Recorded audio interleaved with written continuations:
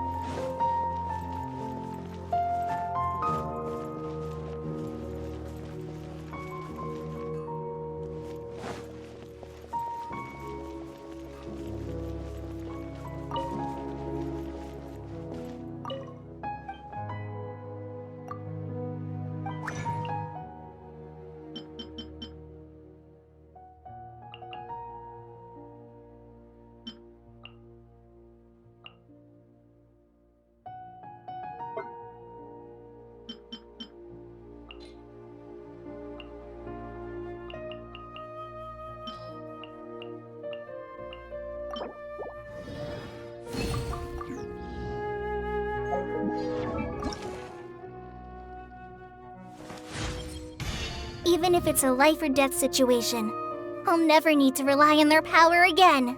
Uh,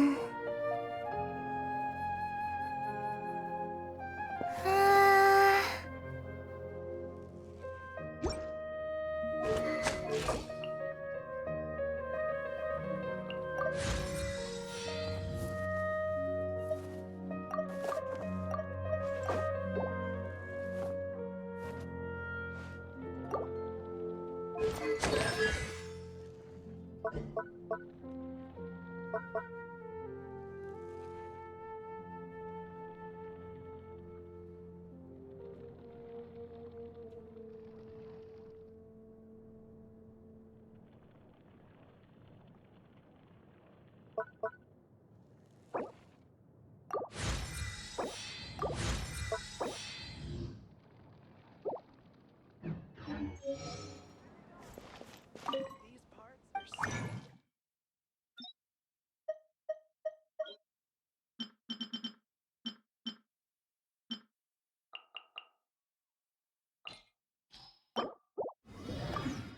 Why isn't it working?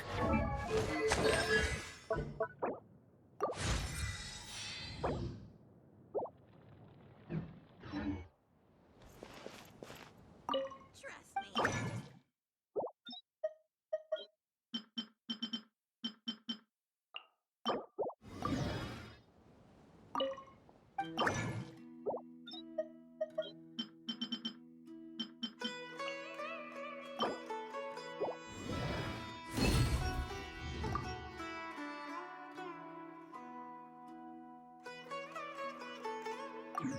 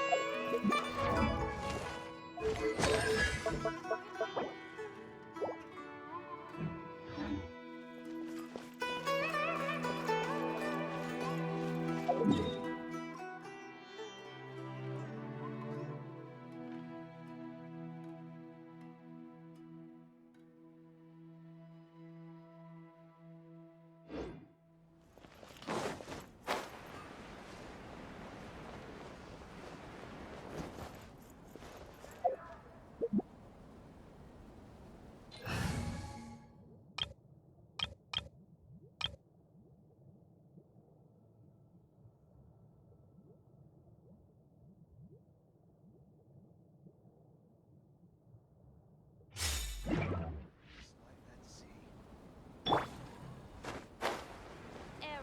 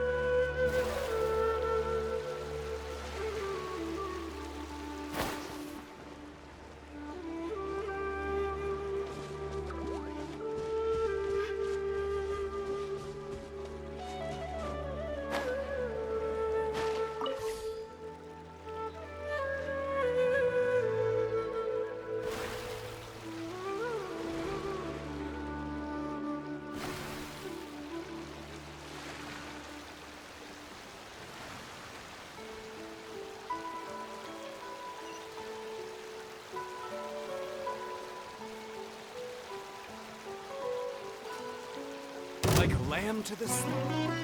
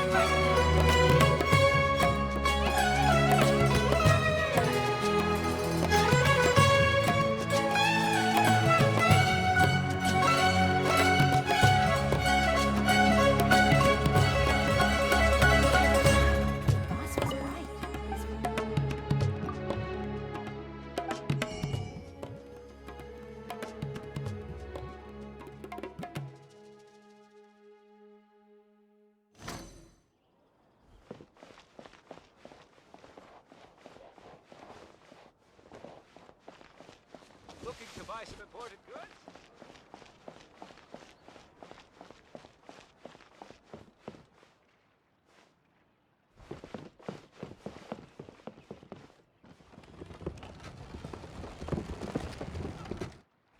Sumeru specialty spices!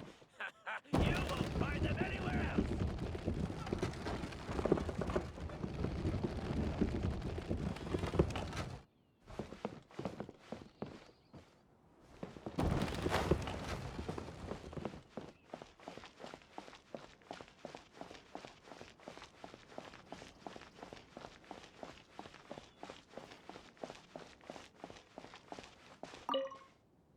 Here, over here! Welcome back, my loyal patrons. What can I do for you this time? You name it. Canned knowledge, supplies, or anything else you need. I'll find a way to get it. Where there's a waterfall of Mora, there's a way. Can you really get us anything we want? Anything at all? Aha! So it appears that canned knowledge alone is no longer sufficient for your opulent appetite. Then please oblige me. Tell me what you have in mind. Oh! I knew customers with pockets as deep as yours would undoubtedly crave something more profound than ordinary canned knowledge. But you know, that kind of information isn't going to be cheap. After all, I had to work really hard to weasel my way into the auction site. Not to mention that if anyone found out that I was the leaker, I would be in big, big trouble. But how can we be sure your information is accurate? Paimon's curious how you just happen to have this kind of info the moment we need it. Because to me, anything of value is what I consider to be my supply. Therefore, I must always be aware of what's hot on the market in order to secure more sales. As for the information's authenticity, well, you've no need to worry about that. I used a camera to take a picture of the transaction. That way, no one can dispute it. It's always a pleasure doing business with such sterling patrons. Now that you've paid in full, here's the scoop. The Divine Knowledge Capsule was purchased yesterday by a certain Misery, the leader of Ain el-Ahmar. Ain el-Ahmar? You mean the Eremites who worship the Scarlet King? Ah, so you're already familiar with them. The group has done everything in their power to obtain the Divine Knowledge Capsule. After all, they believe it contains the power of the Scarlet King. That Divine Knowledge Capsule is unlike any other canned knowledge I've seen before. It was glowing bright red. The capsule is clearly visible in the picture I took. You can look for yourself. Thanks for the info, Dory. Please, it's my pleasure. It's all thanks to discerning customers such as yourselves that my efforts yesterday were not in vain. Please, don't hesitate to contact me if you ever need anything else in the future. Mora for Dory opens doors. Well, we figured out where the Divine Knowledge Capsule is. It turns out it...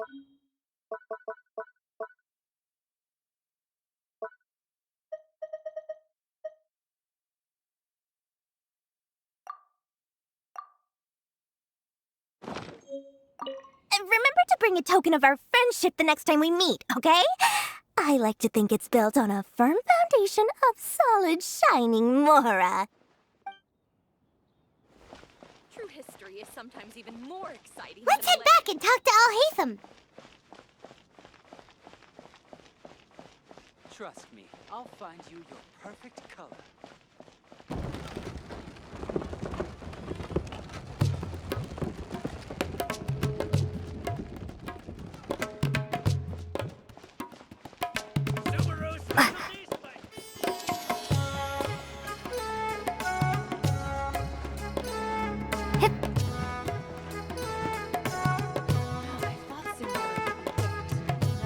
Al-Haytham, we got the info you wanted. Really? All right. Let's hear it. Dory even gave us evidence to verify the intel. Have a look. Huh, look at that. Clear as day. It must have taken some guts just to infiltrate the scene of the Eremites' transaction. but then to get close enough to take a picture like this. Bold move, Dory. Very bold move. All right. The person in this picture is indeed Misery, the leader of Ain al-Ahmar. And the glowing red capsule he's holding appears to be the Divine Knowledge Capsule. In which case, if we play our cards right, when we confront them next week, we should be able to force them to show their hand. At first, Paimon didn't get why you were provoking these Ain al-Ahmar guys. But now, it sort of makes sense. Everything's playing right into your hands. After we defeat them, we can finally have a serious talk with their boss and get them to lend us the Divine Knowledge Capsule. Thank you for your time and efforts. Take a few days off while I make some preparations. Let's meet up again on the afternoon of the arranged date, 3 o'clock sharp. See you then.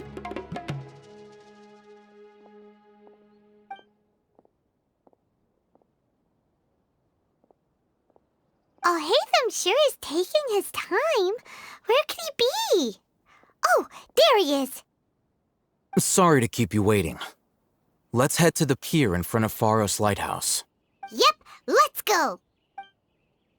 All trade compliance with the regulations.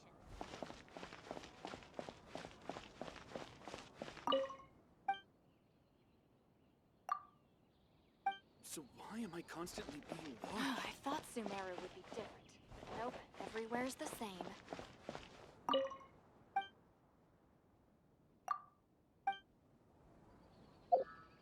Anyone that makes lots of money, they must have some tricks up their sleeves.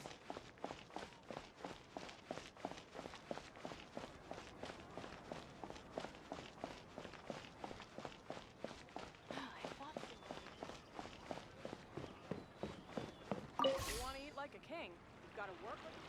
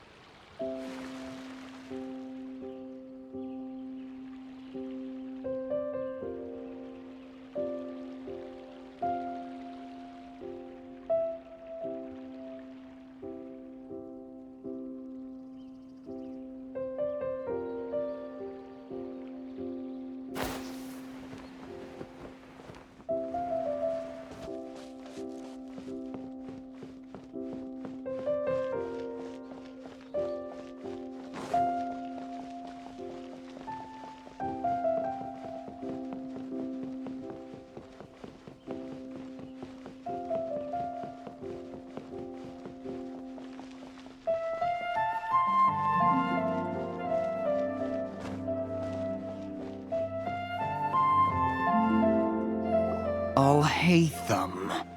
I knew you were crazy, but I didn't know you were crazy enough to actually show up. It was I who demanded that these negotiations take place. I was more worried that you might go back on your promise. But to your credit, it appears that you're sticking to your word. This is turning into quite an occasion. I also brought some backup. I assume you don't mind. Backup? Aren't you the brat from the restaurant the other day? You've come to support this lunatic because he helped you out? Fine, your funeral. I'm not going to mince my words. Once we're done with you, you'll be nothing more than fish food. Get 'em, boys!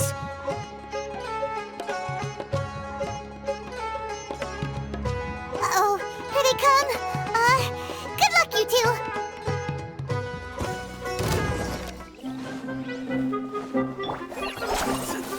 Germinate!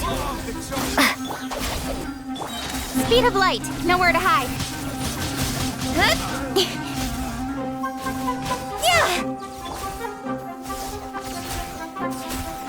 Hi! Scatter!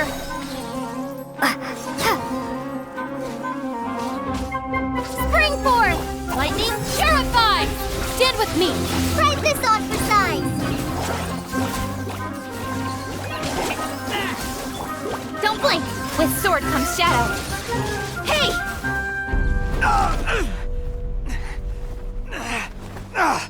Academia scum!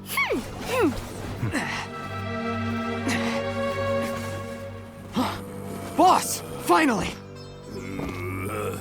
Did you use it? Great! Now we can...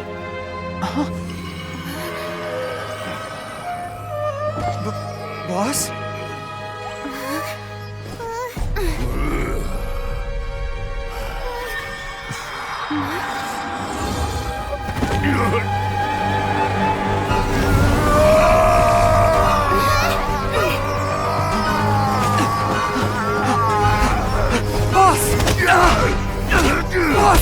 What's wrong? What happened to him? We have to cut his Akasha connection, now.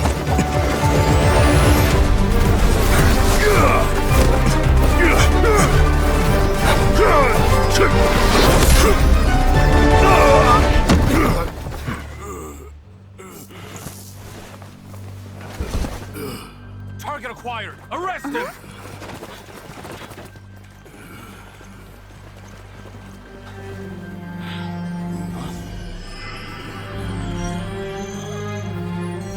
Do not impede our work. Is that understood, Al-Haytham? Of course. I was only trying to help. Take him away!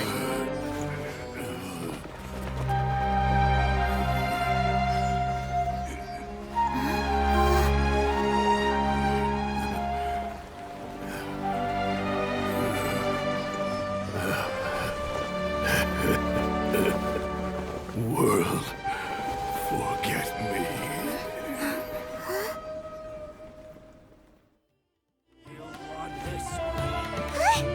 What in Tibet just happened? It's like that big guy suddenly lost his mind.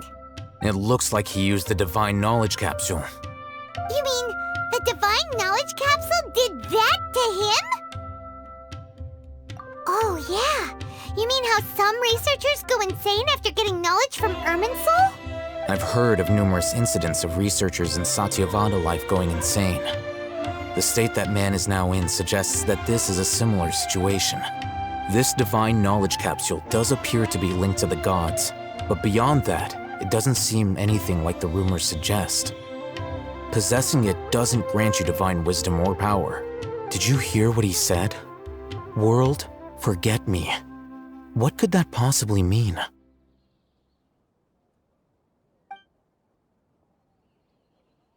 If the mantra took him away, then that means the Academia got the Divine Knowledge Capsule back too. What a shame. We were so close. Still, Paimon didn't expect the Divine Knowledge Capsule would be so dangerous. Imagine if we tried to open it. Oh, who knows what would have happened to us? As things stand, there is no reason for me to remain in Port Ormos.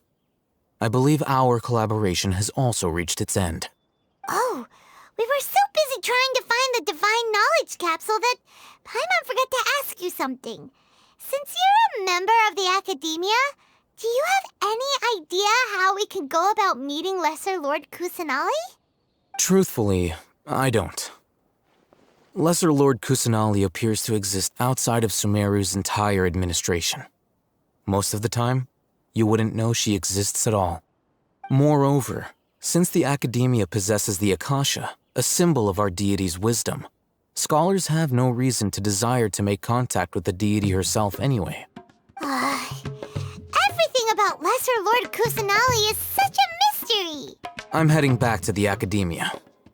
How about you two? It's almost the day of the Sub-Zero's festival.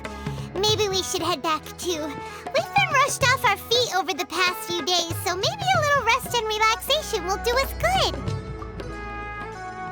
Then we'll part ways here, Al-Haytham, until we meet again.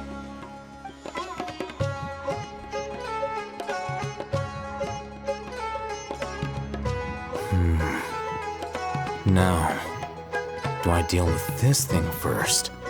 Or should I produce the report that the higher-ups require?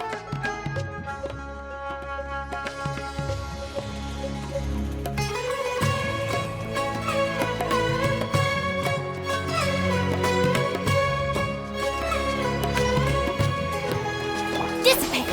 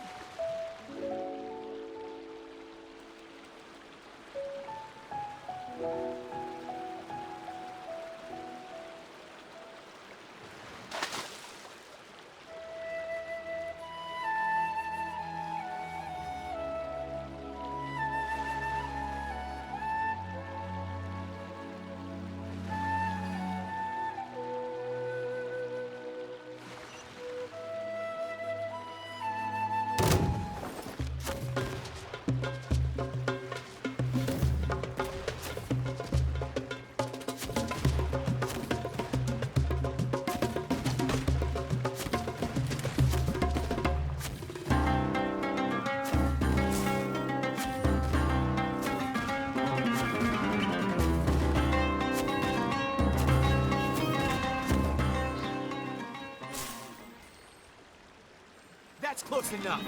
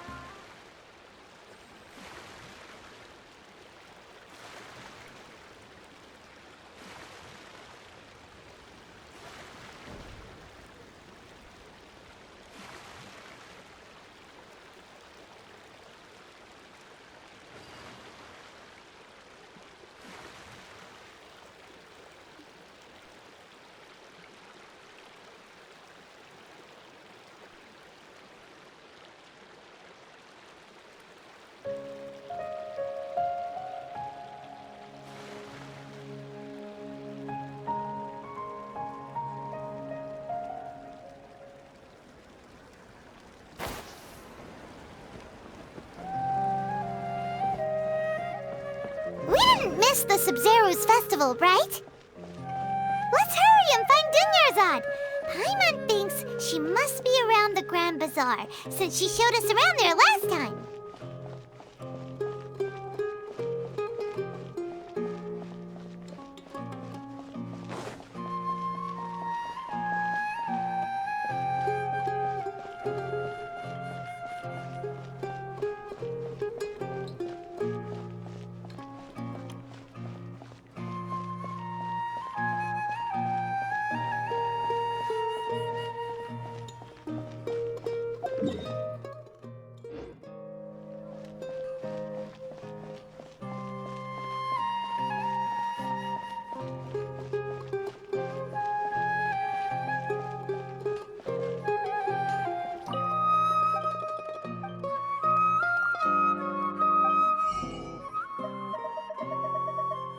Am I trying too hard?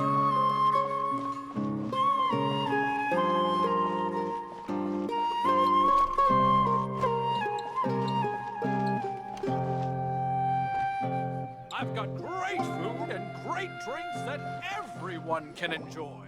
There she is! Dunyarzad! We're back! Just as promised, Traveler and Paimon.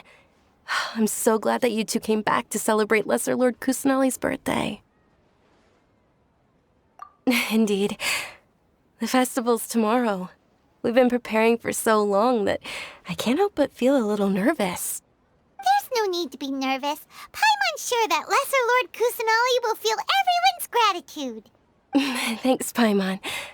I hope that everyone who comes to the festival will also have a good time. Speaking of which, did you manage to make your way to Port Ormos? Discover anything over there? Of course we went. A lot of things happened there. I see. Sounds like you two had another exciting adventure. If there is another chance, I would love to join. My lady, if you went to Port Ormos in your current state, we'd both be in for a lifetime of trouble. Dia! You were eavesdropping! It's called covert protection. Keeping an ear out for what's going on around my employer is part of the job. It's all right, Dia. I merely said I would like to go. I know better than to think my body could handle it. The festival's tomorrow. I've been doing nothing but causing trouble for you. So Dia, please take some time to relax. I'll be fine. Even when you put it that way, it still doesn't feel right. Don't worry, my guardian knight. Okay, fine, but only tonight.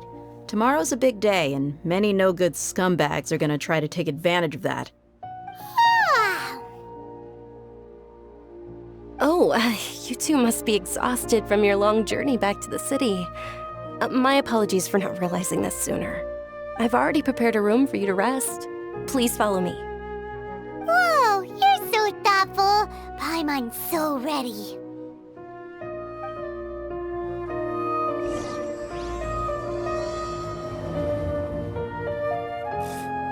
What's so great about Snitch toys anyway?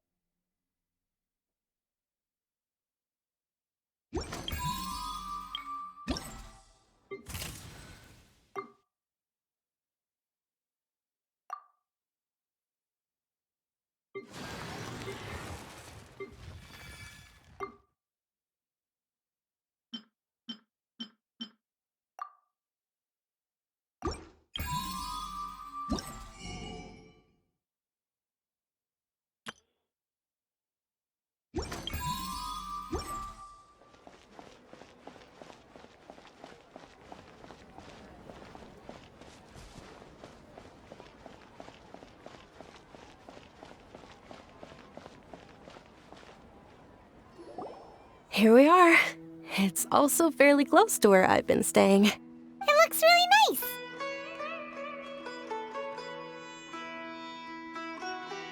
nice. Not at all. Just tell me more about your adventures when you next get the chance. That's Paimon's specialty. Paimon can tell you stories next time. Oh, if you don't mind, how about we all walk around together tomorrow? All of my friends will be working the festival, and Dia's still insisting on her covert protection. Yeah, it'll be pretty hard to relax and enjoy the festival if Dia's constantly hovering over you, right? Then let's meet at the nearby bazaar first thing tomorrow morning. Have a great night. It's a deal. Good night, Dunyarzad. I may be too excited to fall asleep tonight. See you tomorrow. Paimon's starting to really look forward to the Sumeru festival too. Will there be lots of yummy food? Oh, no. Thinking about food is just gonna keep Paimon up all night. The earlier we sleep, the better. Let's go inside, traveler.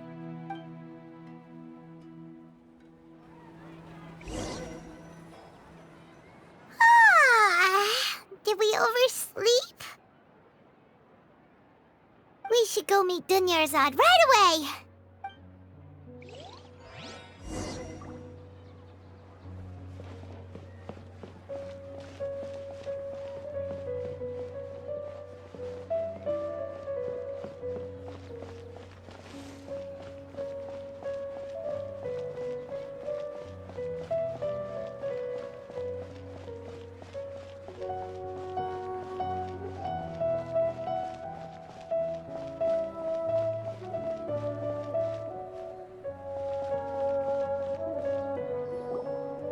Traveler, Paimon, I've been waiting for you two. Good morning, Dunyarzad. We must have overslept a little bit. Not at all. I arrived early. Today is finally here. I must cherish every moment as if it were gold. You've worked so hard for this day. You gotta enjoy it to the fullest. You know it. It's just that, as expected, I had some trouble falling asleep last night. I'm hoping my body won't be too much of an issue today. Well, shall we? Let's start with the stalls over there. Many vendors came out of the blue to support the event, and they insisted on covering costs themselves. Let's go give them some business. They paid for everything out of pocket?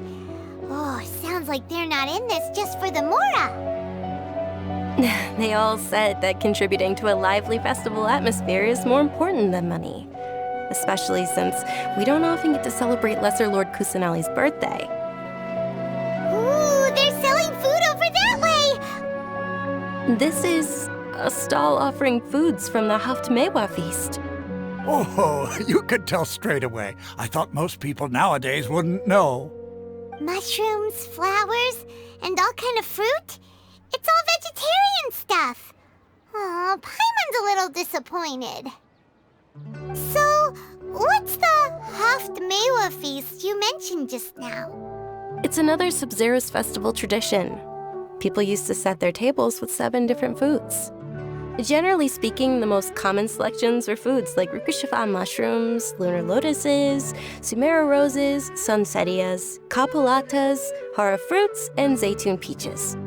So, the Sub-Zero festival is a vegetarian holiday?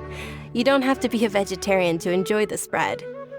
We just use the 7 foods to symbolize the 7 virtues of the Dendro Archon. Wait, but if that's the case, if Sumeru uses vegetarian food to represent the Dendro Archon, Then wouldn't the Pyro Archon's festival be full of food like roasted fowl, juicy meatballs, grilled steak? Oh, Traveler, we have to go to Natlan as soon as possible! I hope your wish comes true one day, Paimon. Thanks! Alright, how about we also check out some of these other stalls?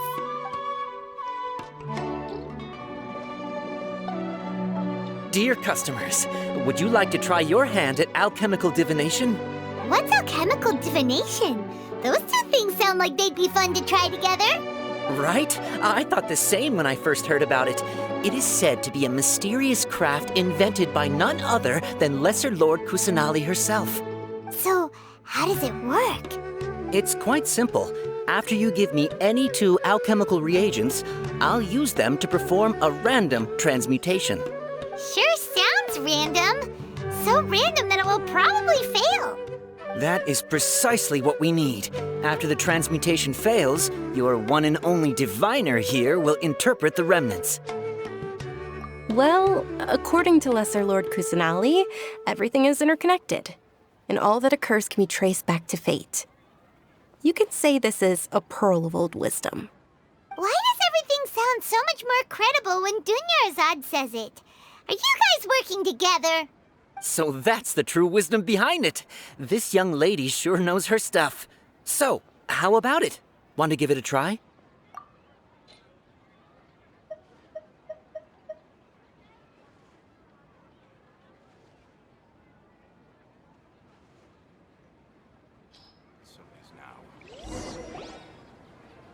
Okay, one moment. It's the moon. Paimon wants to take a look too! Is it? It looks more like a pie that Paimon bit into. Generally speaking, the moon signifies... It means...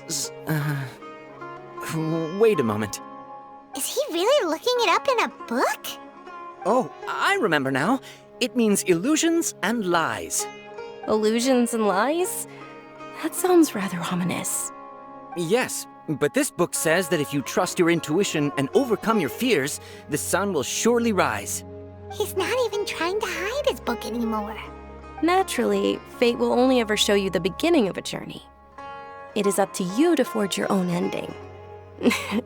Oh, thank you so much. I'll keep that in mind. Oh, it's nothing.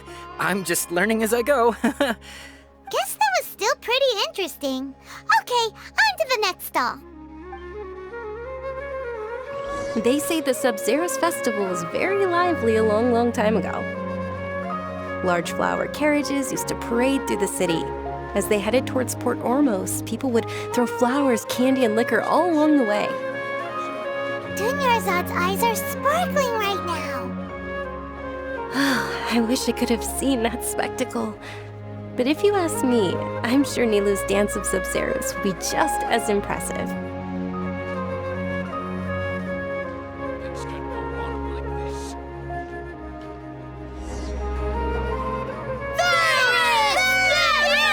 this. Attention! Soldiers, fall into formation if you want any Yalda candies. It's a weird guy with a weird hat. Hey, it's Dunyarzad! Wow! Miss Dunyarzad, the children love you even more than the Yalda candies. In the few short days it took to prepare for the Sub-Zeros festival, the children have all grown very fond of you. The Hallowed Knight of Flowers. It's an honor that you know my name. Attention! In the name of Ferris, the Knight of Flowers, I commend you on your contributions to the glorious Sub-Zeros festival. All right, little soldiers, take your Yalda candies and don't forget your loyalty to Lesser Lord Kusanali. Dismissed! Yes, Knight Ferris! Just what is going on here? Ferris, the Knight of Flowers, is another Sub-Zeros festival icon, and one immensely popular with children.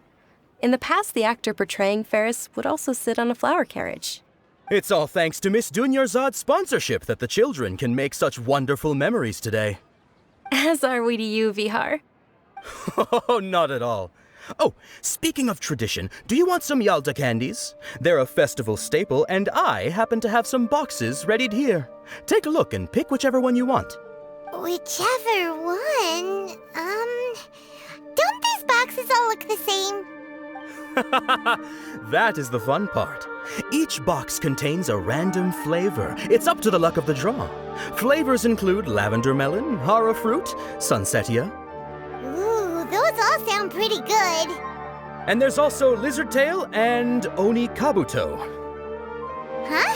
What's up with those two flavors? Oni kabuto is a little spicier than lizard tail. Dunyarzad, you tried them before? Traveler, help Paimon pick one. Paimon wants the Sunsetia flavor. It's all right. Paimon believes in you. I also believe in your intuition. Great! These boxes of candy are numbered 1 to 5 from left to right. Which one do you want?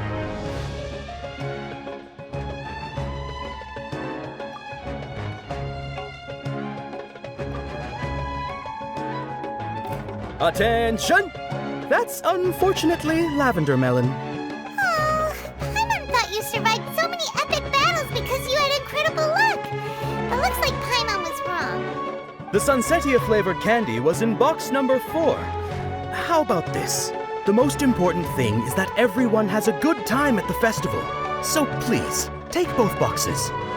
Really? Thanks a lot, Knight of Candies! It's Night of Flowers, not Night of Candies. Paimon really wilted the carriageless Knight of Flowers. They all basically sound the same. We got our candy, so let's keep going. Oh, actually, I just remembered that I left something behind. Since you're here, can you come with me to get it? Dunyarzad, you probably forgot because you're so excited about the Sub-Zero's festival. How embarrassing. Things can't go on like this. Attention, young soldiers! Are you here to join our ranks?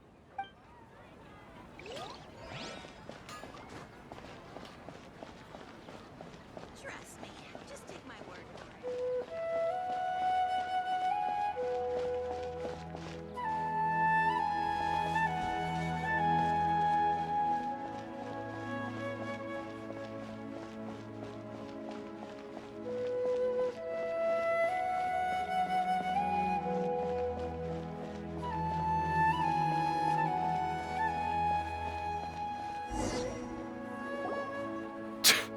We're too late. Who knew the little lady was such an early riser? I know, right? Hey, wait a minute. Boss, isn't that her? Oh, that most certainly is. We're in luck. She's walking right into our clutches. Those Eremites don't look like they're up to any good. Who are you? I don't believe the Homayanis hired you. That's right. We haven't received any of their mora, but I wonder how much the Homayanis would shell out to get you back. They're a gang of kidnappers! Traveler, hurry and protect Dunyarzad! Hey, did you scumbags even consider that the Homayanis might have hired a merc that outclasses you? You're Dia! Dia the Flame Mane! No wonder we mercs haven't heard anything about you for so long. You sold your unruly mane to the highest bidder. Don't speak so disrespectfully. My family started working with her as gratitude for her past kindness to us. Don't worry about it, my lady. Just some friendly banter between mercs. One punch and those rabid dogs will expose themselves for what they really are. Aren't your claws all dull by now? Don't get too cocky! Traveler, take Miss Dunyarzad to a safe location. No, we're gonna stay and help. There's too many of them. You're right. All right, fine. Please be careful, Dia. Don't waste your time worrying about me. This is my job. Look out for yourself. After I've wiped the floor with them, I'll go find you all.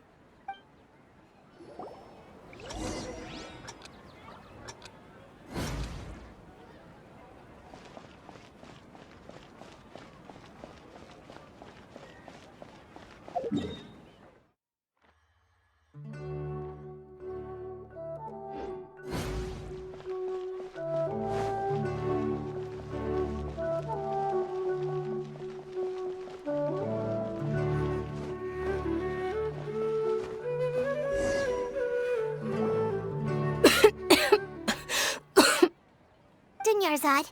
Are you okay? You look a little pale. Are you in shock? I'm fine. My body always reacts like this whenever I exert myself too much. You sure you're okay? I'll be fine after some rest. I'm more worried about Dia.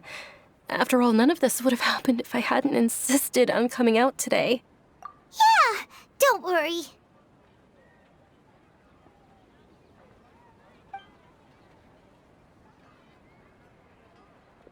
My lady, Traveler, found ya. Dia! You took care of them so fast! Any more of them? Or rather, did anyone follow you? Dia, your arm. Oh, this? I'm fine. It's just a scratch. Normally, they wouldn't have been able to land a hit on me at all, but I'm still getting used to this new greatsword. Please, let me take a closer look. Come on, it's nothing. Us mercs aren't as fragile as you think. Hold on, you said something about a new greatsword. What happened to the one you were using before? About that. Well, I sold it, because I was low on Mora. Stuff like this happens every now and then. It can't be. The anonymous donation that was used for the venue's final round of preparations?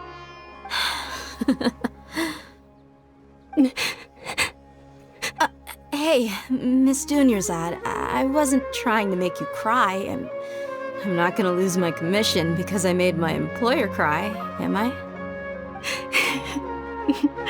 Okay, making your employer cry won't affect your commission, but selling your weapon without permission and getting hurt? I'll have to reevaluate your performance. You're so unreasonable, my lady. Thank you very much, Dia. Don't be like that. I get embarrassed really easily.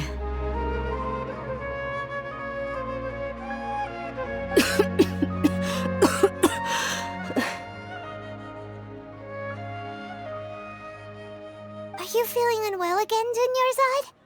My lady, your condition. Traveler, can you take her somewhere to rest? I'll look around the area to make sure we're safe from an ambush. Truly, I'm sorry for the trouble, everyone.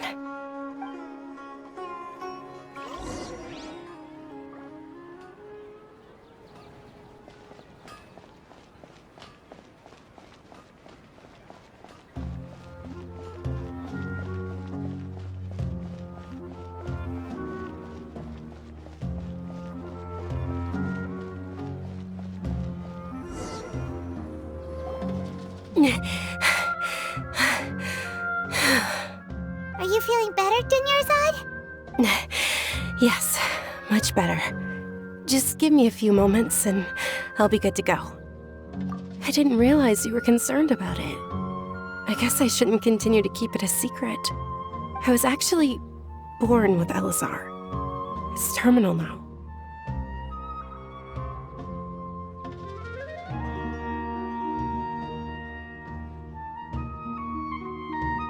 Can't believe it's Elazar! Oh, you've already heard of Elazar. In that case, you probably know about its severity. Sumeru's current medical advancements still haven't been able to find a cure. The disease's progression can only be delayed through environmental therapy. Nyarzad. There's no need to be sad. I've always lived with Elazar and I came to terms with it a long time ago. Compared to the simple fact that I'm afflicted with this, its effects on my life have been much more painful. I know that my family loves me dearly. They've done all they can to provide the best environment for me so that I can live for that much longer. However, I know I will one day succumb to this. Did you know? Before I ran away from home this time, the world outside of my home didn't even know that I existed. Since I was a child, all I could do was sit on my bed and stare at everything outside of my window. I'm sure my family's worried and disappointed in me for running away, but I just didn't want to have any regrets. I wanted to meet other people. To me, there's nothing more beautiful than being able to meet and speak with others. Not to mention the incredible time spent preparing for the festival. The joy on everyone's faces here, and all the support I've received from friends like Dia. This way, when my final day does arrive, it will be less sorrowful. At the very least, many people will remember that I once existed in this world, right? As long as you don't forget Paimon. Paimon also won't forget about you. No, even if you forget Paimon, Paimon will still remember you. Thank you two so much. I apologize for the depressing conversation. This is out of character for me. To be honest, Lesser Lord Kusanali gave me the courage to do all of this. If it weren't for her encouragement, I wouldn't have taken that first step. Thanks. There will always be frustrations in life, but I know that the point of living is not to leave behind any regrets. Oh, right. Isn't it almost time? Huh? Almost time for what? Isn't the Dance of Sub-Zeros about to begin? It's the part of the festival that I've been looking forward to the most. Nilu will recreate that legendary scene with her most splendid dancing. And the Sub-Zeros festival will conclude amid everyone's applause and blessings. And with that, my wish will also... Then what are we waiting for? Let's go to the stage! Yeah, we should still make it in time.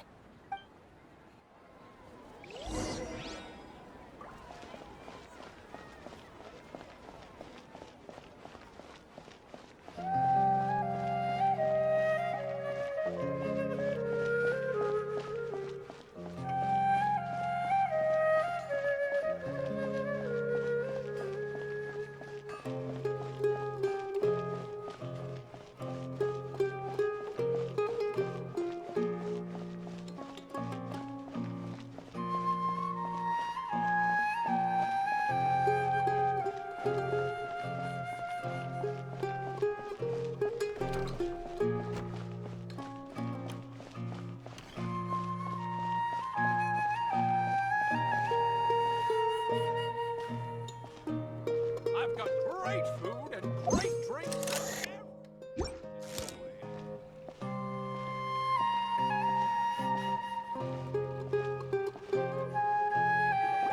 Were you not aware that the law prohibits this type of performance from taking place without prior permission? Over there! Someone's yelling at Nilu! I think I just saw the Academia's Grand Sage. Why is he here in person? But the Dance of Sub-Zeros is one of the key parts of the Sub-Zeros Festival. If we can't perform it... The Sub-Zeros Festival. The law also prohibits the private hosting of large-scale religious festivals. Only the Academia can host such an event. If you continue to resist, we will have to order an investigation into every single event organizer. The Grand Sage has already granted you much leniency. I advise that you exercise tact. How did things turn out like this?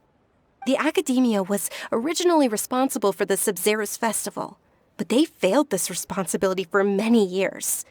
I need to speak with them. This is a hard pill to swallow, but you're right. Things would only get worse. Art, dance. Aren't you ashamed of pursuing such frivolous and meaningless activities in this land of knowledge and reason? Our Archon created the utopia that is Sumeru City for all scholars who sought validity, verity, and truth, while people like you wish to defile it. No. I believe that our Archon never rejected the arts. Even the goddess of flowers dedicated a dance to her. With your lack of intellectual credentials, I do not believe you are qualified to debate with me. What you should be doing is finding workers to tear down this ridiculous eyesore. When we return, have the scribe draft an ordinance before the next Nyagarbha day that prohibits public art performances. We will announce it to the public later via the Akasha. Understood. I will inform him when I return. The Sub-Zeros Festival. Go celebrate the birth of that god to your heart's content. Nilu, are you okay? Oh, Dunyarzad. You all saw that just now? The Grand Sage ordered us to stop the performance. Yeah. Let's go somewhere the Academia can't find us and perform there. But how do we let everyone know? And what about the atmosphere on the stage? Or we could get people to block them off so they can't interrupt the performance. No. They just threatened to investigate the organizers. If we were caught... Nilou, it's all right. Don't worry about it. But you've been looking forward to the Dance of Sub-Zero so much, and I know how important this festival is to you. I don't want you to have any regrets. It's okay. Seeing you care this much about my feelings is more than enough. It would be too risky to continue the Sub-Zero's festival at this point. I don't want to get everyone in trouble. If you say so.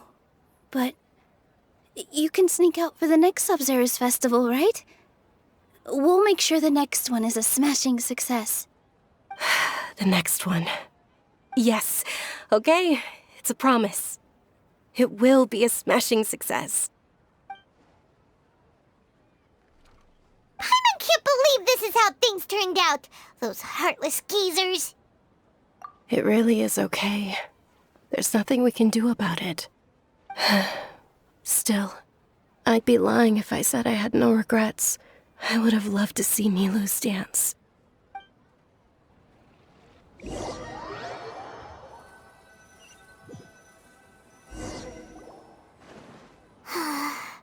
A lot happened today. It's a shame the festival ended the way it did. Nilou and Dunyarzad promised to make the next Sub-Zero's festival a success, but Dunyarzad is running out of time. Yeah.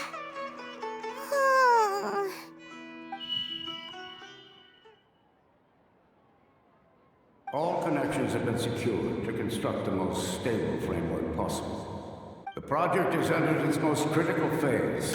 Power has begun to flow from...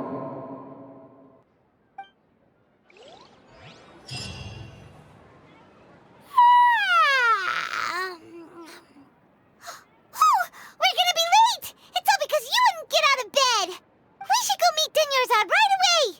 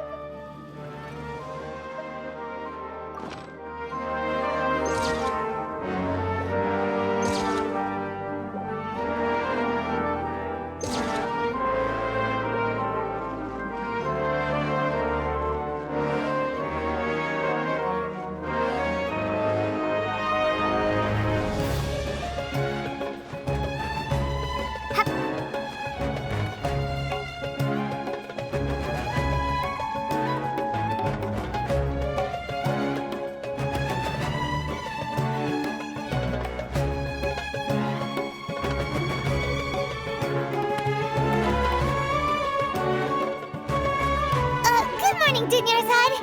Sorry we're late. Not at all. I arrived early. You seem kinda tired. Did you not get enough sleep? I'm doing well.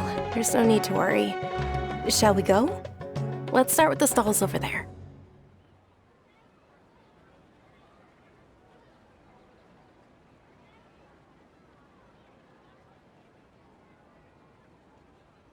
Sure!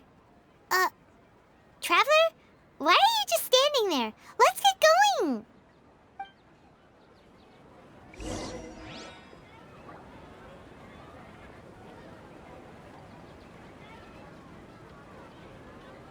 Ooh. Ooh, they're selling food over that way. Let's go take a look.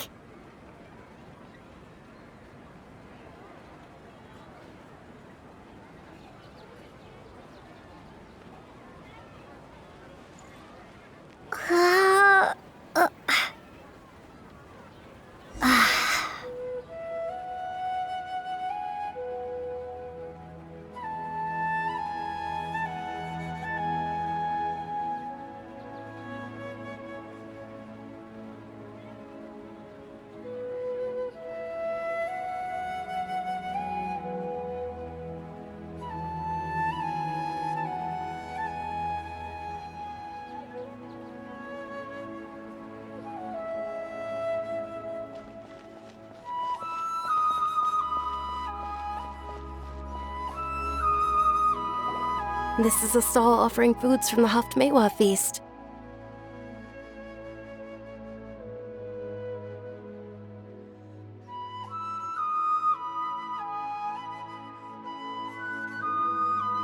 You are quite well informed, miss. I thought most people nowadays wouldn't know.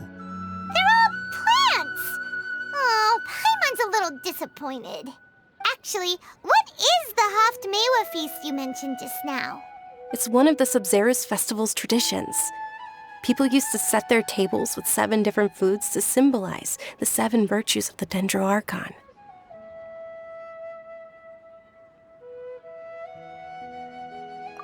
Remnants appear to be in the form of the moon. Really? Paimon thought it looked like some kind of food. The moon signifies... It's escaping me for now. Wait a moment. Is he really looking it up in a book? Oh, right. It means illusions and lies. But if you trust your intuition and overcome your fears, the sun will surely rise. Understood. I'll keep that in mind. Oh, it's nothing. I'm just learning as I go. Guess that was still pretty interesting. Okay, on to the next stall. So, where to next?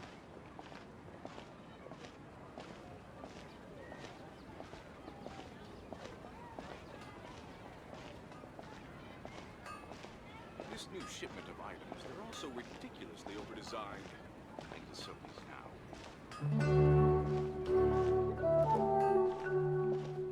Things can't go on like this.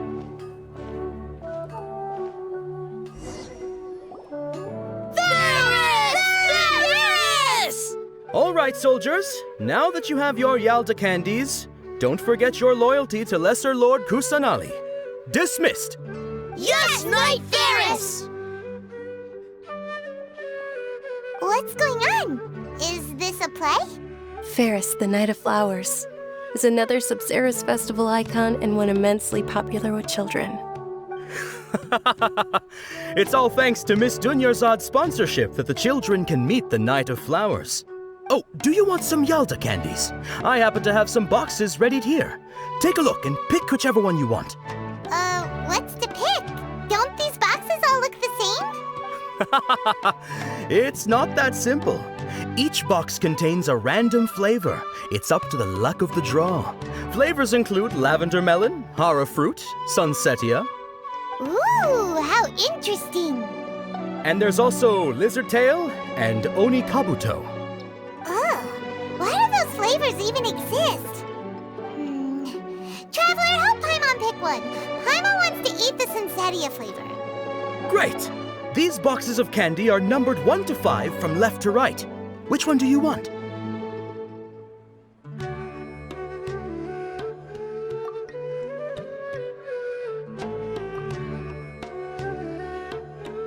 Ah, excellently chosen. Number 4 is indeed Sunsetia. Ha-ha! Paimon bet you had incredible luck, and Paimon was right!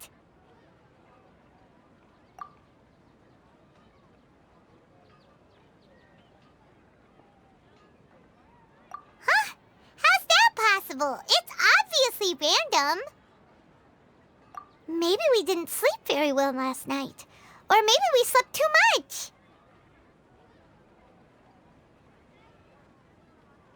Oh, sure. Huh? Where are you going? You're just gonna walk off like that?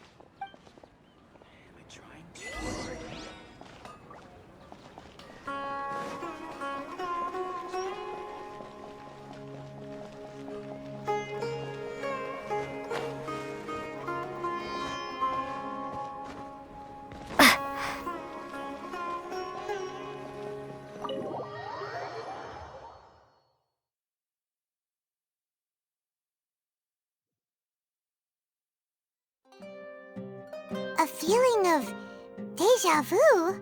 Oh, Paimon knows what that is. It's when you feel like you've already experienced whatever is going on. In that case, Paimon also felt something like that today. But that's just our brains playing tricks on us, isn't it? So why'd you run here in such a hurry?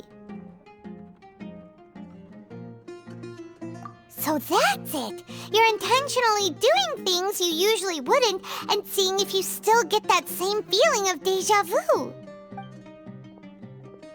Welcome, you two. Are you here for lunch? What would you like to eat? Got it. You don't look like you're from these parts, but I gotta say, you've got good taste. I'll give this order to the kitchen. Coconut charcoal cake? Isn't it that burnt thing that didn't look tasty at all? Oh, Paimon understands what you're trying to do now. You'd never normally order something like this.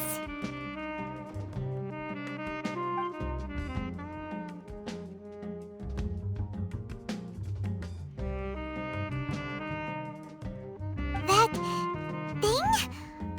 Are you really gonna eat it? Isn't this going a bit too far?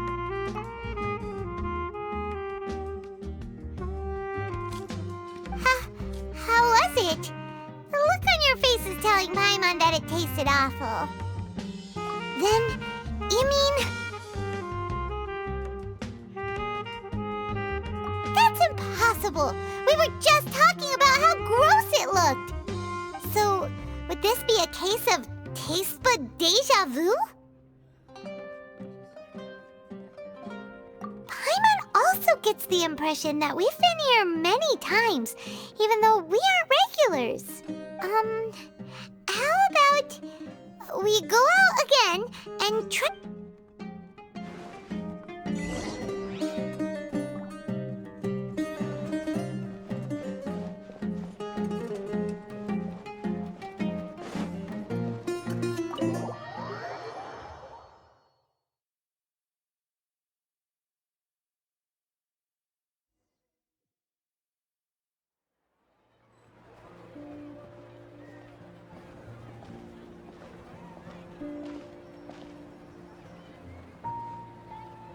Hey, Dunyarzad is sitting by herself on that bench over there.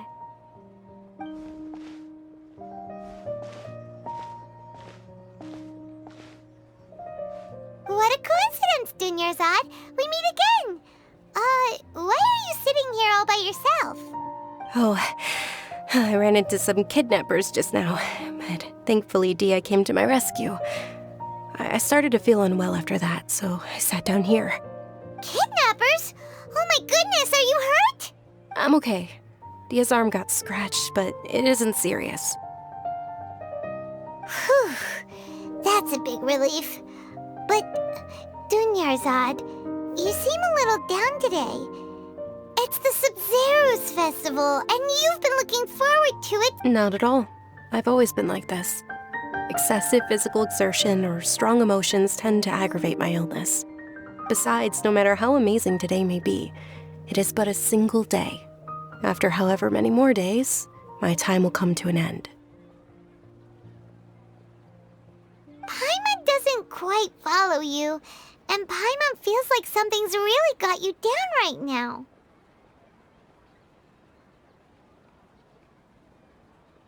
It really is fine. I don't mind.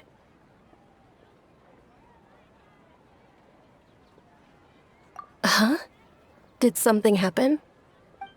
Dunyarzad, have you ever felt deja vu? Deja vu? No. But my days have been the same for years now. Even if I were feeling deja vu, I suppose I would already be used to it. Oh, Paimonsi. It's almost time. Huh? Time? Nilu's Dance of Sabzerus is about to begin. Let's go.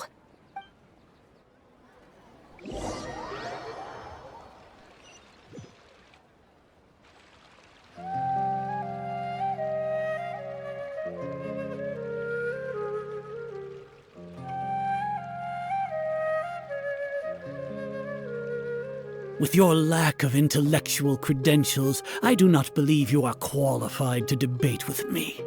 What you should be doing is finding workers to tear down this ridiculous eyesore. When we return, have the scribe draft an ordinance before the next Nyagarbaha Day that prohibits public art performances. We will publicly announce it later through the Akasha. Understood. I will inform him when I return. The Sabzerus Festival. Go celebrate the birth of that god to your heart's content.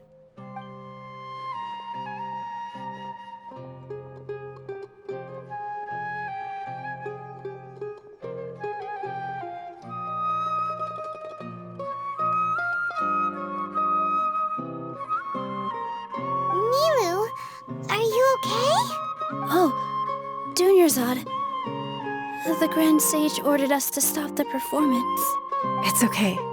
There's nothing we can do about it. But you've been really looking forward to this. I don't want you to have any regrets. It truly is unfortunate, but I don't want to cause trouble for anyone. Didn't the Grand Sage say that he might investigate the organizers? True, but... well, okay. I'll just have to try again next year. The next festival. I probably won't be around by then. Wait, what did you just say? No, nothing. I'll be heading back to rest. Thank you for your help, everyone. Paimon can't believe what those heartless geezers did!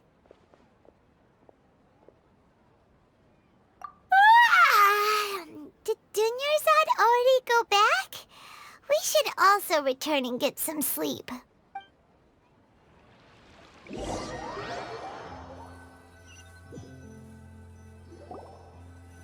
So, in the end, you still couldn't... Maybe it really was because of exhaustion. Same here. That's... Then, how about we settle in and get a good night's sleep? For now, we can chalk things up to exhaustion. We can do more thinking tomorrow.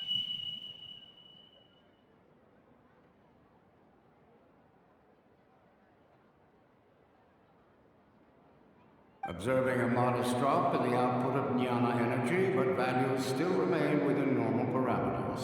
Continue to monitor for variances in the data and find the cause as soon as possible.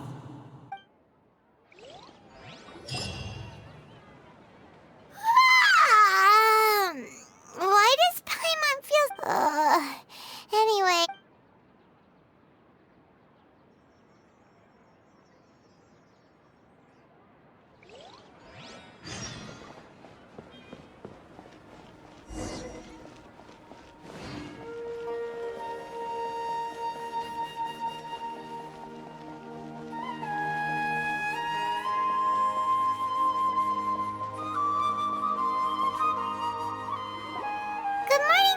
Not at all. I arrived early. Huh? Paimon thinks you sound kinda tired. I'm doing well. There's no need to worry. Shall we go? Let's start with the stalls over there. Great idea! Let's get going! Traveler?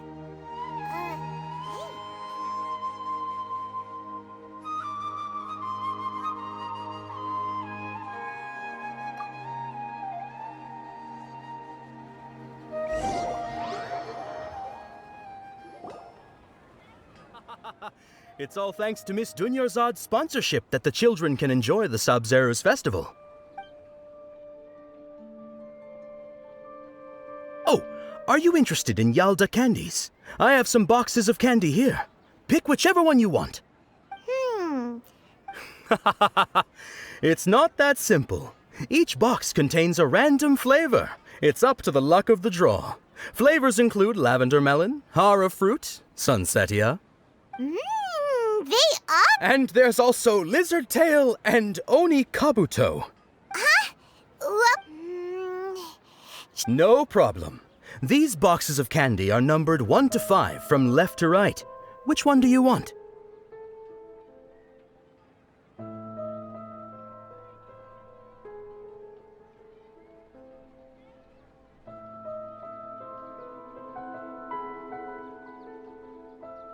Oh, I like your confidence. No hesitation at all. Oh, congratulations! Number 4 is indeed Sunsetia.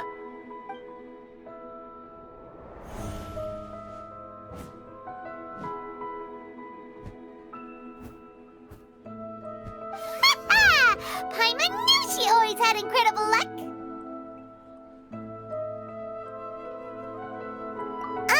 Paimon's not really interested in the other flavors. Wait. How did you know? Don't tell me that you already knew which flavor was in each box. What? She was right about all of them? That couldn't have been luck. How is this possible? I packed all those boxes this morning and they've been sealed ever since. You couldn't have known beforehand. Mind reading? X-ray vision? Or some kind of magic trick? This is way too freaky. Tell us what's going on! Since when did you get superpowers? Traveler?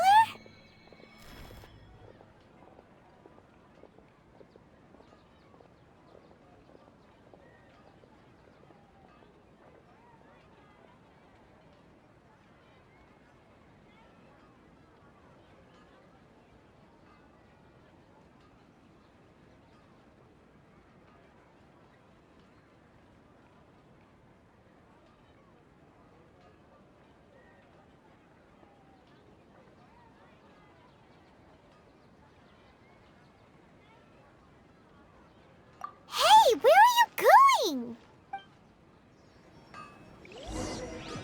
What's going on? Did you see something? Attention! Things can't go on like this.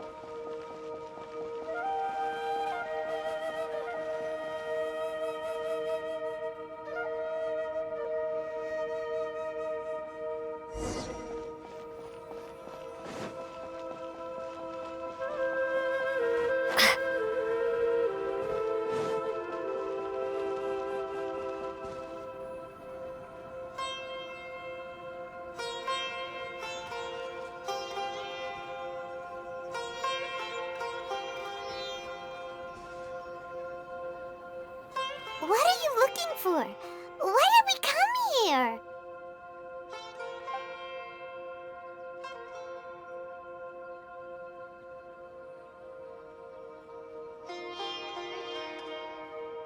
Traveler?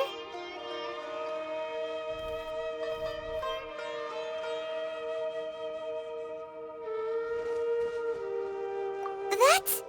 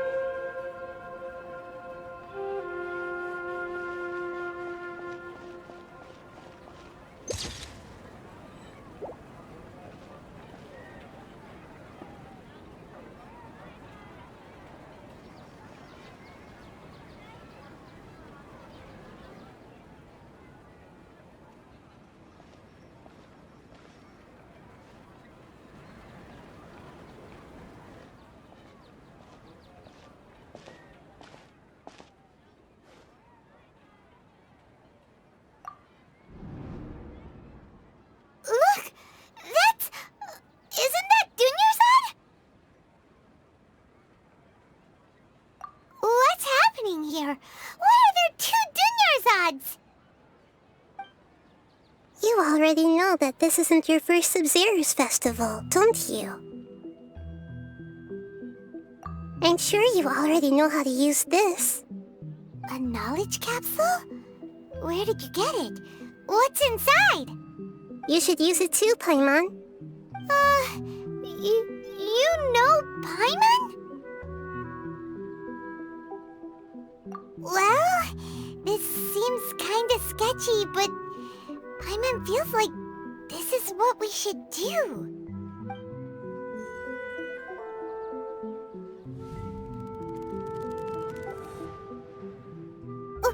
What the? This is our 20th time at the Sub-Zero's festival? Huh? No. The 30th? 40th? Just how many times have we been to the Sub-Zero's festival? Have we been trapped in a single day? If it weren't for you, we wouldn't have even realized. What the heck was inside that knowledge capsule? Your memories are still scrambled? Try your best to remember. This isn't the first time we've met, and I answered that question a long time ago.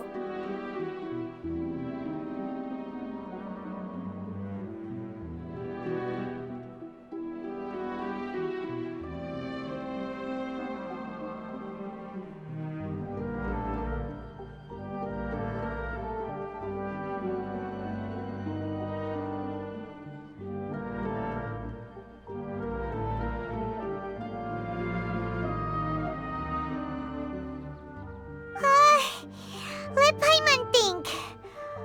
Oh, it's coming back.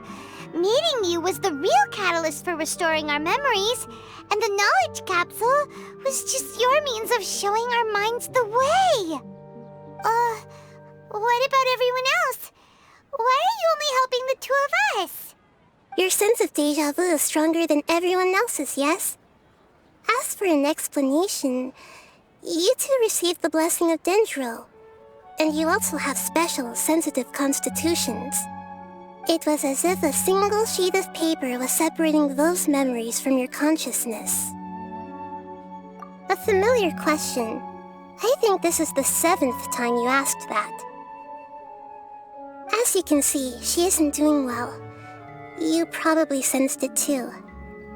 The Dunyarzad you were just with is different from the first Dunyarzad you met. That first Dunyarzad is in front of you right now, and she doesn't have a lot of time left.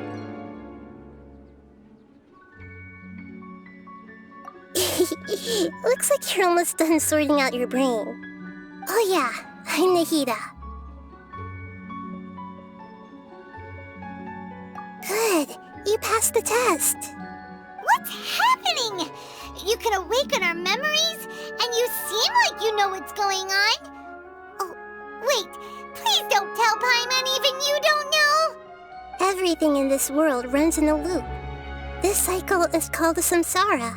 You, me, and everyone else are all stuck inside a one-day samsara.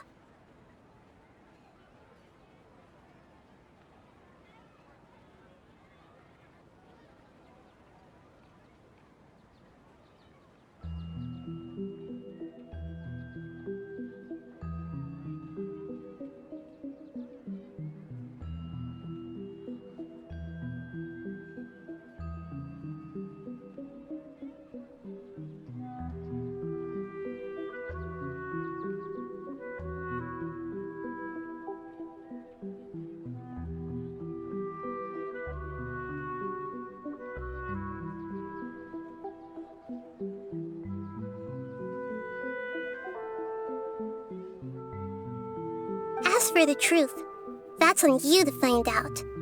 If you were told the truth instead of discovering it yourselves, it would literally blow your minds. I don't know how you'd be after that.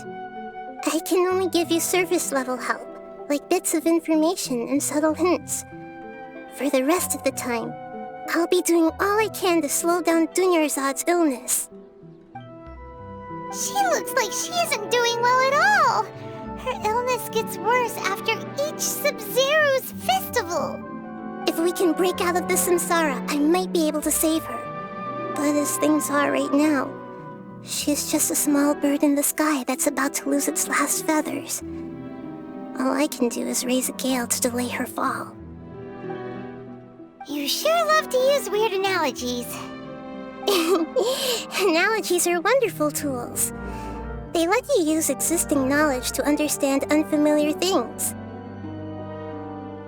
Okay, so, with what you know so far, what do you think the truth is?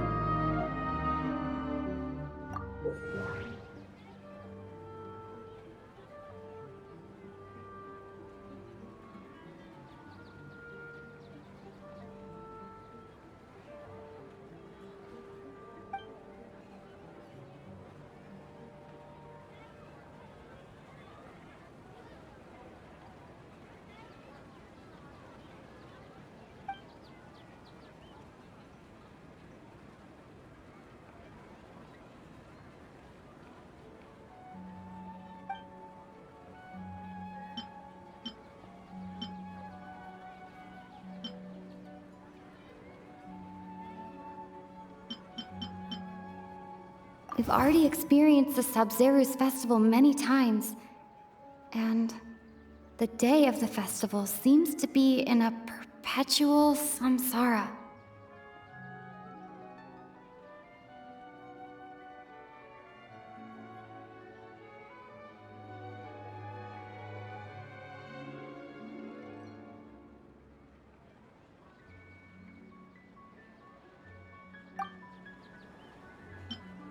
Grand Sage said, go celebrate the birth of that god to your heart's content.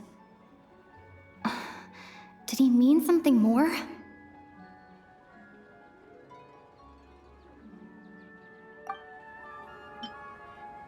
The moon, illusions, and lies. What do they all mean? What's happening right now seems to have happened before.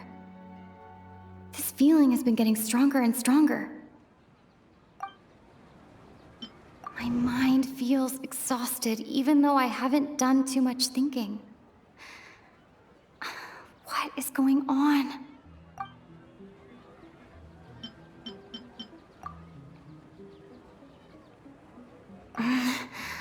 I can't see.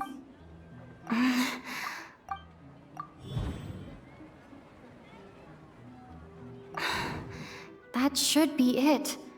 The flow of time is endlessly cycling within one single day.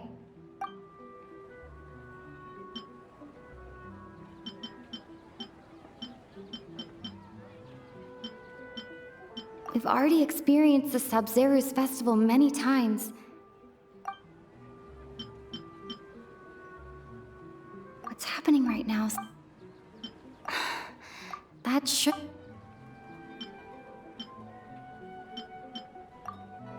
A time loop.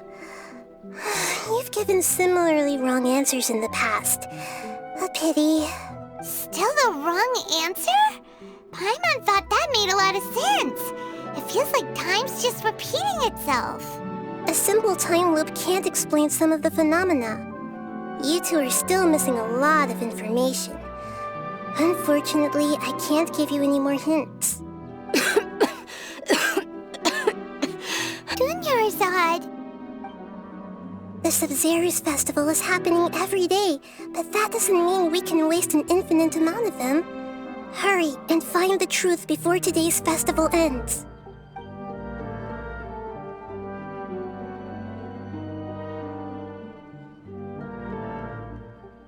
Let's think about our current situation. To save Dunyarzad, we have to escape the samsara of the Sub-Zeru's festival.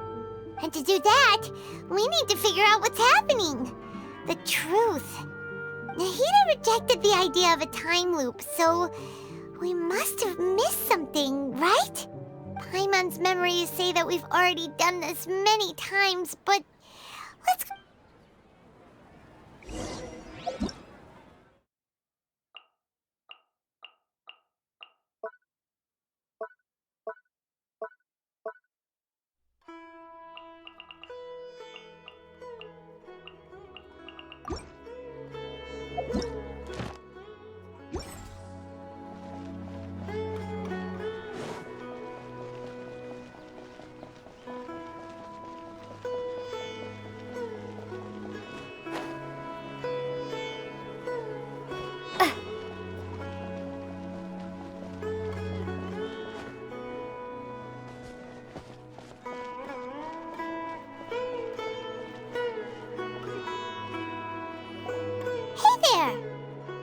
Hey, it's you guys again. Where's your cultured friend? She's feeling a little unwell. I see. Did you come back to buy something? I guarantee the freshness of my products. I harvested them from the forest just yesterday. Huh? What brought this about? I hurried back from the forest yesterday, and I'm selling produce here today. I haven't felt anything strange. To put it another way, if you really think about it, was yesterday truly yesterday? Did you actually come back from the forest yesterday? What kind of philosophical nonsense is this? Are you two daydreaming? Didn't you know that no one dreams in Sumeru? Go somewhere else if you want to find someone to daydream with. He actually has a point. Is this a dream? Is everyone dreaming? True. It's so weird that people here don't dream. Why is that?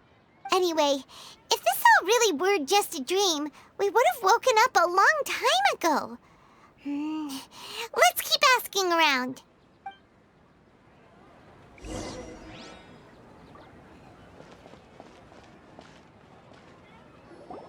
Oh, it's you two. Was my divination so accurate that you felt compelled to compliment me in person? Ooh, I knew it! I told you, the god's divination is highly accurate. You just hadn't fully understood its significance yet. You're really excited about this, huh? That's exactly why we came back. Help us better understand it. Help you better understand it? Well, that isn't exactly what I excel at. So, you're admitting that you don't have a clue? Anyway, what kind of situation did you get into? Huh? Hold on a second. I thought you guys just lost your wallet or fell for a scam. What you just said, are you serious? Does that kind of thing actually happen in real life? Paimon knew you weren't going to believe it. Marvelous. Truly marvelous. I believe you. Recall the interpretation of your divination, the moon, illusions, and lies. It really felt like an omen. When you say it like that, the divination does sound like it's related to what's going on. Can you read any more into it? I believe that the Archon's revelations are never more than vague hints. Anything more specific is beyond the reach of mere mortals. The book only says, if you trust your instincts and overcome your fears, the sun will surely rise. So that's how it is.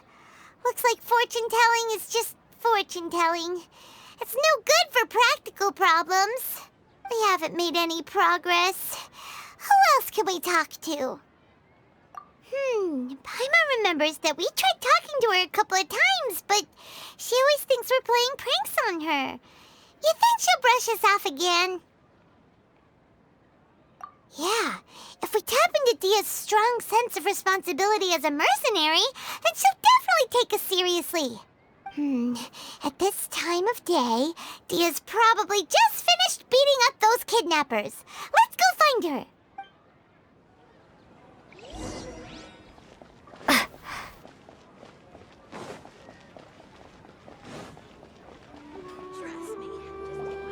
I'm fine, my lady. It's just a scratch. Perfect timing. Both of you are here. Paimon, Traveler, you came at just the right time. Listen, there was a dangerous Huh? You saw? Then why didn't you jump in earlier? If someone was protecting Miss Dunyarzad, I could've went all out. Anyway, can you do something for me? You want the Traveler to take Dunyarzad somewhere to rest up while you check to see if there's still any kidnappers around. Did Paimon get that right? How did you know what I was going to say? We need to say something convincing.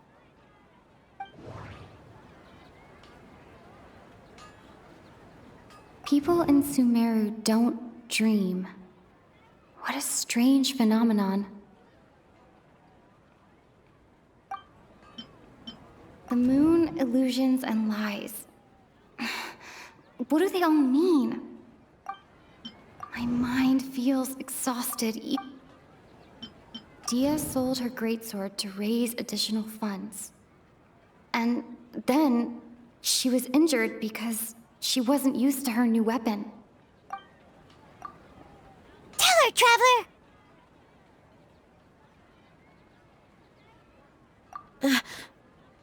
I didn't tell anyone about that. Including Miss Dunyarzad. You couldn't have known. And just now, you literally took the words right out of my mouth. What's going on? All right, so this is the situation. It's kinda hard to believe what you just told me. First, let me make something clear. Most of us desert dwellers might not be the scholarly type, but we do have basic common sense. She's quieter than usual, uninterested in anything, and really gloomy. Yeah, she isn't the same as before, but her parents said that this is how she was like at first. Huh? At first? I don't quite understand what you're all talking about. I'll go rest on the bench over there. My lady, are you angry? All right, I'll give you the benefit of the doubt since you knew about my greatsword. Let's make this a quick trip. Miss Dunyarzad isn't completely safe here.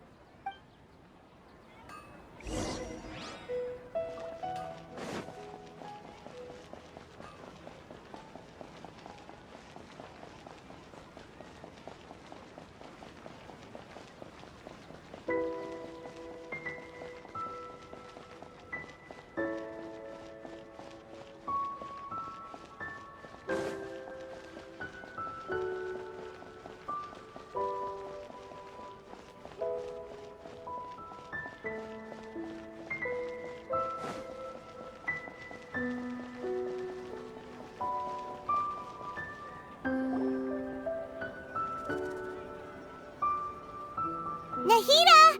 We brought a friend! Are you busy? I thought I told you that it won't help to bring anyone here. We just wanted her to see the real Dunyarzad's condition. The real Dunyarzad? Where and who are you talking to? Huh? I told you that you two are special. Other people can't see me or Miss Dunyarzad here.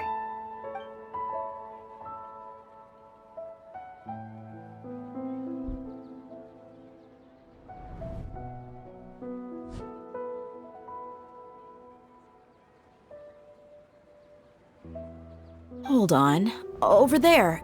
Is that? Wow. How perceptive. Does she have invisible antennae? Miss Dunyarzad, she's lying down here, isn't she? How's she doing? Her condition's really bad, and she's basically in a coma. How did you know she was here? I can sense her aura. There are also lingering feelings of something like regret or disappointment. What happened? Do you believe us now? The Sumeru's festival has been repeating itself. So, you think the sages are behind this? Yeah, they've always been against us. Wouldn't surprise me if they're using the Akasha to intentionally repeat the Sumeru's festival as a sick joke. You have a point. Aside from the Dendro Archon, the Academia's sages are the only ones in Sumeru who could pull off something like this. Maybe there's more to the Akasha than we know. Right! Didn't you awaken our memories using something that looked like a knowledge capsule? That means you must know something about the Akasha! The Akasha relies on the power of a gnosis to operate, as it is the manifestation of the God of Wisdom's power. It compiles the wisdom of the entire populace, and it grants knowledge to the people. A gnosis could do that? No wonder the Akasha is so magical. It's being powered by the gnosis of Sumeru's Archon. So, this Nahida you mentioned, what did she say? She said And Paimon quotes, "The Akasha relies on the power of a gnosis to operate, as it is the manifestation of the God of Wisdom's power. It compiles the wisdom of the entire populace and it grants knowledge to the people." Compiles the wisdom of the entire populace and grants knowledge to the people. Wait. I get the grants knowledge part. That's what people have always used the Akasha for. But compiling the entire populace's wisdom? How does that work? Did she mean that the sages enter new knowledge into the Akasha? Oh yeah, that sounds about right. What do you think?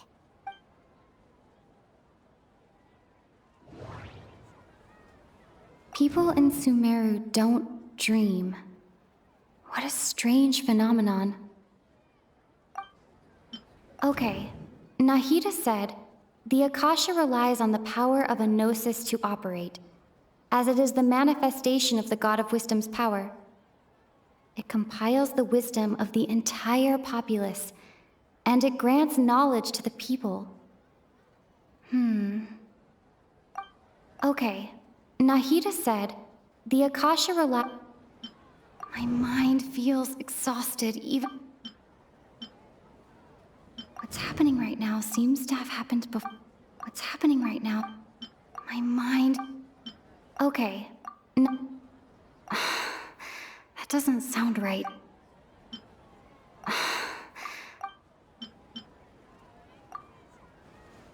You mean the Akasha is causing our mental fatigue?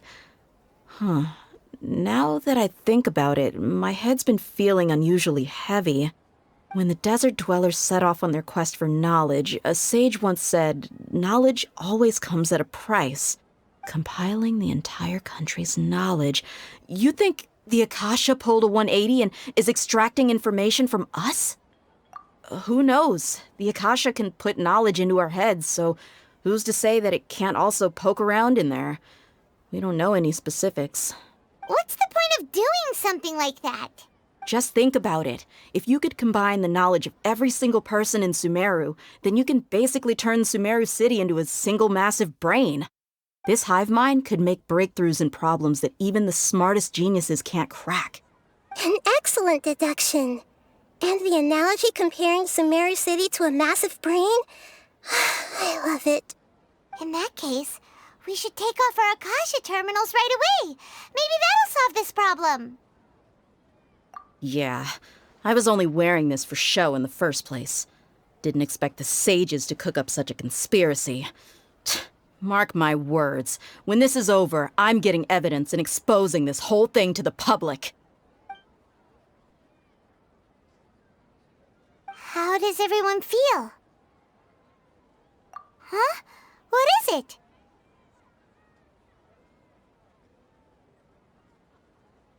Oh, that! Paimon knows what you're talking about. It's a single soft beep that sounds like it's coming from the Akasha terminal. The sound of a beep. Could it be a prompt tone for when the Akasha is operating? That's probably an important clue. We weren't using our terminals, but we heard a beep anyway. Traveler, did you hear that? I heard it too. Our ears aren't messing with us. There was definitely a beep, but it sounded like it was coming from inside my head. We took off our Akasha terminals.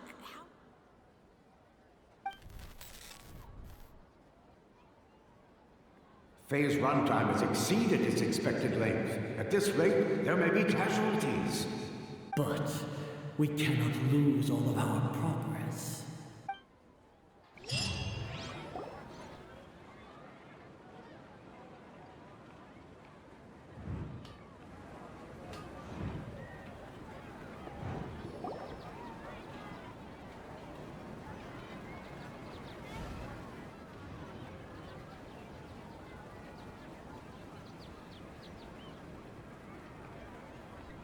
Paimon remembers everything! Good. You adapted quickly this time. We definitely took off our Akasha terminals last night, but we still heard that beep. Why's that?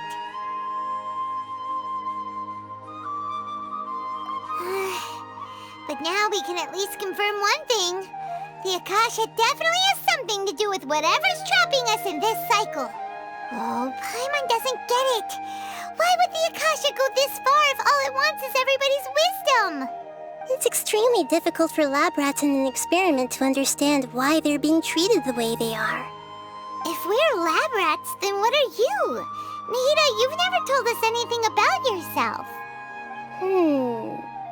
I guess I'm the moon. The moon? Wasn't that the result of our divination? Anyway, knowing who I am won't help you get closer to the truth, so you should focus on other things. Don't get distracted and miss any clues. Okay then. Dia helped us a lot yesterday, so let's go find her. If Paimon's reading the time correctly, those kidnappers should be showing up soon.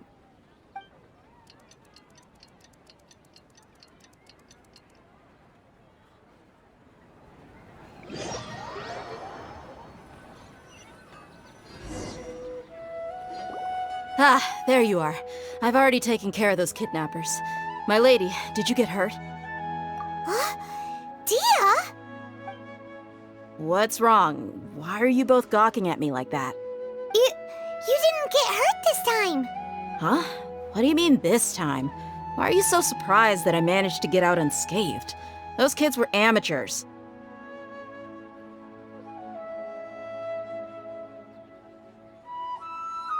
Shh!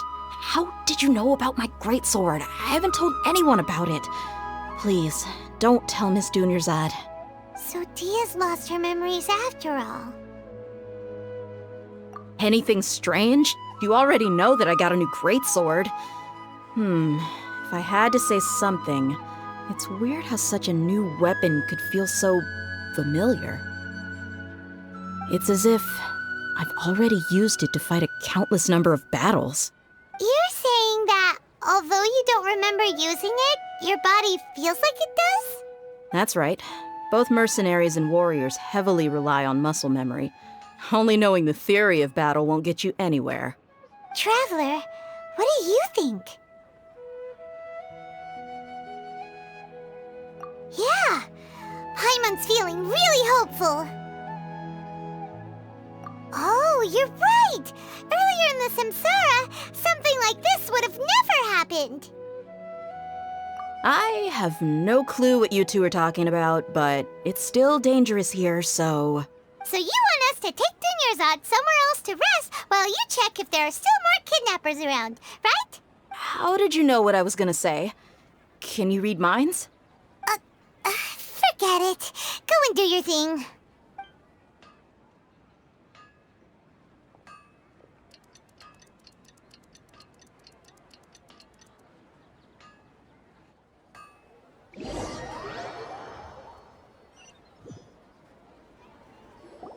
Whew, it's finally nighttime. Aside from Dia not getting injured, everything seems to have stayed the same. Listen, Nahida, we found out that Dia got out just fine today, even though she got injured every other time she fought the kidnappers. Do you think the Samsara has been broken? Have we saved Dunyarzad? Really? Good job on all that progress. Get some good sleep tonight. Hey, what kind of an answer is that? Tomorrow will come. Everyone assumes this is common knowledge, but the only way you can know that for sure is if you experience tomorrow. How many todays has it been? Is it possible that today will be followed by yesterday? Does tomorrow truly exist as anything beyond a made-up concept? It's even possible that this entire world is a lie, and the history of the whole world has just been one endless Sabzeruz festival. Okay, no more. Paimon's brain is already shut down. That's why it makes no sense to waste your energy thinking about things you will learn tomorrow. Get some good rest. You know, use the bathroom and flush your anxiety dookie away. Huh? Hold on, what did you just say? Did Paimon hear you correctly? Huh? People always say they feel a sense of relief after they take a duk-duk. That's why I suggested you could try that. Is that so strange? It's so strange and so against common sense that Paimon's at a loss for words. You were sounding kind of smart just a minute ago. Yeah, even though it's happy and lively at the Sub-Zero's festival every day, it feels like it's been a long time since we've really gotten to relax. Let's go back to our room. Continue the harvest. Compared to what we stand to achieve, these sacrifices are trivial.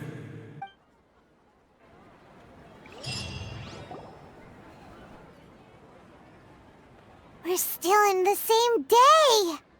Nahida, you already knew last night that we didn't break out of the Samsara? Why did you tell us? Would there have been a point? You would have spent the night with new worries, with tomorrow still out of reach. In that case, you might as well rest within that brief moment of hope. An opportunity like that doesn't come by often, and I thought it might help you clear your minds. Paimon thought that Duke did that! Of course.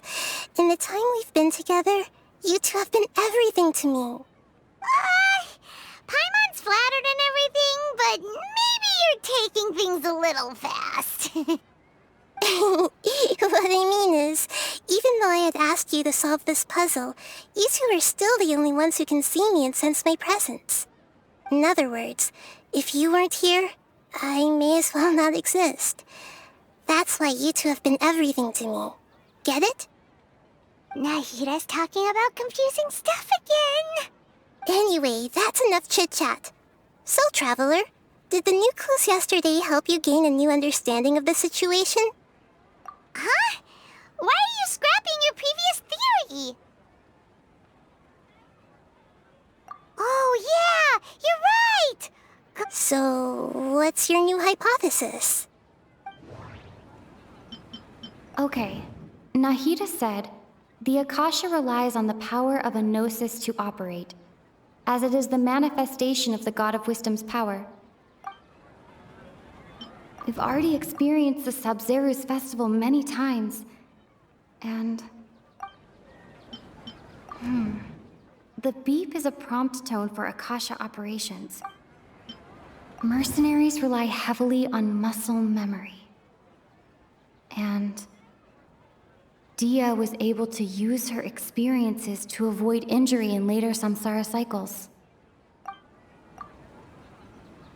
I can't seem to cohesively piece everything together.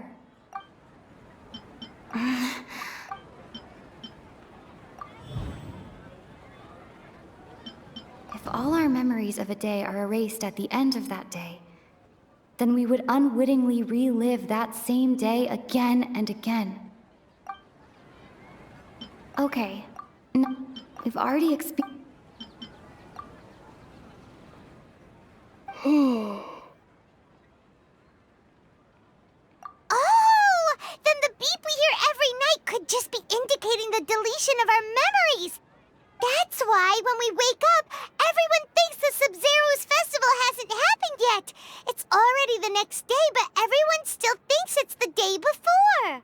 But muscle memory can't be erased. That's why Dia has been getting better at using her greatsword. Now everything makes sense. A brilliant deduction. Nahida, tell us if we're right or wrong. To put it simply, it's as if you've mistaken a pyro crystal fly for a firefly in the night. You lost sight of its true nature because you focused too much on your perception that it glows. That isn't simple at all! Why don't you go talk to Miss Dia again? You might learn something new. Right! She did help us find our latest clue. We don't have many more festivals to waste. Hurry and find the truth.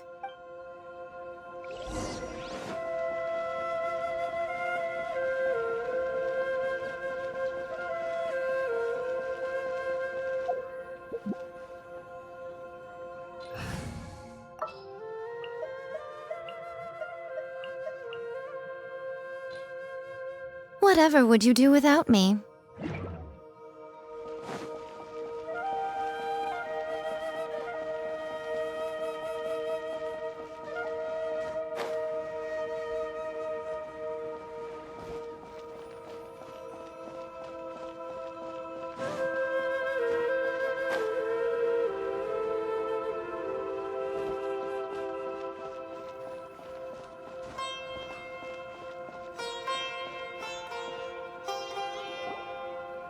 There you are. Really took me a while to find you. As expected, Dia also didn't get hurt today. Get hurt? Why would I? Don't underestimate me. Well, you're still getting used to your new greatsword. Huh. Truth be told, I also think it's pretty strange. It just suddenly felt so familiar in my hands and... Wait a second! How did you know I got a new greatsword to begin with? I didn't tell anyone about it. Traveler, could you explain the situation to her today? Paimon's gotten a little sick of doing it. Oh, that works!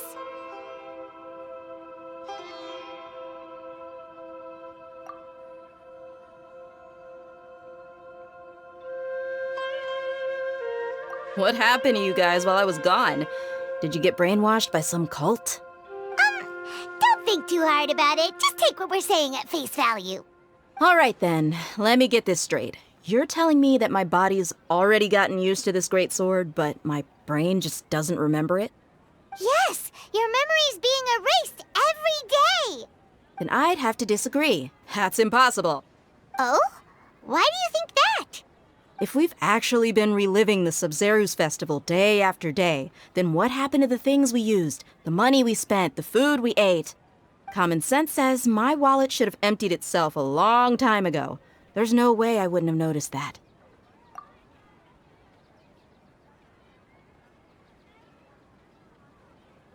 Right! They could use the Akasha to record what everyone did that day, and then use the city's resources to replenish everything! It's not very likely, but it's also not impossible. No, it is impossible. I've got proof. You have proof? Where? You two are surprisingly serious about this nonsensical discussion. Fine, I'll play along for a little longer. Come with me, Miss Dunyarzad. Please come along as well. I still can't guarantee that this area is safe.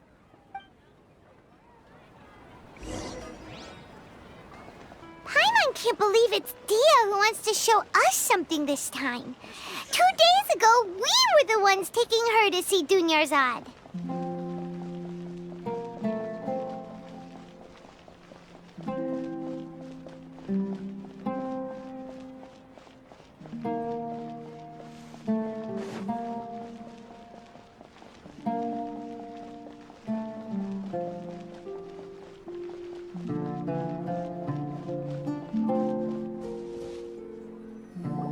This is it.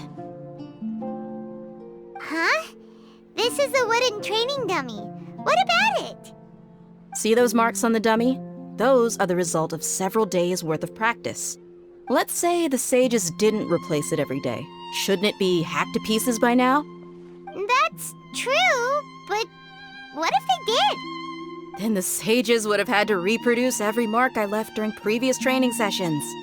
I'm a professional fighter. My martial school has always emphasized the importance of refined control. The force, angle, and entry point of each strike is calculated and deliberate. That's why I remember every mark on the dummy, as well as my state of mind as I made each strike. It's just as they say, each swordsman has their own unique style, and even the same swordsman can't make the same cut twice. It would be impossible to copy these marks. Is it really impossible? What if they use some fancy machine to copy? People often say that a camera's photo can never replace an artist's painting because the former has no spirit to it. The same thing applies here. At a mere glance, I can differentiate carved marks from the results of combat training. Whew, I hope that cleared things up for you. Hey, is this that new brain exercise game that's been super popular with the scholars lately? It's surprisingly fun. Anyway, it's getting late. I should escort Miss Dunyarzad to Nilu's stage. See you later. Well, back to square one. Is our memory deletion theory also wrong? But at least we've reached some other conclusions in the meantime. Yep, that's true. So, can we think of any new ideas right now? Strange? Paimon feels like everything's been strange lately. Huh? Leaving the city? You're right! It's really strange how we never thought of such a simple solution! Many things should become clear if we can confirm the flow of time outside of the city. Paimon can't believe it! Did we miss this because we're tunnel visioning too hard on our other theories? Or because we're just too tired? How about we go back and ask Nahida? Maybe we've forgotten something about leaving the city.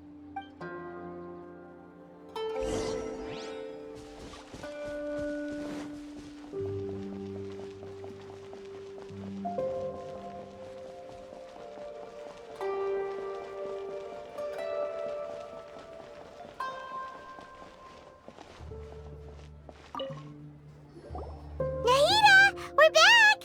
You're back early today. Did you find something new? Sort of. We're mostly sure now that we're not in a time loop. And we also aren't in the real world. But at the same time, we have a new question. Leaving the city. As far as I remember, you've mentioned your plans to do that twice before. We did? But we don't remember anything. What happened after we talked about those plans? What did we say when we got back? Let me think. I don't think you ever actually told me what the outcome was. Oh, it's probably more accurate to say that both times you never came back the whole night. But you two sometimes stay out the entire night anyway, so at the time, I didn't think too much about it. It is true that sometimes we lose track of time during our investigations. Before we know it, it'll already be the next day. But still, neither of us remember anything about leaving town. Really? That's kinda strange. In theory, I should have already awakened all your memories. Yep, something here's definitely fishy. Let's get to the bottom of this tomorrow.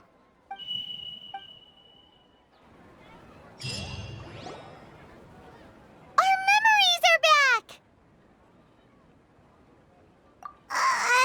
About that, well... Traveler, aside from your memories that were just restored, I have another message for you.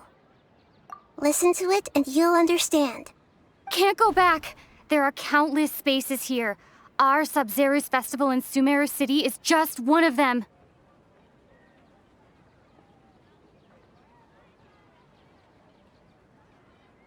Traveler, you should be missing 2 days' worth of memories. Paimon will fill you in. It's time to carry out our plan from yesterday. Okay, let's go!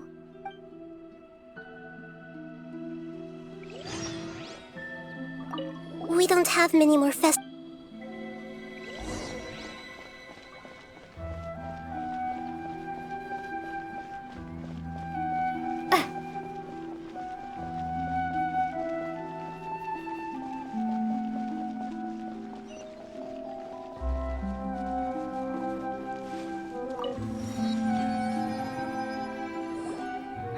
Why can't we leave the city? What is the Academia up to now? Don't ask me. It's not like I can tell you anything. This is a direct order from the Grand Sage. Just wait until tomorrow. I have a real emergency. My goods have already arrived at Port Ormos. If I don't hurry, they'll be stolen. That's your problem. Make sure you make a request in advance next time. But it's not like you can just predict business matters in advance. It looks like the Academia already announced a lockdown for Sumeru City today. How completely unsurprising. Let's go and question them. Hello, sir. Why can't we leave the city today? Here we go again. Don't ask me. I don't know either.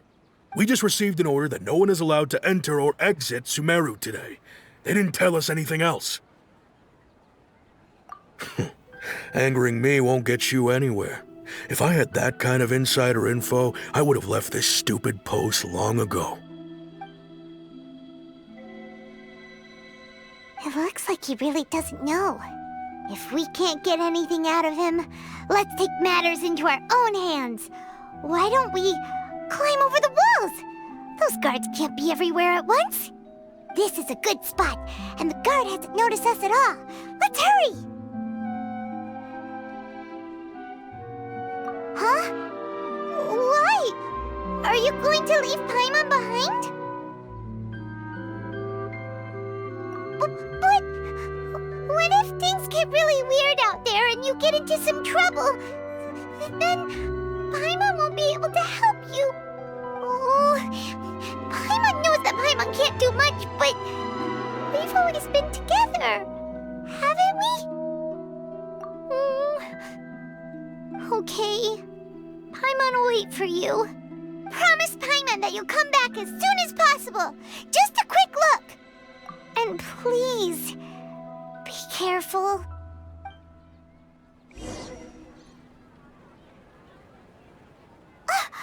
Memories!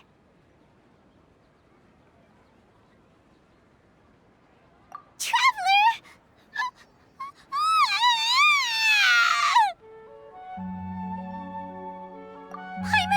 Paimon would never see you again! You just disappeared! Paimon waited for you for hours and hours at the city wall and you never came back! You promised Paimon that you were only taking a quick look!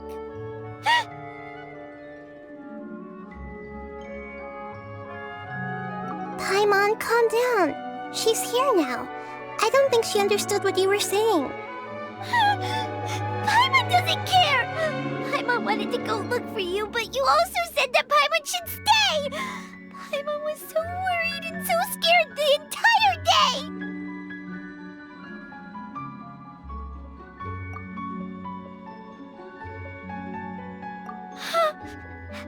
Okay. Paimon will forgive you. The most important thing is that you didn't actually disappear. Oh, Paimon was so scared that you had gone into another world. Okay, Paimon, can you tell us your perspective of what really happened yesterday? I see. Using two people's different perspectives. After that, you left the city. Paimon kept her eyes on you the whole time, but then you disappeared in an instant. No way! Paimon was watching you with the fullest attention! What's your perspective, Traveler? You sure you don't have any memory of this? I guess that explains everything. You also lost your memories the last 2 times you tried to leave the city. Those days' memories can't be awoken. So, if we leave the city, our memories will be completely erased? It really sounds like something big outside of the city is being hidden on purpose. But this way, we'll also never discover what's outside. Something like a message?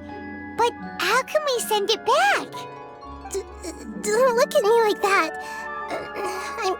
I'm not used to being stared at. Well... Okay. You want something that can pass on messages, right? Give me some time and take care of Dunyarzad for me. Yep! Now we're talking!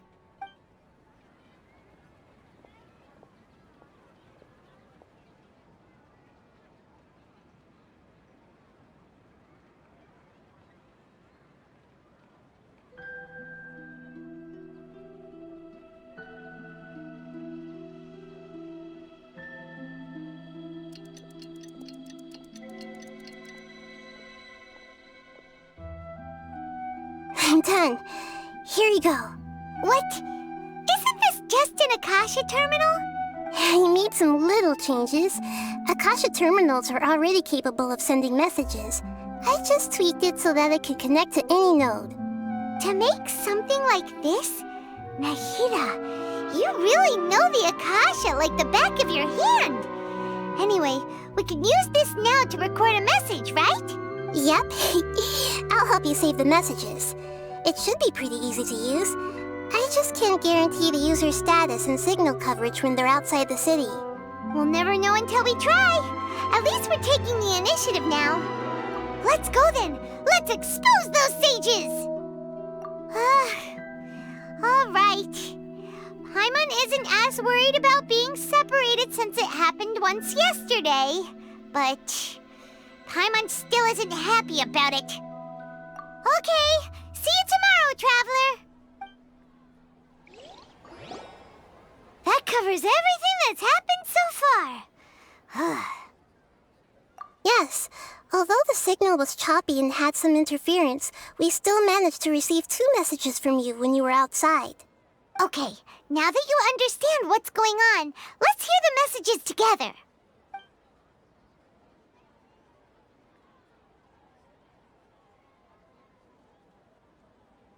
Can't go back.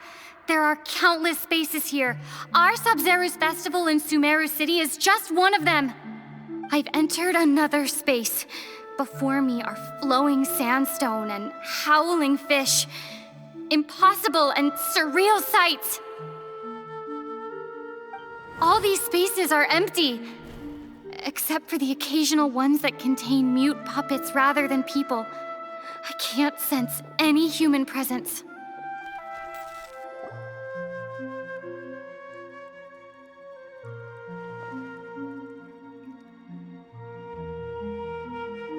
That's one heck of an info dump. It sounds like you left the Sumeru city space when you set foot outside of the walls. But everything looked completely normal when Paimon was looking out from the inside. That's unbelievable.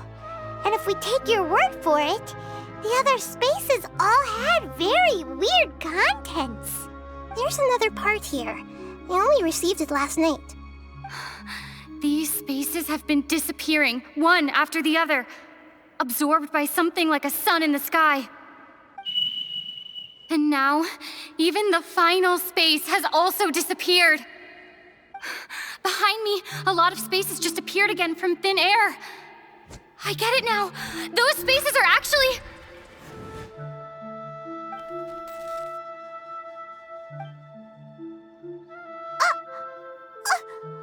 Why did the message end right there?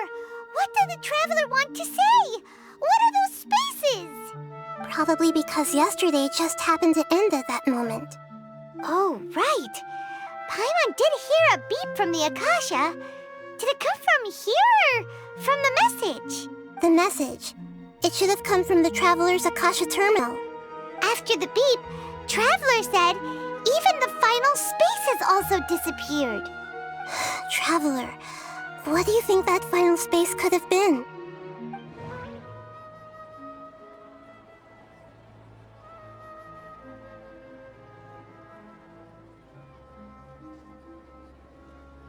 All the bizarre spaces I saw outside the city had one thing in common: a lack of human presence. Was that space actually the real world? But wouldn't a real space just randomly disappearing like that be catastrophic? Was that space... My impression is that each day in this samsara only ends at the sound of that beep from the Akasha. My impression is that... That doesn't... Oh, so that's what it is!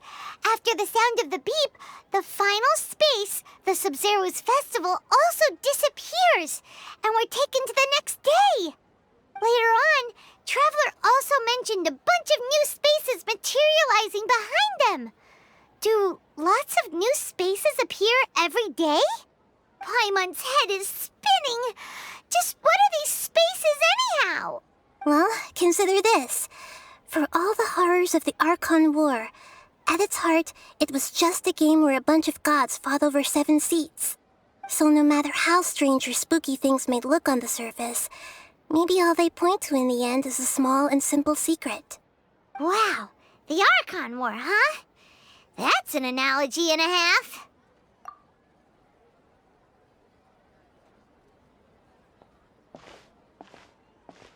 Hey, where are you going?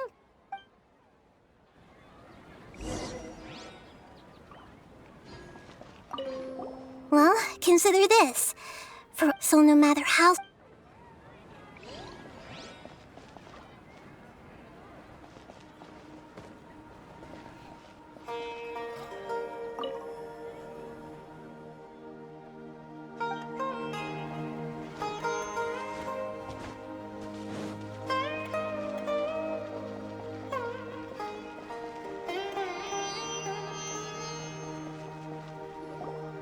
Hey, stop right there!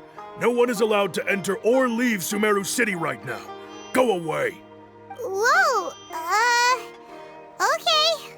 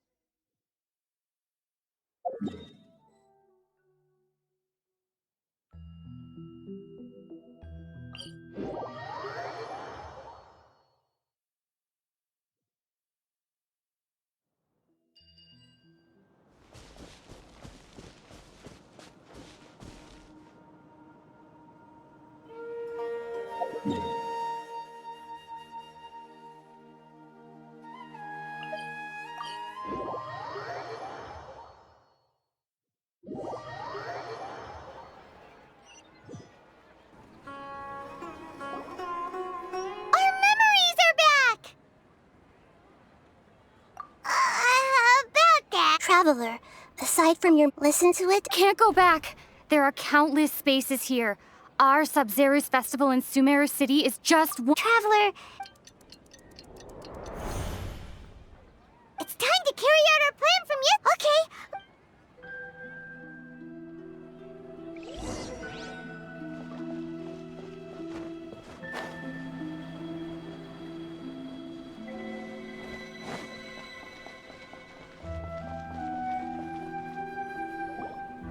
Why can't... Don't ask me. I have a real... That's your problem. But it's not like you can just predict business matters in advance.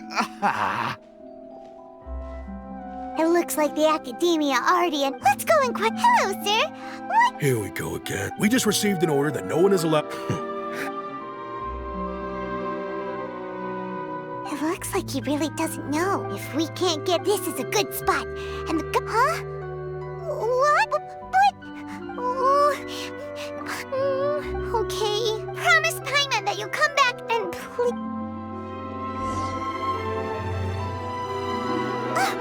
Memories! Traveler!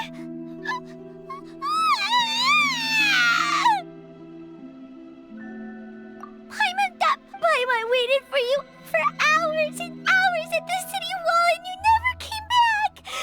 You promised Paimon that you were only taking a quick look! Paimon, calm down. She's here now. Paimon doesn't care! Paimon wanted to go look for you, but you also said that Paimon should stay! Paimon was so worried and so scared the entire day!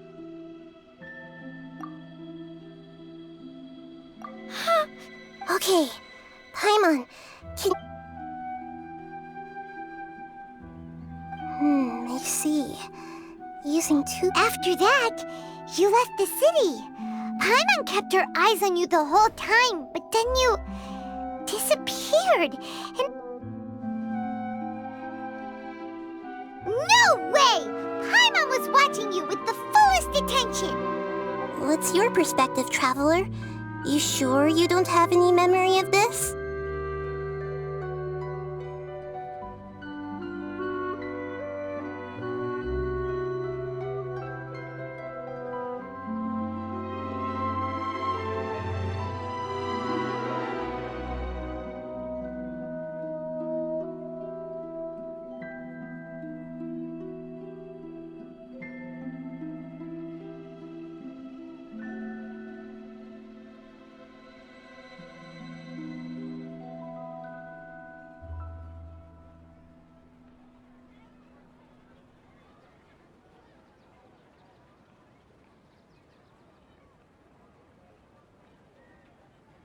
I guess that it's... So, if we leave the city, it really sounds but this way, we'll also never discover what's out. Something like a message?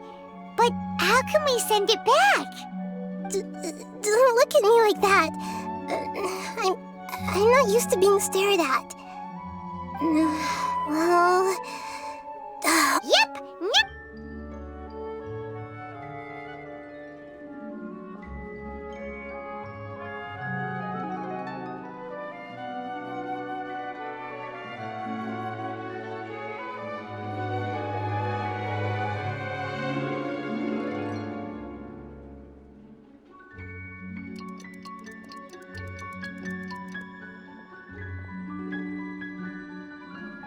I'm done. Here you go. What? I made some... To make some... Yep. I'll help you. We'll never know until we try. Let's go then. Let's explore. Okay. That covers everything that's happened so far. Yes. Okay, now that you understand what's going on...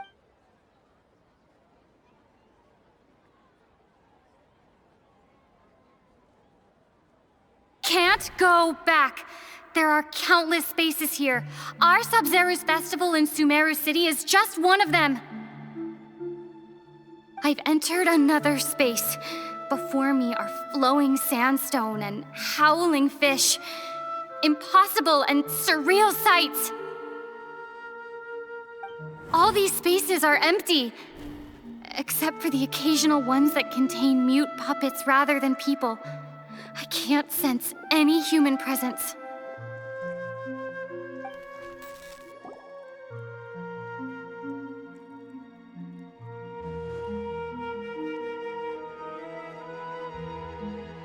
That's one heck of an info dump.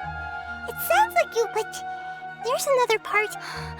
These spaces have been disappearing, one after the other, absorbed by something like a sun in the sky.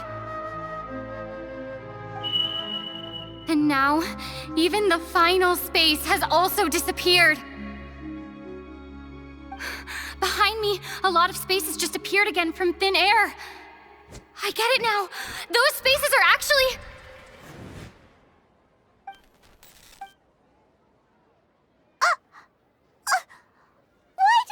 Probably because... Oh, right. The message. After the beep. Traveler, what do you think that final space could have...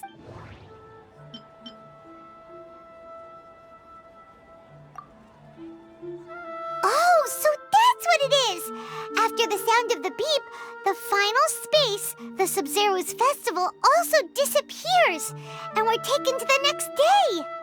Later on, Traveler also mentioned a bunch of new spaces materializing behind them. Do lots of new spaces appear every day? Paimon's head is spinning. Just what are these spaces anyhow? Well, consider this. For all the horrors of the Archon War, at its heart, it was just a game where a bunch of gods fought over 7 seats. So no matter how strange or spooky things may look on the surface, maybe all they point to in the end is a small and simple secret. Wow, the Archon War, huh? That's an analogy and a half.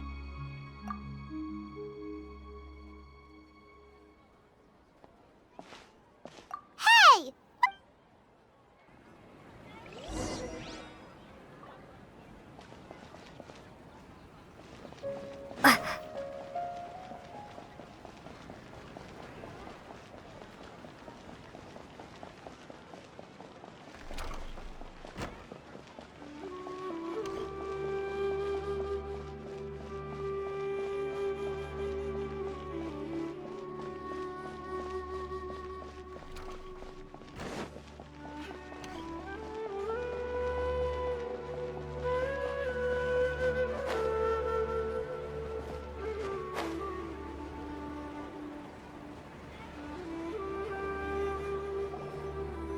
Do you want some alone time to think?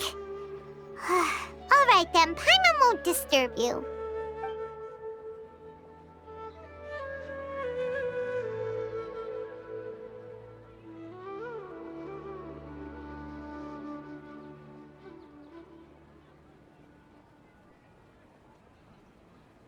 The dance of Sub-Zeros is about to begin. I'm going to go watch it. Okay.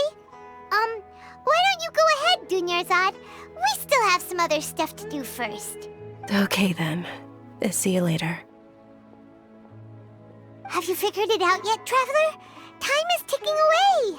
Awesome! What is it? Paimon wants to know. Oh, wait, no. Let's meet up with Nahida first. You can tell us both together. This time, we're gonna get to the truth.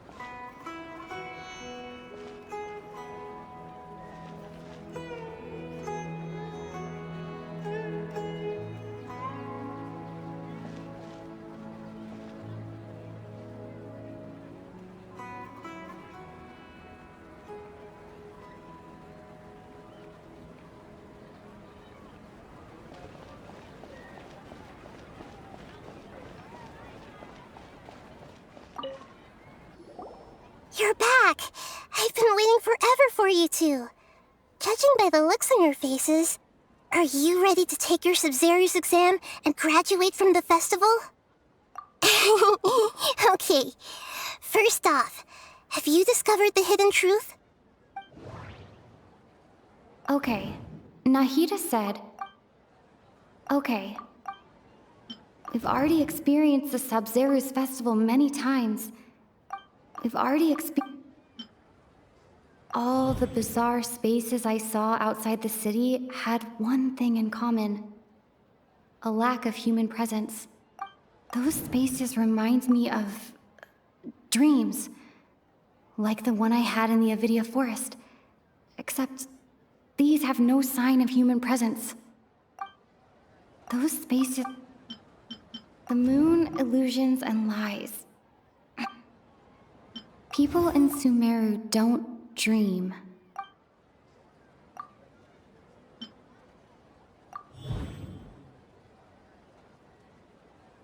We are all in a dream. It isn't that the people of Sumeru don't dream. Rather, the Akasha is taking their dreams from them. People in Sumeru think they don't dream, but the truth is the Akasha steals their dreams without them knowing it. And those spaces with no human presence are stolen dreams without their host. That would explain why they sounded so weird when she was trying to describe them. Huh. So people in Sumeru do dream after all. In fact, we're all in one big dream together right now. Correct answer. Now, how did you conclude that the Akasha is capable of this?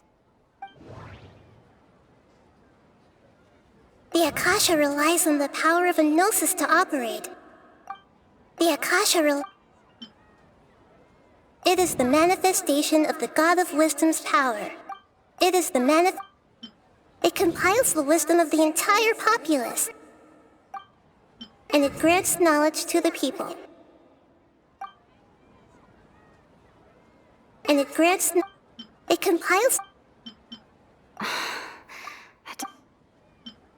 Oh, okay. Those dream-controlling creatures in the forest also get their power from the Dendro Archon, right?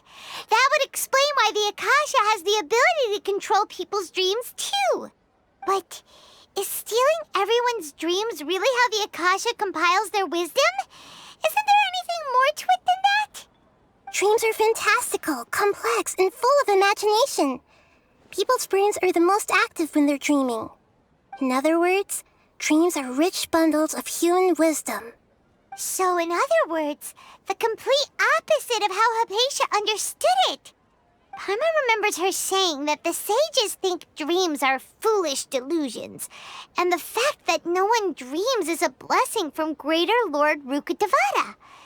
So it was all a dirty trick? The real story is that the sages from the Academia are using the Akasha to steal people's dreams for their own use, huh? Oh? By the sounds of it, you understand the current situation pretty well. So then, what about the samsara? The beep is a prompt tone for Akasha operations. We still hear it every night, even though we removed our Akasha terminals.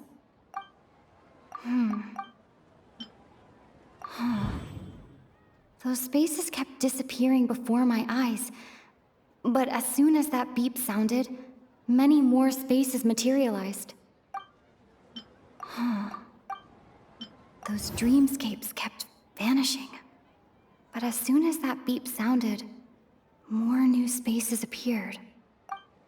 The Grand Sage said, "Go celebrate the birth of that god to your heart's content." My mind... We've already experienced the Sub-Zeru's festival many times.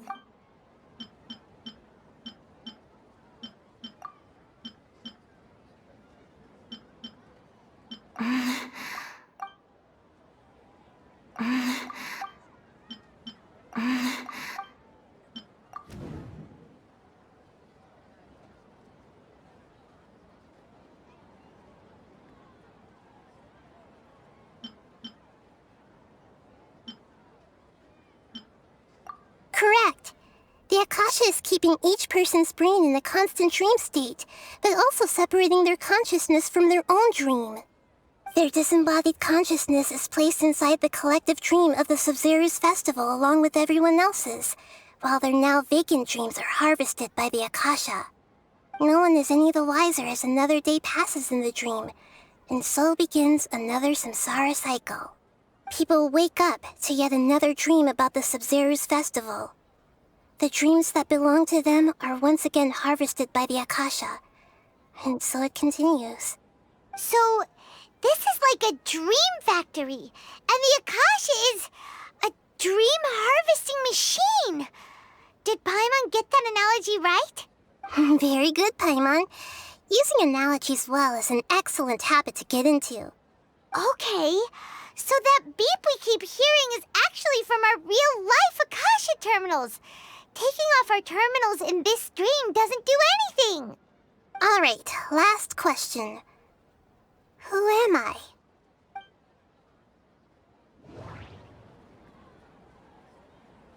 They say that alchemical divination is the Dendro Archon's divine revelation.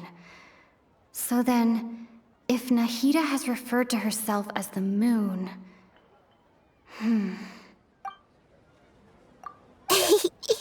So you noticed. I thought that one would be the hardest question. That's why I put it last. That wasn't hard at all. Even Paimon guessed that. Everything about you is different. We just didn't want to expose you is all. Now that you mention it, Nahida, you've been hinting to us since the very beginning. It's funny. Thinking back to when we were asking all over the place for info about Lesser Lord Kusanali. Paimon didn't expect to meet you like this. Yes, those can wait until we're back in real life. On the other hand, I'd be happy to answer any more questions you have about here and now.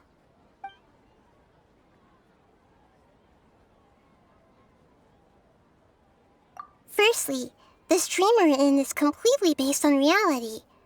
People have already experienced this Sub-Zeru's festival, so it would be very difficult for them to find anything that strikes them as surreal. Secondly, you're probably wondering why people don't have any memories from earlier samsara, right? That's because people don't remember their dreams most of the time anyway. And in any case, their actual dreams are being taken away from them by the Akasha. So whenever they wake up in this dream of the Sub-Zeru's festival, they don't remember anything from their previous identical dream. That reminds Paimon.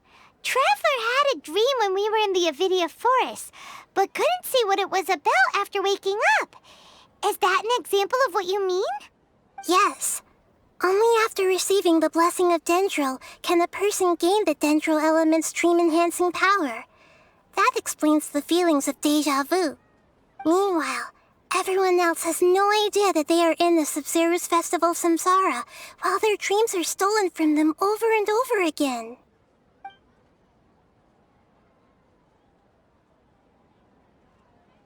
Can humans really keep dreaming forever like this? Will it ever end? And if so, when? You might say your mental fatigue has already answered this question. Eventually, there's only so much that people can tolerate. Especially those whose health is compromised to begin with, like Dunyarzad. This relentless exploitation takes an even harder toll on them. People's lives are at stake here, and nobody knows a thing! We've got to put a stop to this!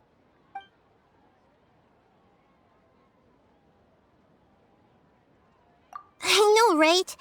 Why did they have to base this dream on my birthday? Could it really just be a coincidence? Even you don't know the reason? Wow, now that's strange.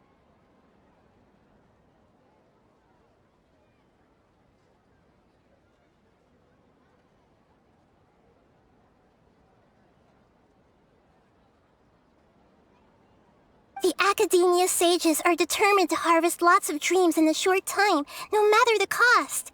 They have to be up to no good. Unfortunately, I don't know anything about it. Traveler, do you have any information? Those spaces remind me of dreams. Like... Okay, Nahida said Grand Sage said, go celebrate the birth of that god? Could it mean...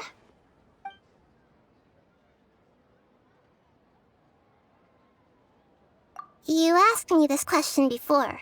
My answer was, it would literally blow your minds. Now that you know this is all a dream, this answer should hopefully make more sense. Have you heard the saying, don't wake a sleepwalker? Likewise, if someone suddenly had told you all this instead of you learning it on your own, your notion of reality and dream would be thrown into irreversible confusion. I couldn't expose you to that kind of risk. That's why I could only give you very subtle hints and some suggestions. Long story short, I'm really sorry I had to keep you guessing. Deceiving the people of Sumeru with no regard for their safety. No matter what they're trying to do, this is unforgivable. After we end the Sabzeruz Festival Samsara, we have to look into them. How can the sages of the Academia do this behind their Archon's back? This is ridiculous! In the end, I'm just the moon. The real sun is long gone. A sun and a moon? Nahida's talking in riddles again.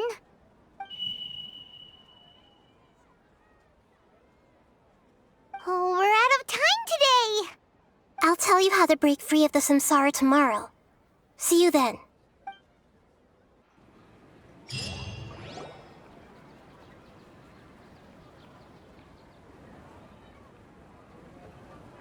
Good morning, Nahida. Wait. Now that Paimon remembers everything, should we instead say good morning, Lesser Lord Kusanali? Hey! What's wrong, Nahida? You don't look too good. I'm afraid that what you're thinking right now is correct. Did Dunyarzad already disappear? No way! Are we too late? The real Dunyarzad's consciousness has indeed disappeared. It can no longer endure the constant dream harvesting. Paimon can't believe it. Wait, so what about that other Dunyarzad? Just what is she? Is she also going to disappear?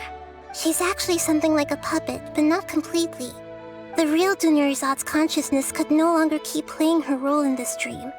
So another Dunyarzad appeared to replace her in the dream. Just like the grass and the trees, that Dunyarzad is just a building block of the dream that helps to keep it going. But personality-wise, she's nothing like the real Dunyarzad. Puppets are stiff and can't copy a living person's vitality. After all, they're just there as filler. You know, speaking of which, the old Dunyarzad might not have been too different from a puppet. Dunyarzad truly believed that she met you within her consciousness, and it was you who inspired her. So you do remember her after all. Yes. Back then, her family was overly protective of her. No one cared about her personality or thoughts. It was as if she only lived to stall her Elazar. I just gave her a little wisdom so she could look at life in a new way, so that she could be her own person. But even so, she's still... far from it. I'm still a long way off from being a real Archon. I couldn't even save her. If I were a competent Archon, I wouldn't have let my most faithful follower die at the Sabzeruz festival with so many regrets. Please don't beat yourself up over it, Nahida. It's the sage's fault, and theirs alone. I'm not beating myself up. All I did was to rationally observe the distance between myself and a real Archon. Don't be like that, Nahida. Even real Archons are still allowed to be sad. To prevent more tragedies like this, we must end the samsara as soon as possible. Great, but how do we do that? Although the Sabzeruz festival dream is under the Akasha's control, only humans can dream. Even the Akasha is unable to create them. That means this dream belongs to a host who created it. Huh? So, how should we find that person? Well, if this is someone's dream, then everything here must come from deep within their consciousness. Which means, with the power of imagination, they can change anything in this dream. Imagination? What do you mean by that? Imagination means breaking through what you perceive as normal. Like when a server at a tavern brings a plate to you, you'd naturally assume that food is on it. However, if you're the dream's host and you become aware that you're dreaming, when you imagine gold and more on the plate, the dream will respond in kind, and the server really will bring you gold and mora. But right now, our host is unaware that this is a dream. No matter how many times they're served, it will always be food. Find some way to make that person realize that they're dreaming. Usually, once that happens, the person will wake up and the dream samsara will be broken. How are we going to find them, though? If it could be anyone, it'd be like looking for a needle in a haystack. And even if we did find them, how are we supposed to make them realize they're dreaming? After all, like you said, don't wake a sleepwalker. It's extremely difficult, yes. But the only ones who can do it are you two. Remember, everything you've achieved up to this point has all been for the sake of finding the host and ending the samsara. As for me, during this time, I'll be out of town. Out of town? Are you going to that place full of dreams where the Traveler went? Yes. I want to try something. There must still be a small wisp of possibility. Hurry and go. Dreams are supposed to be fantastical, romantic, and full of pleasant surprises. Unnecessary things like this samsara need to end. Paimon's still a little upset. She was such a good person, with such a simple wish. But fate was against her. Yeah, saving Dunyarzad is what kept us going this whole time. But we mustn't lose hope, Traveler. Dunyarzad would definitely want to see us save everyone else. So let's break the samsara for her sake. Paimon's wondering, do you think the sages would get one of their own to be the host of this dream? Feels like it would be easier to control it that way, no?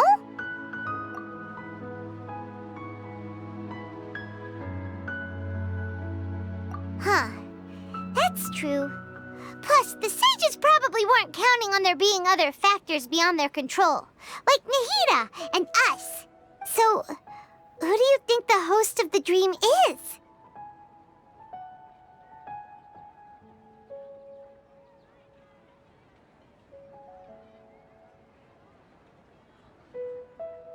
Oh, that would make sense! Ferris, the Knight of Flowers, is a symbol of the whole Sub-Zero's festival. Let's go ask him some questions.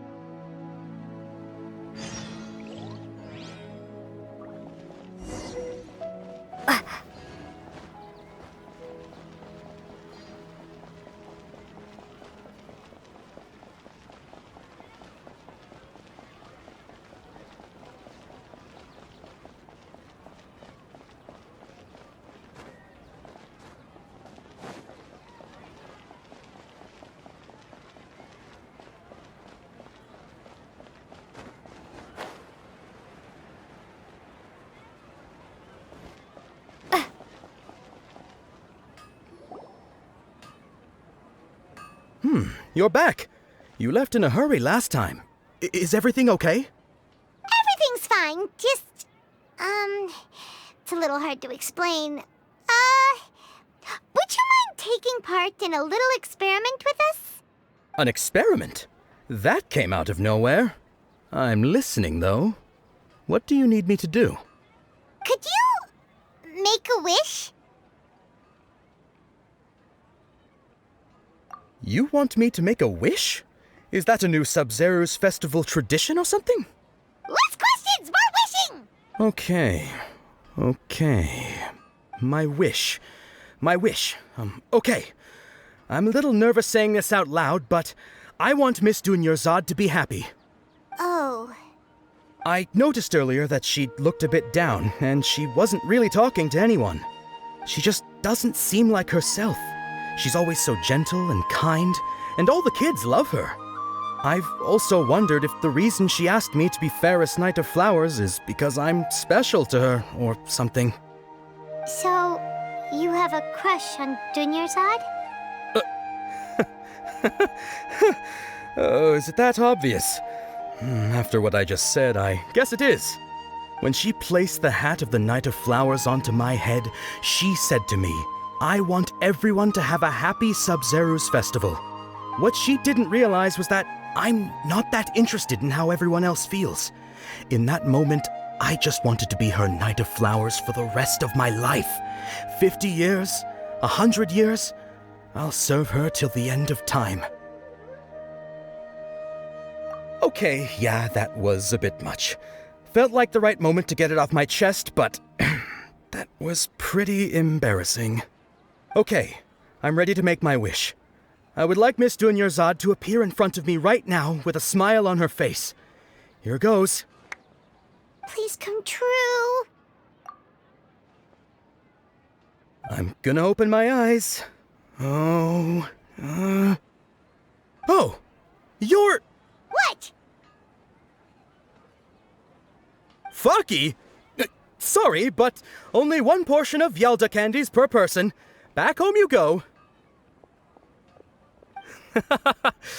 Nice try, you two. Anyway, never mind. I don't need to see her appear right in front of me. As long as she's happy. Guess he isn't the host of this dream after all. Should have expected it wouldn't be this easy.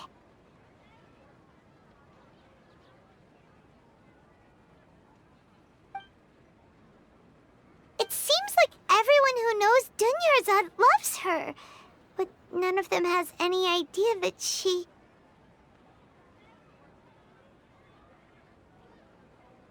My lady, step back. That sounds like Dia! Oh, right. This is when Dunyarzad bumps into the kidnappers. Huh? But Dia can handle them. Hey, Traveler!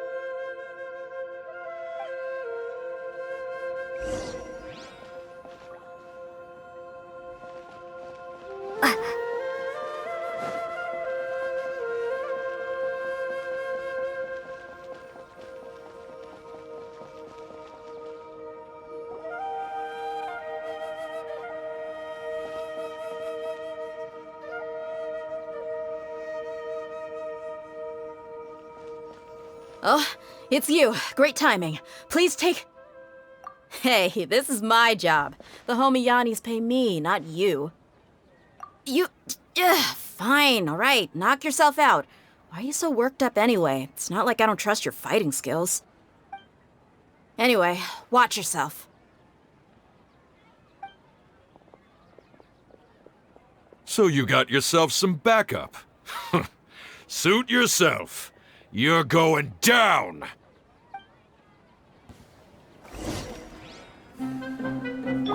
Shine down! Fly! Propagate! Nothing lasts forever. Ha!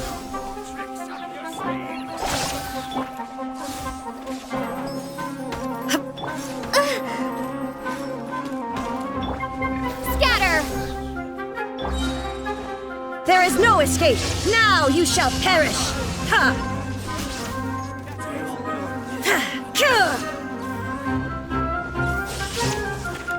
Illusion shattered! Propagate! Germinate!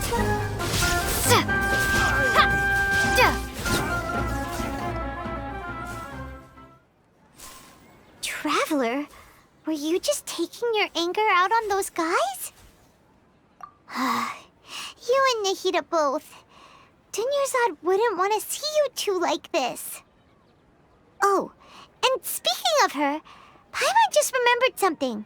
Remember how during the first Sub-Zero's festival, before the Samsara started, we came here with Dunyarzad because she wanted to pick something up?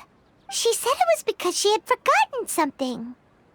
Okay, so Paimon's memory is working so far. Anyway, Paimon also remembers that she is staying somewhere around here. She put, even if it's only a tiny clue, it'll probably still help us more than this needle in a haystack search. This is the place. It's rude to enter other people's spaces without permission, but desperate times call for desperate measures. Hey, the windows are unlocked. Okay, Paimon's gonna take a peek inside.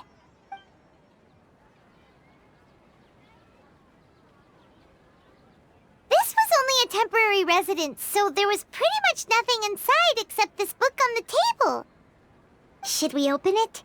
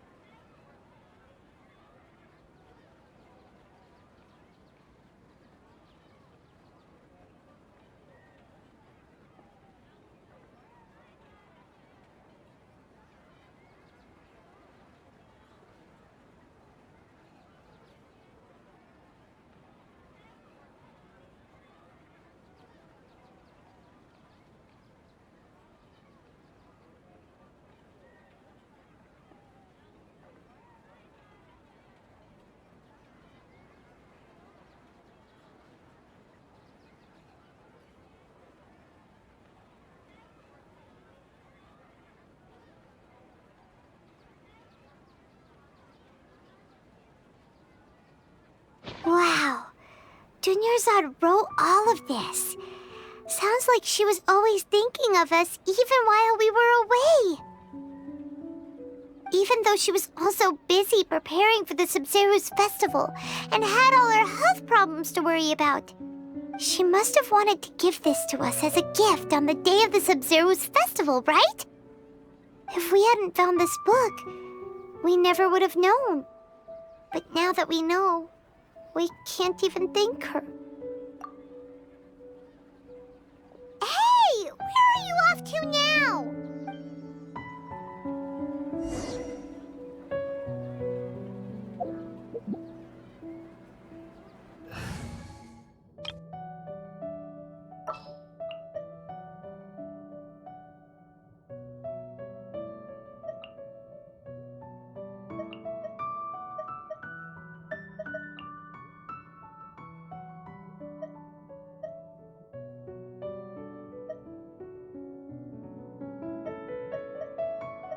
I'll take care of it. What is the situation? Let the show be. Life goes on.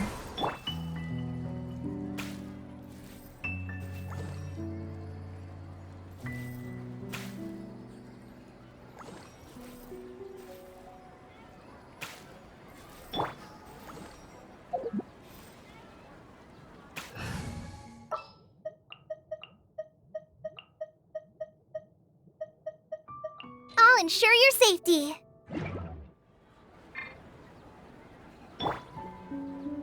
Ready, steady, go!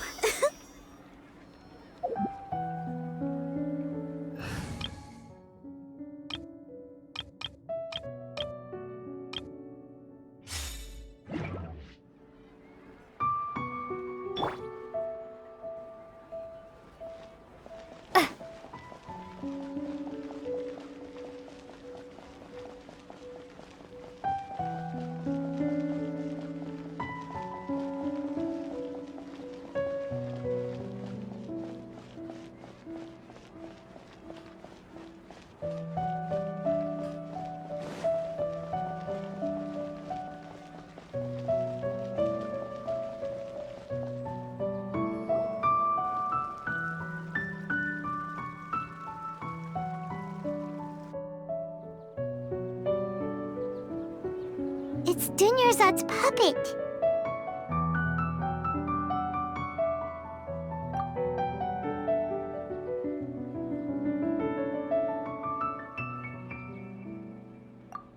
Traveler? You must be exhausted. Come to think of it, we've been stuck in this place for a really, really long time. Heck, even the last time we were chatting happily with Dunyarzad feels like an eternity ago.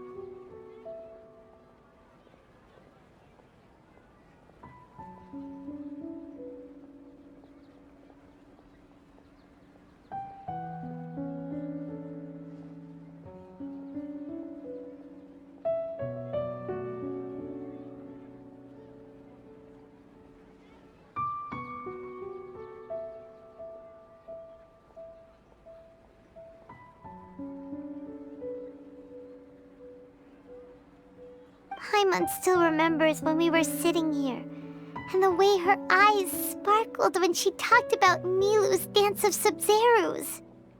There will always be frustrations in life, but I know that the point of living is not to leave behind any regrets.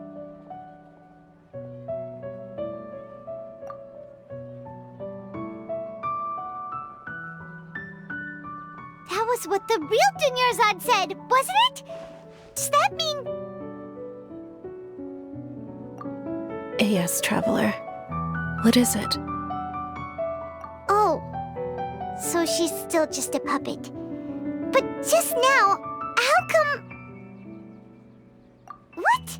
Where are we going this time?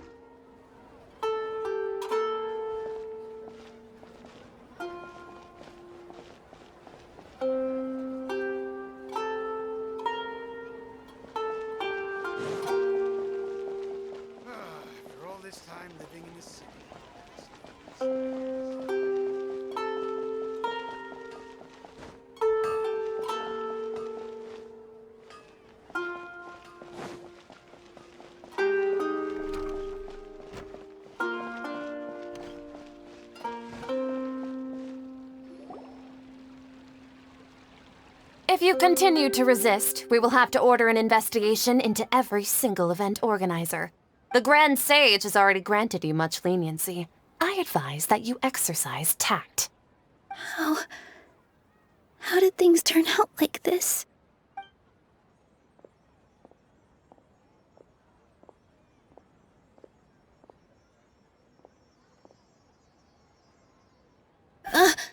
Traveler?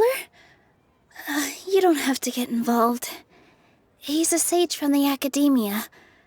I don't want to drag you into this. Traveler? Traveler?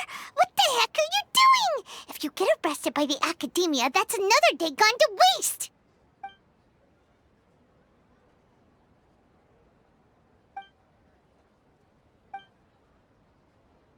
Wait, they're not reacting. Have they been scared stiff? Oh, of course! If this is the Sage's plan, they wouldn't put themselves through this. So they're just substitutes. What is this? What happened to the Grand Sage and his entourage?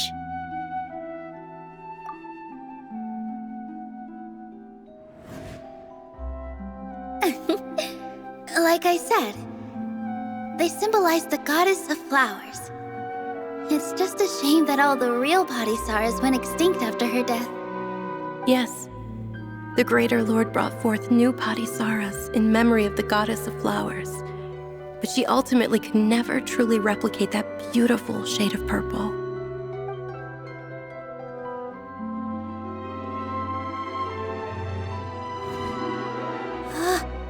That beautiful shade of purple.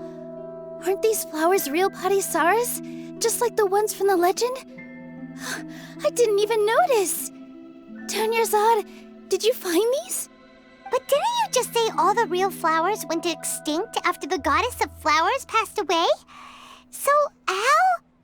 Yeah. What's going on here? Huh?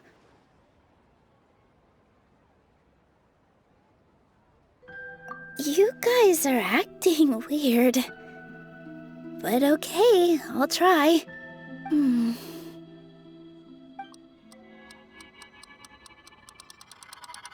Hey!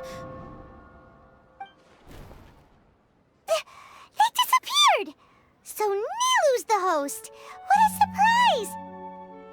Purple Padisaras don't exist in the real world anymore.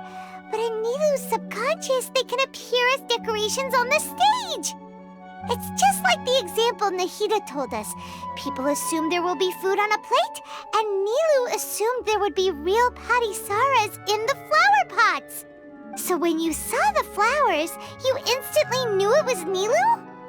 But if we want to end the samsara, we need the host to become aware. How should we make Nilu? Am I dreaming? Huh? So I'm right. Is this Lesser Lord Kusanali responding to our celebration of the Sabzeruz festival? Wrong guess, but you aren't. As far as you know, people in Sumeru don't dream, right? Yeah, but have you heard the tale of the first sage? To prevent a calamity, he went on a journey to find the Dendro Archon. Ooh, sounds familiar. Dunyarzad told us. Yep, but in the part you heard, he hadn't become the first sage yet. There's more to the story. His piety and wisdom were acknowledged by the Dendro Archon, and she finally gave her blessing to him. All kinds of spectacular scenes appeared in front of the first sage, as if all the knowledge in the world was being painted onto a canvas right before him. He was captivated. After who knows how long, he mastered all the knowledge he could comprehend. Afterward, he said to the Dendro Archon, "I miss my parents, my wife, and my children. I've been away from home for far too long. They must be worried." The Dendro Archon smiled. The next second, the sage found himself lying in his bed, as if he had just woken up from a dream. His wife, lying next to him, said, "You're off to search for the Dendro Archon today, aren't you? Have a safe journey, my love." In the end, the first sage took care of many disasters in Sumeru City and founded the Academia.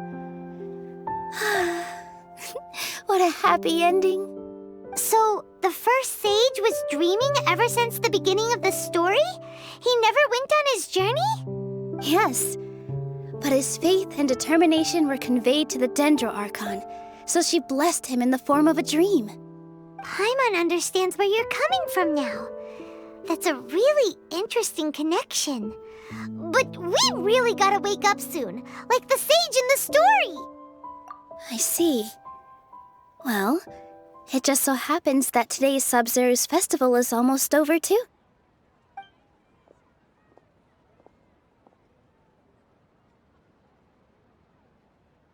Since we're in a dream, let's make this final dance of Sub-Zero's as beautiful as we can.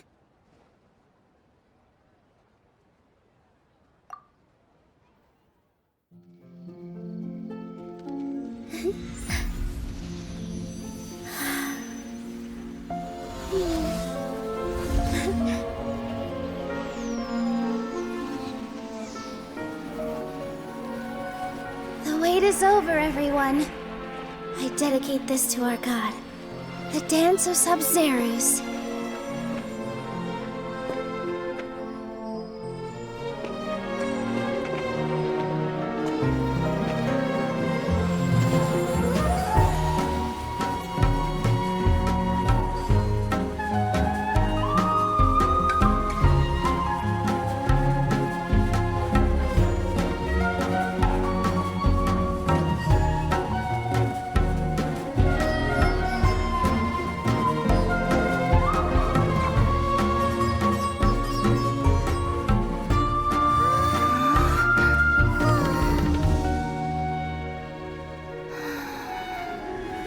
I'd be lying if I said I had no regrets. I would have loved to see Nilou's dance.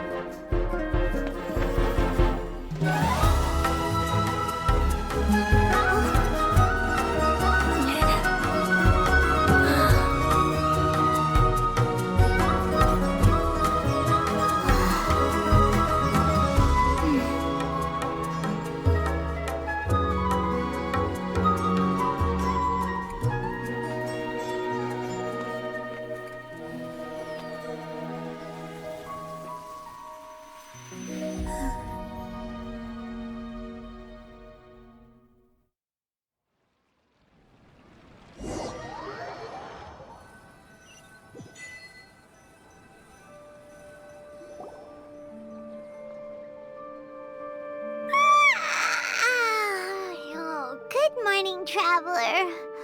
Oh, Paimon feels like she's been asleep for the longest time. Paimon's head feels super heavy. Did we oversleep? Do you even remember going to sleep last night? Paimon thinks it was after the Sub-Zero's festival. The Sub-Zero's festival! Have we finally escaped from the Sub-Zero Samsara? Quick! Take off your Akasha terminal!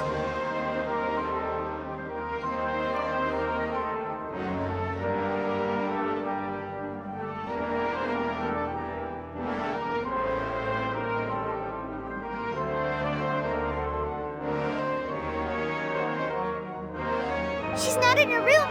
What happened? Huh? What usual spot?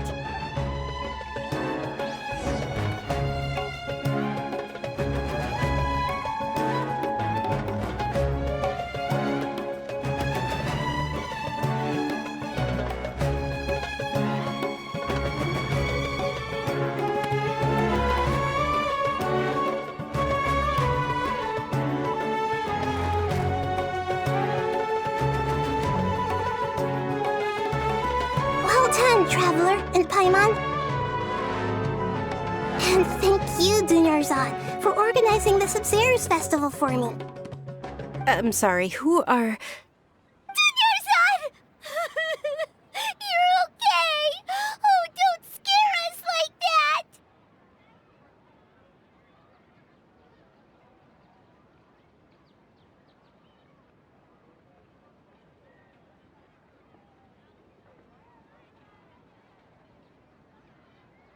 Oh, Traveler Paimon, I have something amazing to tell you. I just had a dream, and I saw Nilou performing the dance of Sub-Zerus.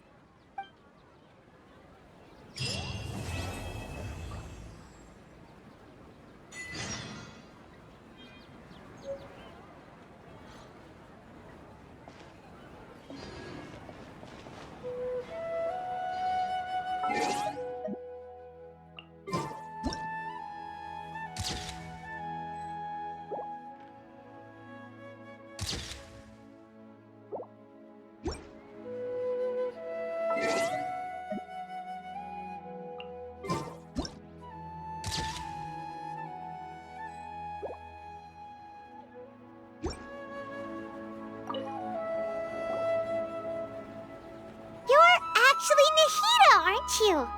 Paimon felt like Catherine was acting weird when we met at the Sub-Zerus festival. And Dunyarzad, did you save her? It's a really long story. We shouldn't disturb her. Her consciousness is still weakened. Let's chat somewhere else. How about by the Traveler's favorite bench?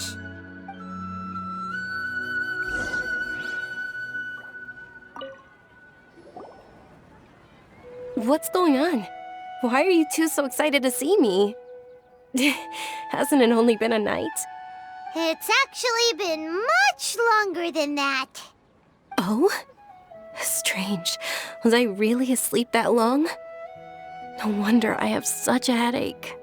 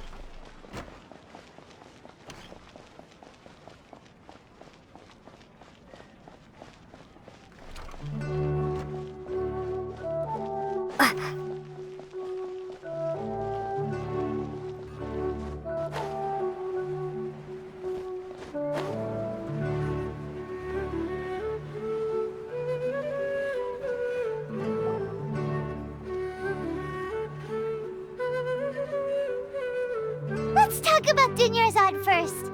It's such a relief that she's all right. After we parted on the last day of the Sub-Zerus festival, I left the city and saw what the Traveler had described.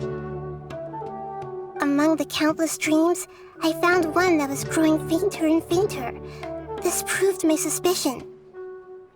Once Dunyarzad could no longer bear the Akasha harvesting her dreams, her consciousness began to dissipate. But this also meant it escaped the Akasha's control. Such a small fragment of consciousness can't last for very long, though. It will return to its original dream, where both will gradually fade until they completely disappear. I used all the power I had to keep her dying dream alive as long as possible. But it still wouldn't have lasted for much longer if it hadn't been for you two breaking the samsara. So it looks like we did manage to save Dunyarzad in the end. Not a moment too soon. Huh? Why are you two smiling so happily? I thought you'd be so moved that you'd start crying.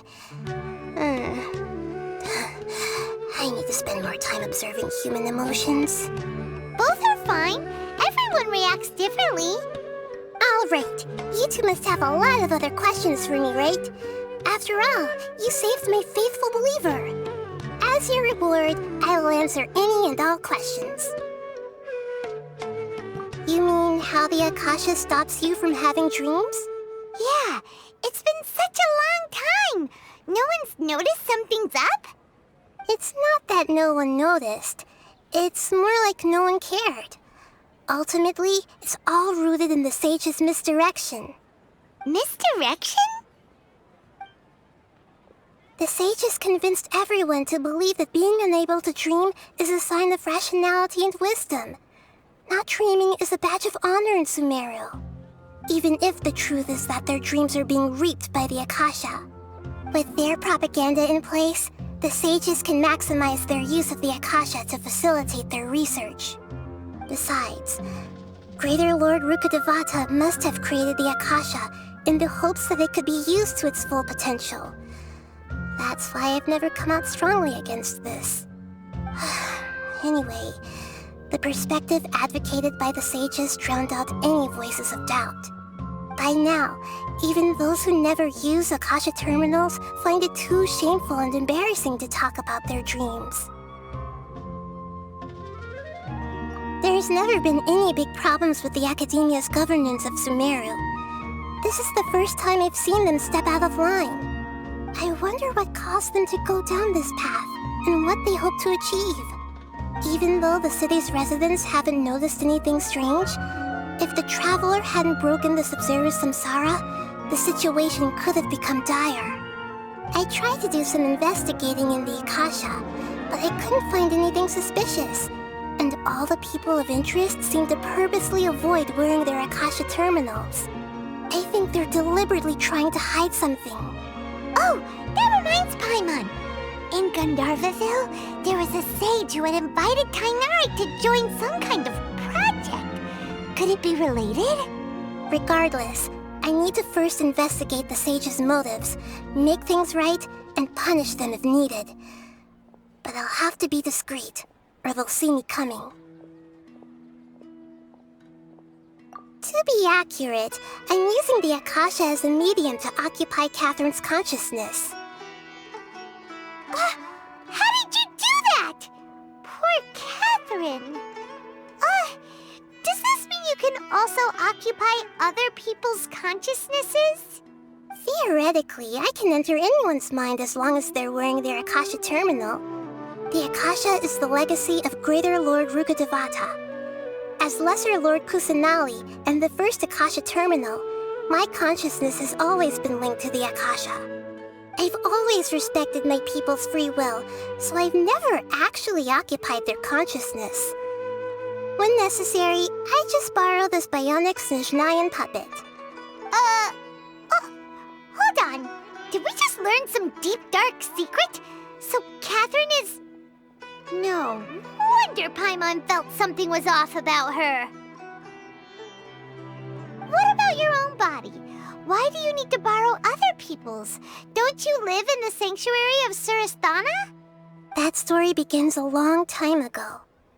After Greater Lord Rukkhadevata disappeared, the sages found my newly born self and took me back to Sumeru. At that time, I was young and weak. The sages kept me in the sanctuary of Surasthana, ostensibly for the sake of protecting me. But I've hardly heard from them since. However, I do understand that they had hoped to find Greater Lord Rukkhadevata instead of me, a symbol of her passing. So, the sages basically put their new Archon under house arrest? How dare they! Why don't you teach them a lesson, Nahida? In some ways, they aren't wrong. Greater Lord Rukkhadevata was omniscient and omnipotent. Even after her death, the Akasha is still empowering this nation. And I'm still really far away from being able to call myself the God of Wisdom. Moreover, the Academia is also more proficient at governing this country.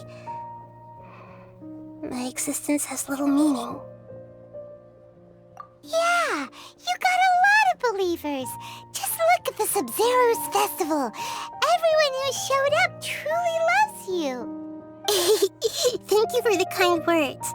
But I honestly don't need physical freedom as long as I can connect my consciousness to the Akasha. Trying to find a way to save Irminsul is my life's mission and top priority. I will work on that, and try to live up to being a deity in the meantime. Every once in a while, I will also take up the duties of the God of Wisdom and enlighten a lost soul here and there. Doing all that should be enough. At the Avidia Forest, there was this incense that made the traveler fall unconscious and dream of a huge tree and a red sky. You also heard someone's voice, right? It said world and forget me. Yeah, so you do know! We've been wanting to ask you what that was about, and if the red sky was related to Conria. It seems like the traveler established a connection to Irminsul. That was a message left by Greater Lord Rukkhadevata's residual consciousness in Irminsul. Perhaps her last memory before she died. As you two probably know, Greater Lord Rukkhadevata disappeared after the disaster in Conria. The timings of these events do line up, so your suspicions are reasonable. A message from Greater Lord Rukkhadevata? We thought it was from the Scarlet King. The Scarlet King? That god who died even longer ago? Some present-day desert dwellers still worship him. You probably just heard some of their conspiracies. Okay, so what does the message mean? I still haven't managed to decipher it. Even the Akasha isn't currently capable of doing that. Greater Lord Rukkhadevata's residual consciousness in Irminsul seems to be contaminated with something that has a very dangerous aura to it. Many devoted scholars go mad as soon as they connect their consciousness. I've warned the Academia about this many times, but people still keep falling victim to it. But I believe this is the key to saving Irminsul. That's why I've kept trying to decipher it. So the tree in the vision was Irminsul? Oh, Tainari also said that Irminsul is sick. Is it because of the contaminated consciousness? But even if you can't figure out what that vision was all about, it seems like our search for you was all in vain. The traveler wasn't affected after coming in contact with that consciousness. I've never seen anyone like that. With you here, we may have a chance at deciphering it. No, we must decipher its secrets. I've already eliminated all other factors that might affect Irminsul. This is the only one left.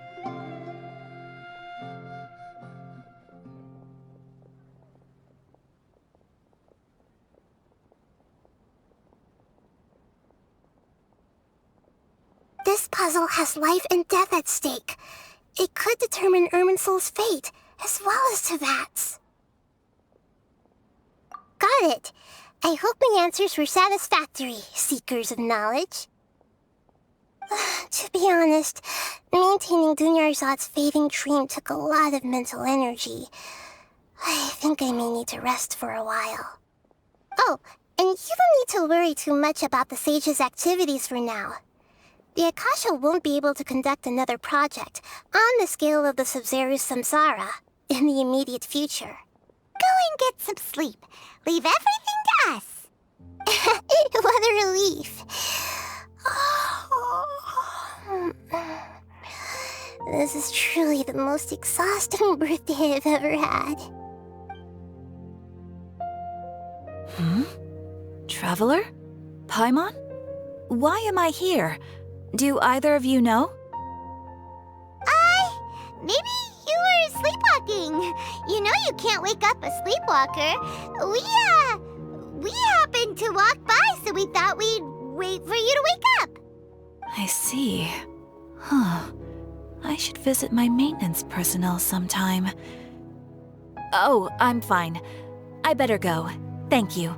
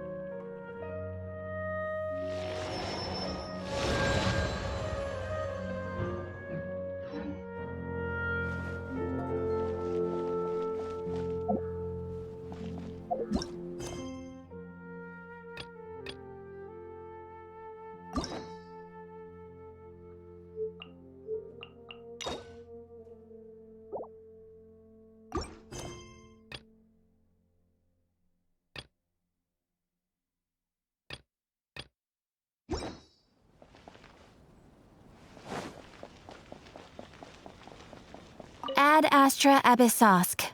Welcome to the Adventurers Guild.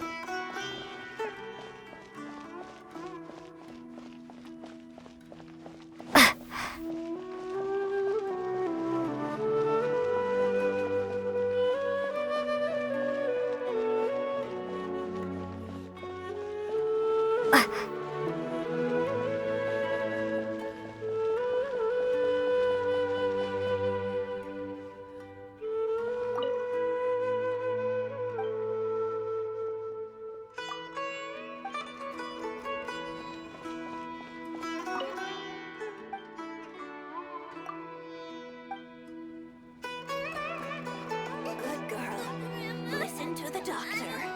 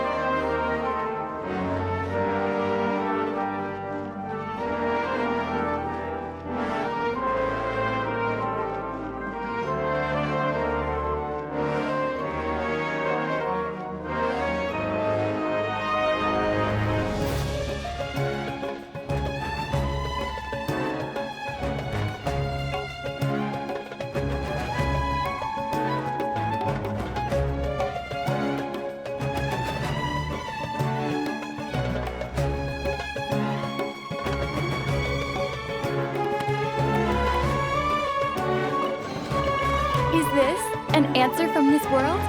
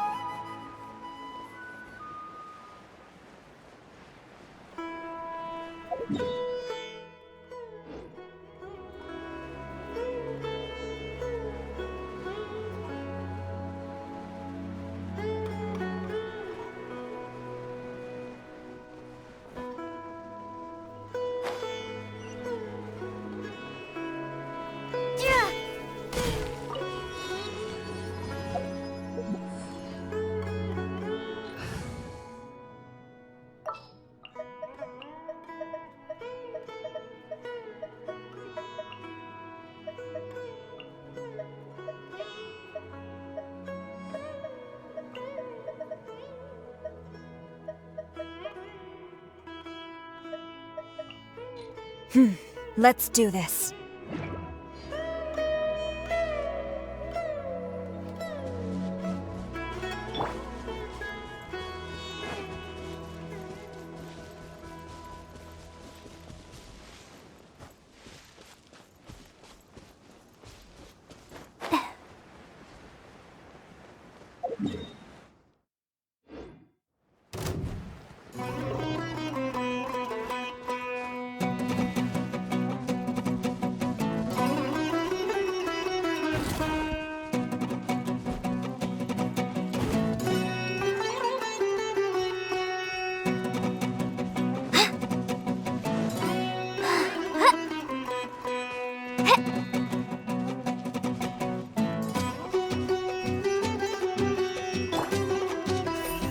Incoming!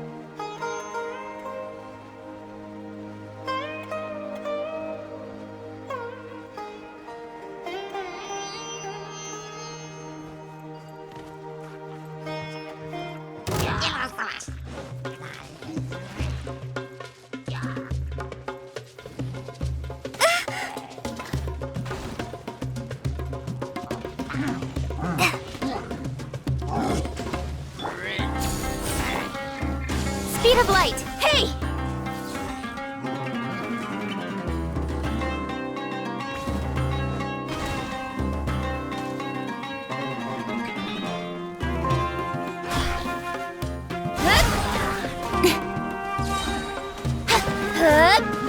Strike! Nowhere to hide.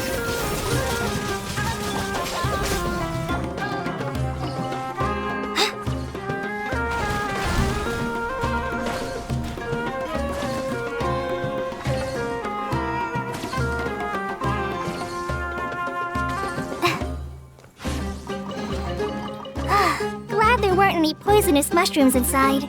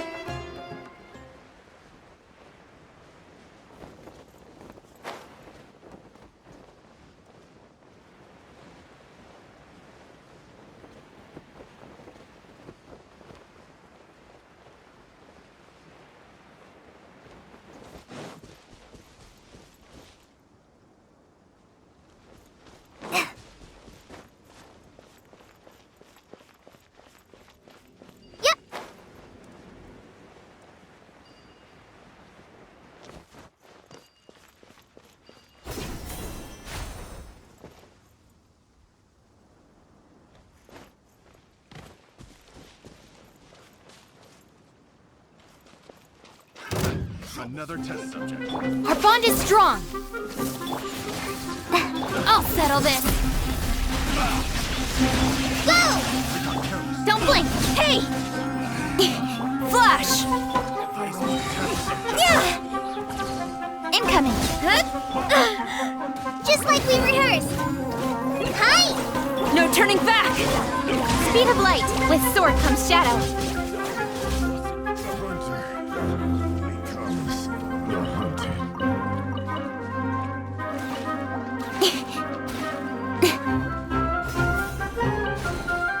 You give, you receive.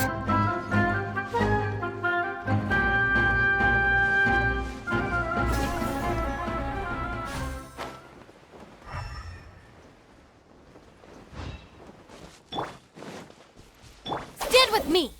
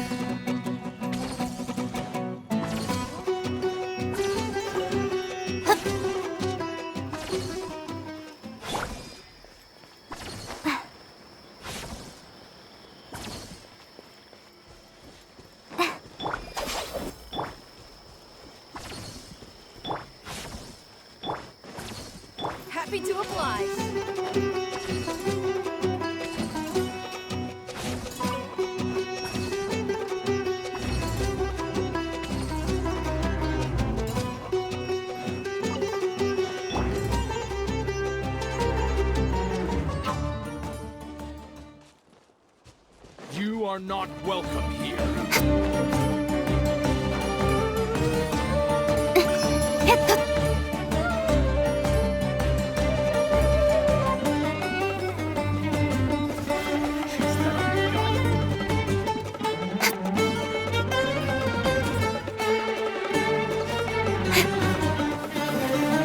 Our bond is strong.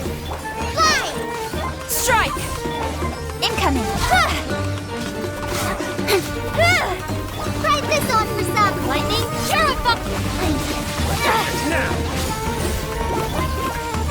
Nowhere to hide.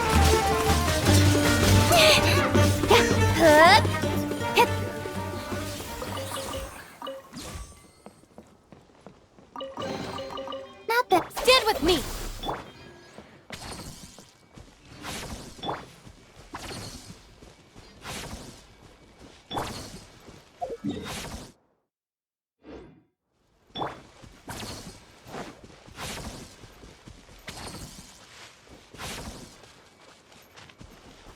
Our bond is strong.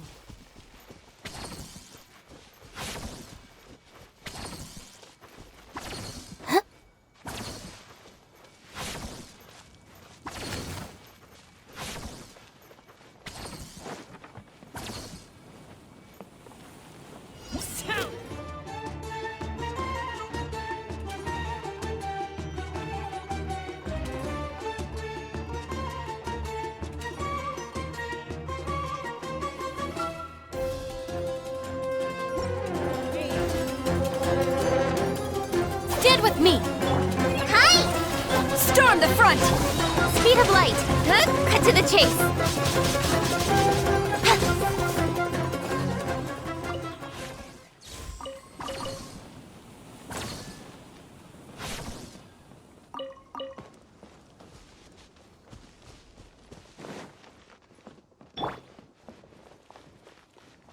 Happy to oblige! Quiver! Fly! Don't blink!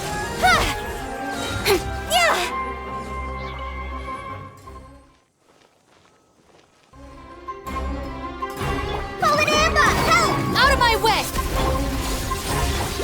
Incoming! Nowhere to hide!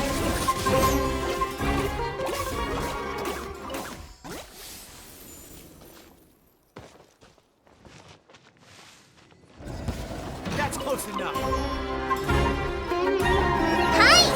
Glory to the Shogun! Don't blink!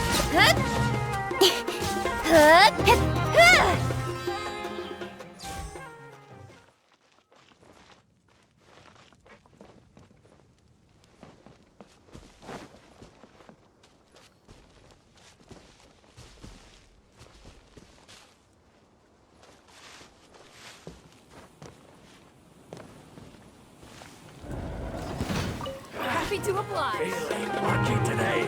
Strike! Fly!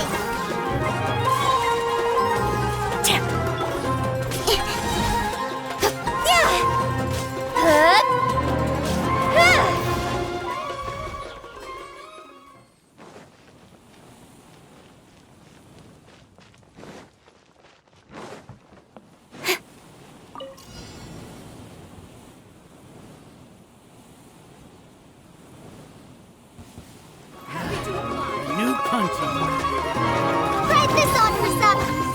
With sword comes shadow! Flash!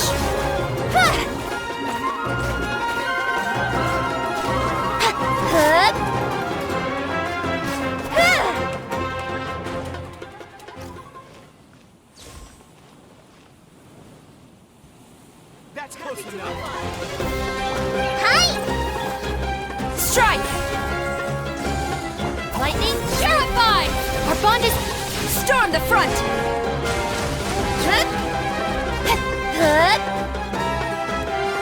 Cut to the chase!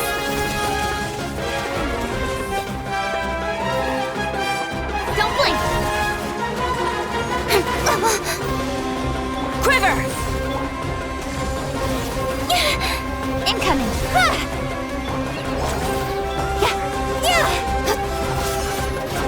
Got lucky that time.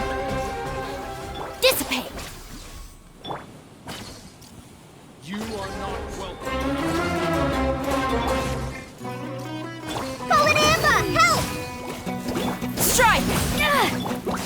Speed of light!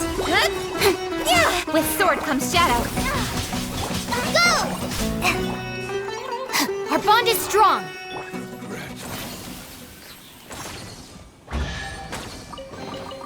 Excellent. These spoils will boost morale.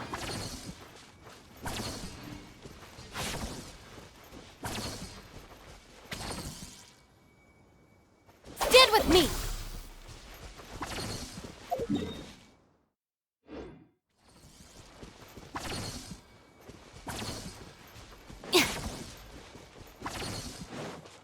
Happy to oblige.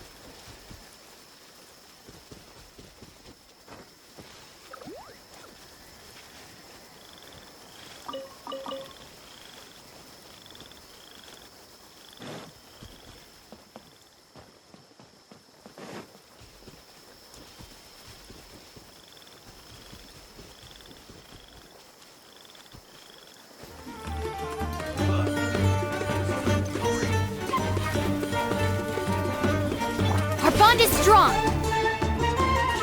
Quiver! Hey!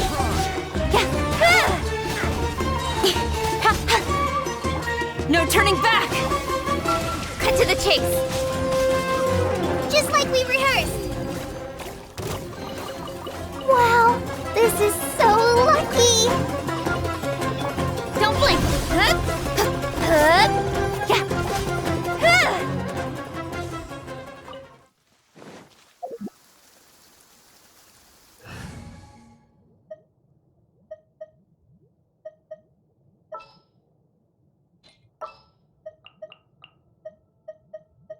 Want me to come along?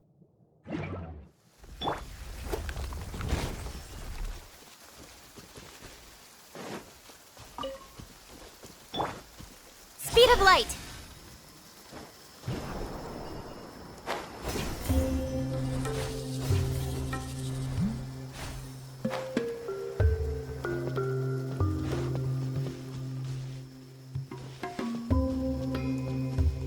Wind Strider!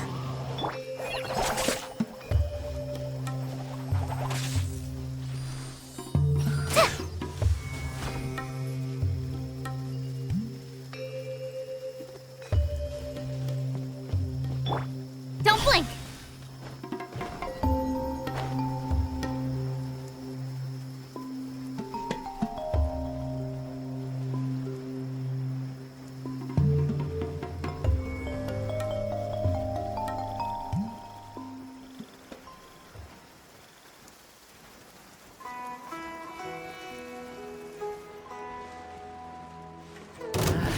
A new punching bag.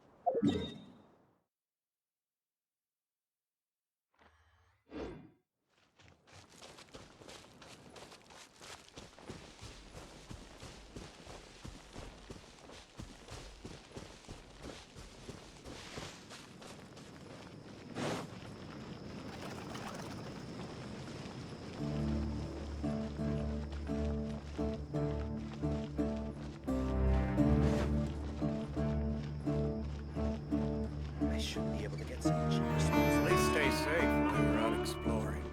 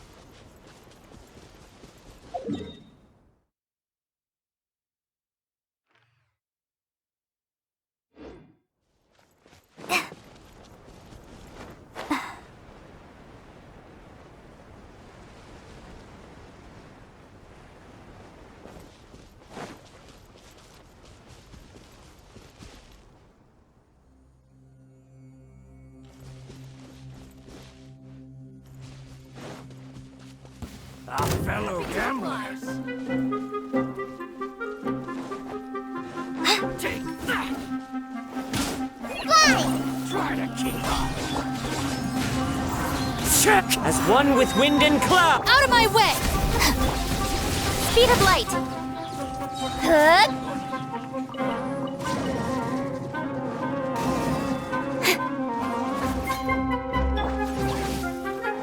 Dissipate. Hi! Fallen Amber, help! Incoming. With sword comes shadow. Hey!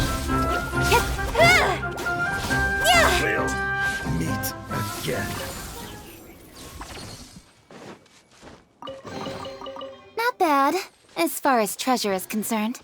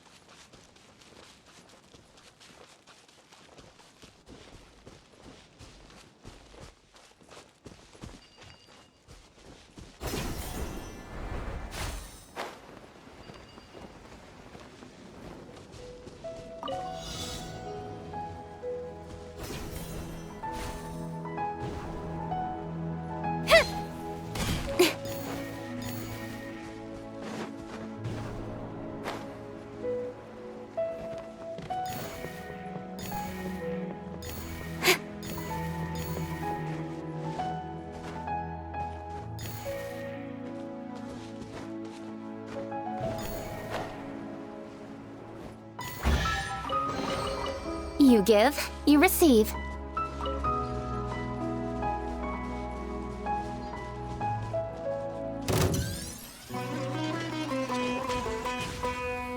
Our bond is strong!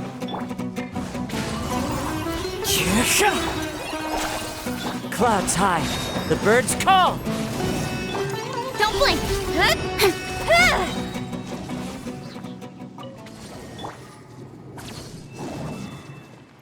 Dissipate!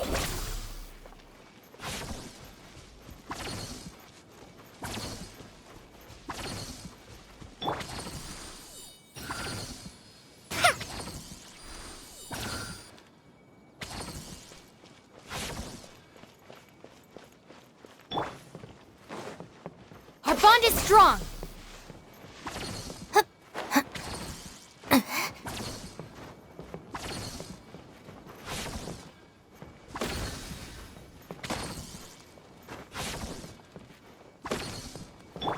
Speed of light!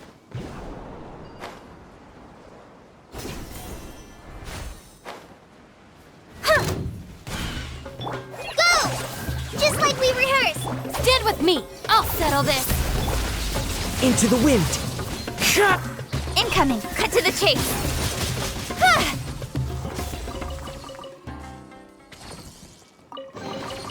Not bad, as far as treasure is concerned.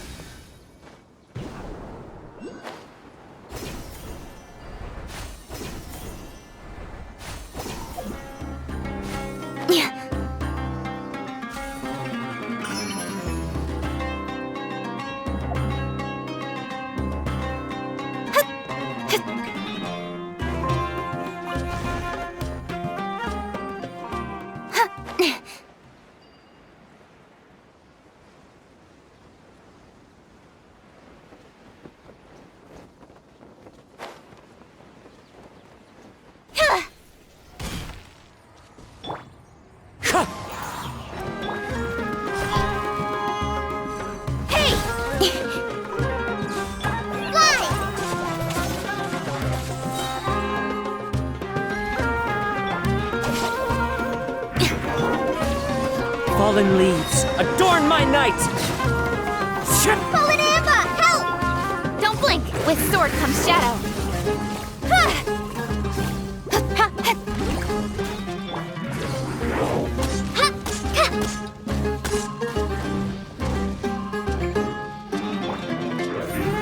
Speed of light! Hey!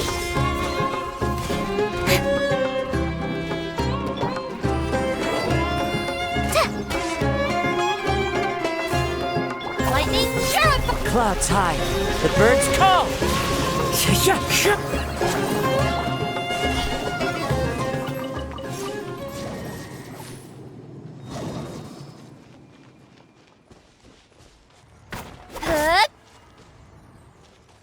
Dissipate!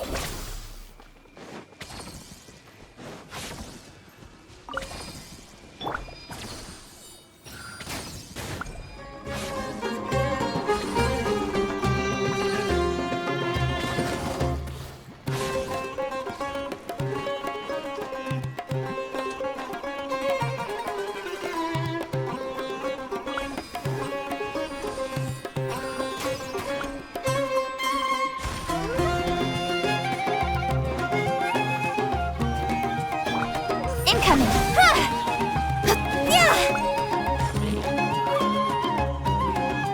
Stand with me! The wind knows me. Speed of light! Time to go.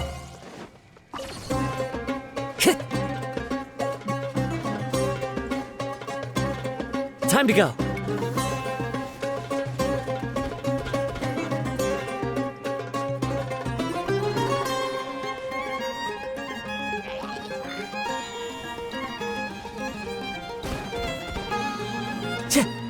Into the wind.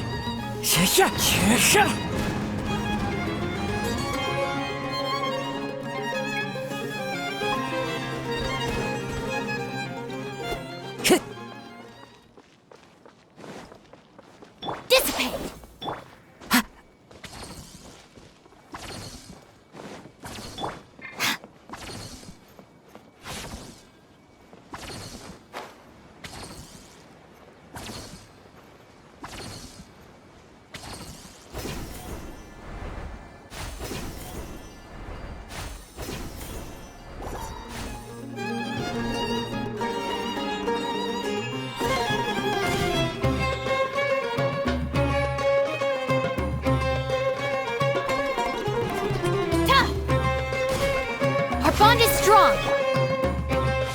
One with nature.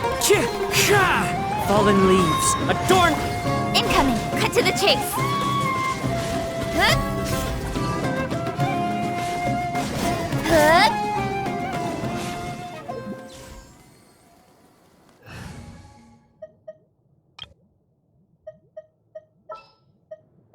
Ta-da! Clean!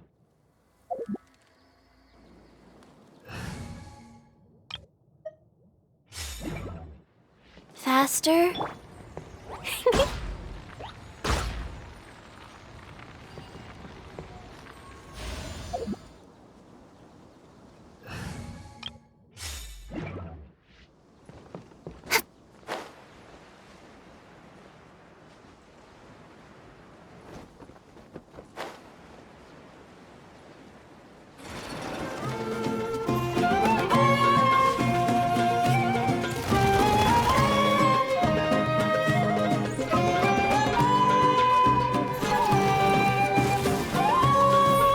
Speed of light! Stand with me! The wind knows me. Into the wind. Out of my way! Hi! Just like we rehearsed!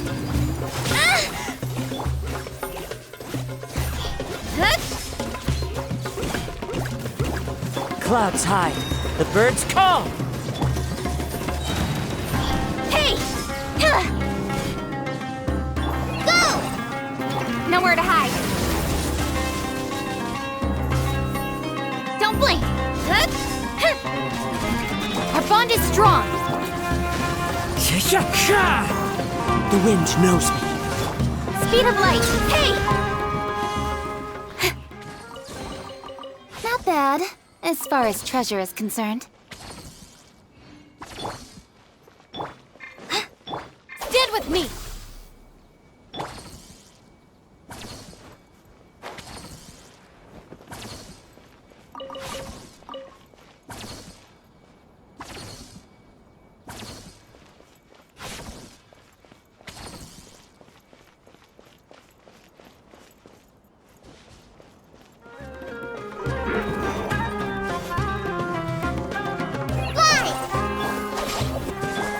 One with nature.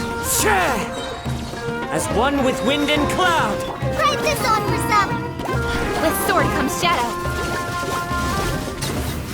Yeah!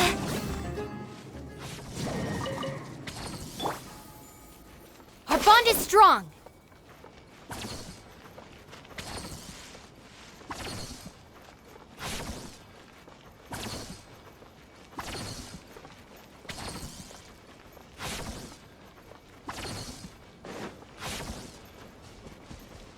Stand with me!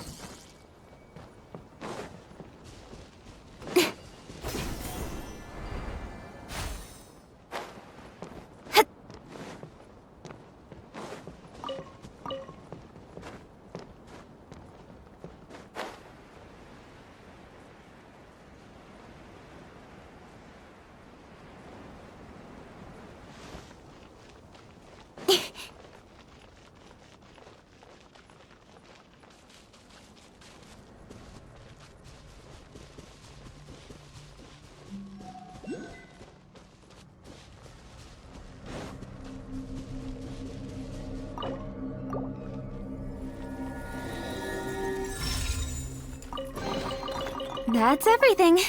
On to the next.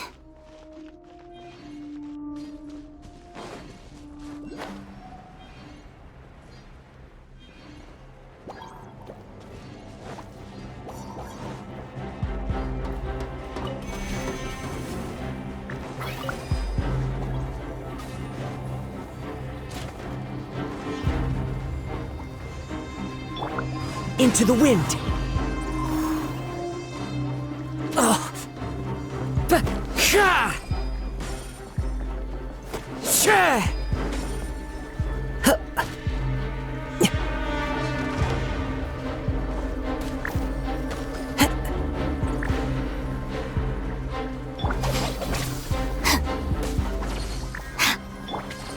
The wind knows me. Lightning, terrify! Fallen leaves, adorn my... Don't blink! Nowhere to hide!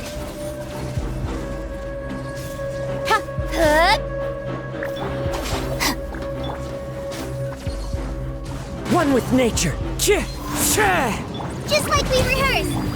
Speed of light! Go!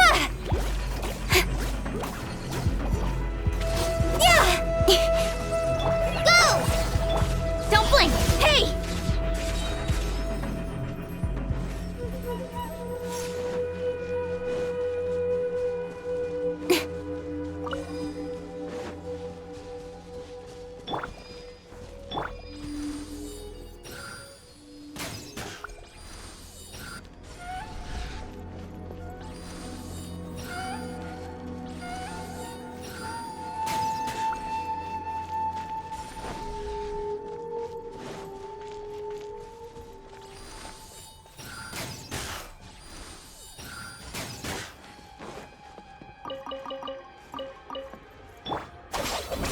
Looking for a fight?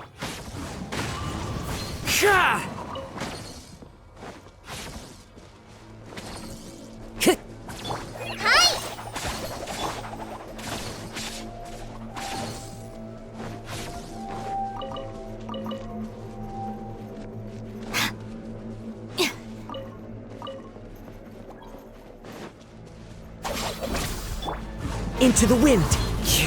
Incoming!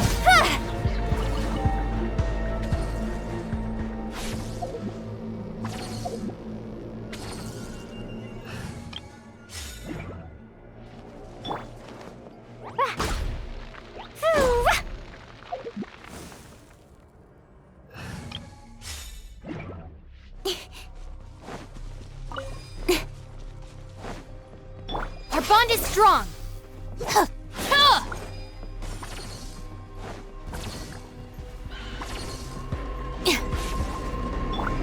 One with nature. Clouds hide. The birds... Don't blink! Cut to the chase!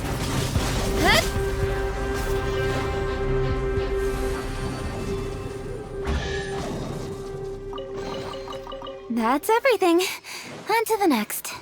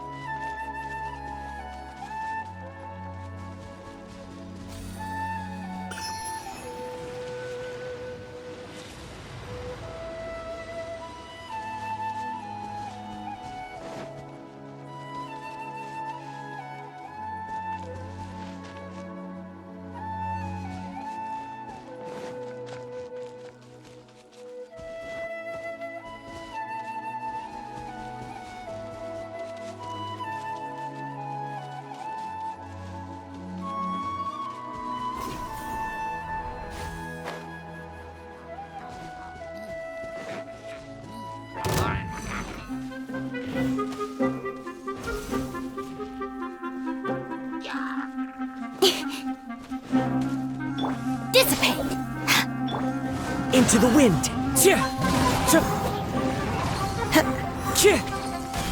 Call it ambush! Help! I'll settle this. Incoming! Fly! The wind knows me. Don't blink! Nowhere to hide.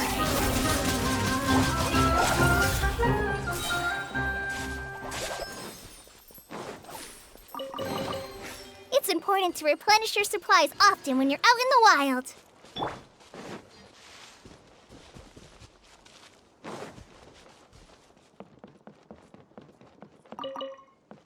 Stand with me! Time to go.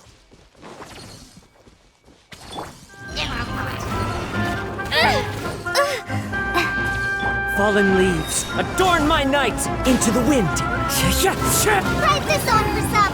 Incoming!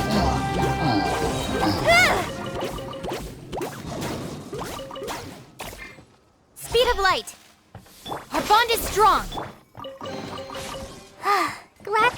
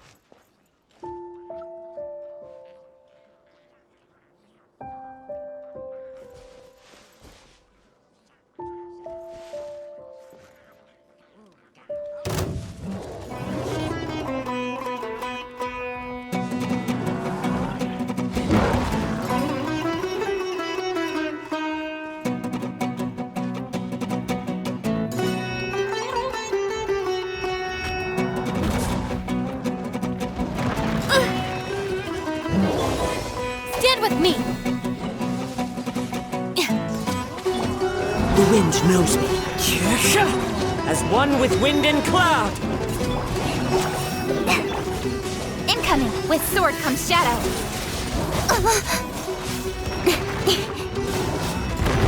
Out of my way! Just like we rehearsed. Clouds high. The bird. Nowhere to hide. Don't blink. Hey! I'll settle this. Try this on for some. One with nature. Speed of light. Yeah!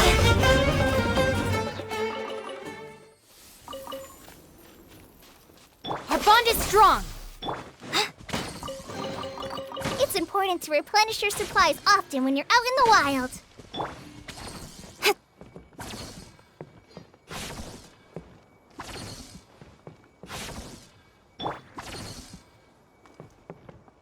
Stand with me.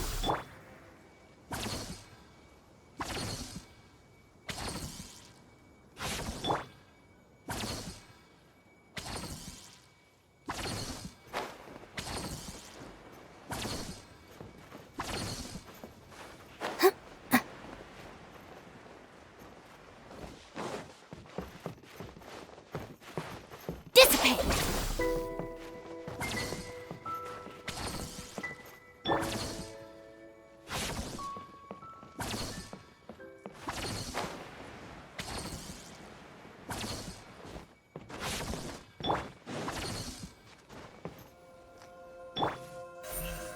Don't blink.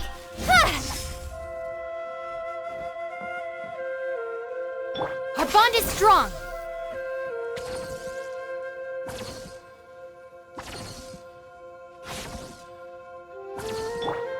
The wind knows me.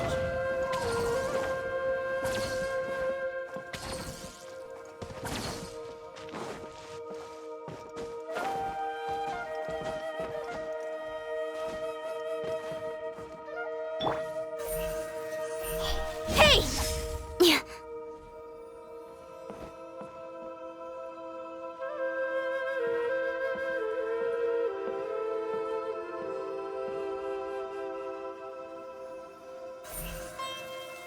Speed of light.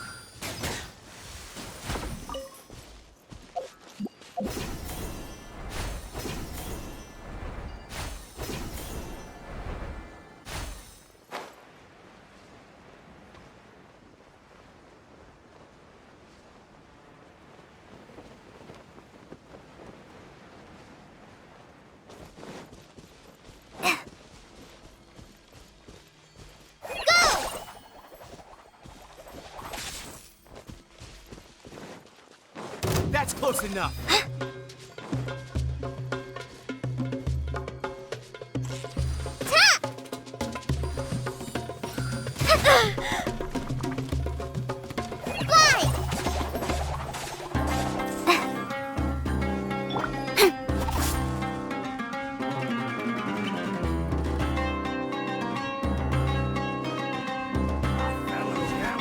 Dissipate! Into the wind! Fallen leaves, adorned... With sword comes shadow.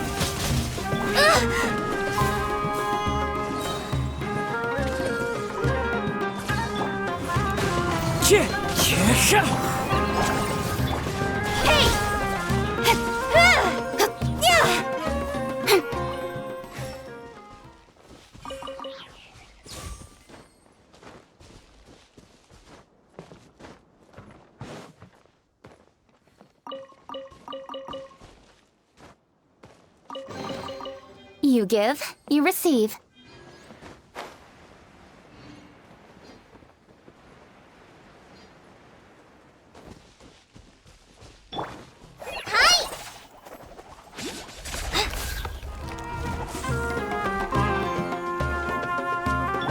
Incoming!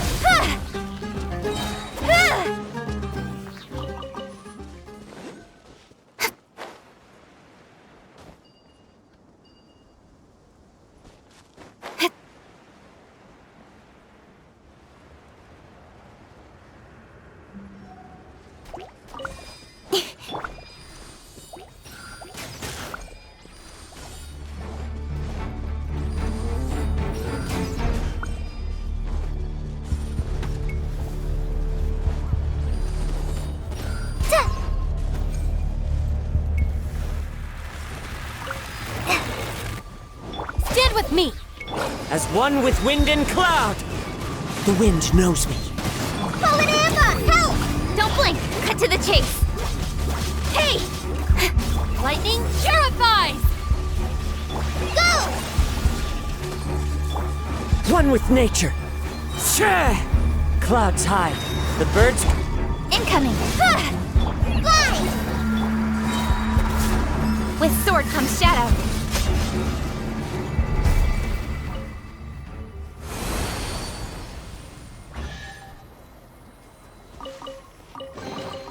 You give, you receive.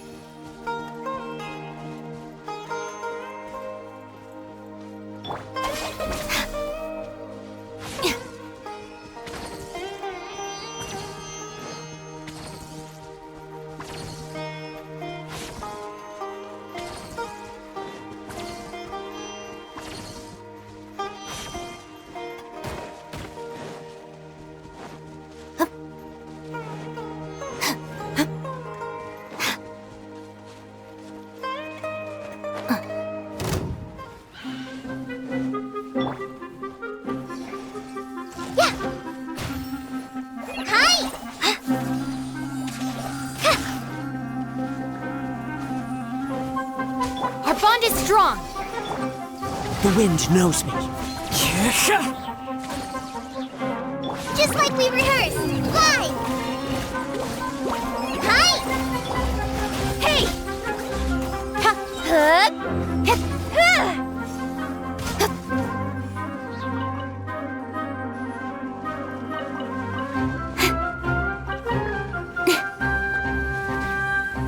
Stand with me.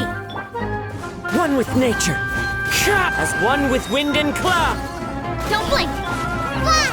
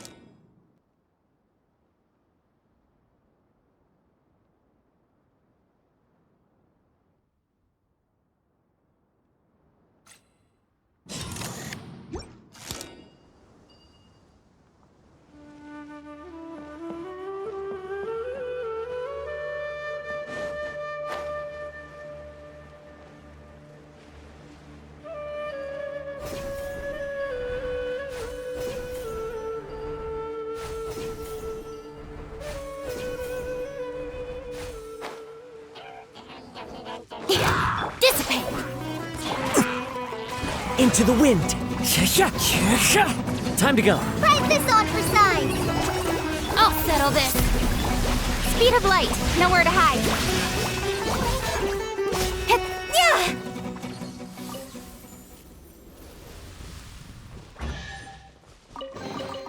That's everything. On to the next.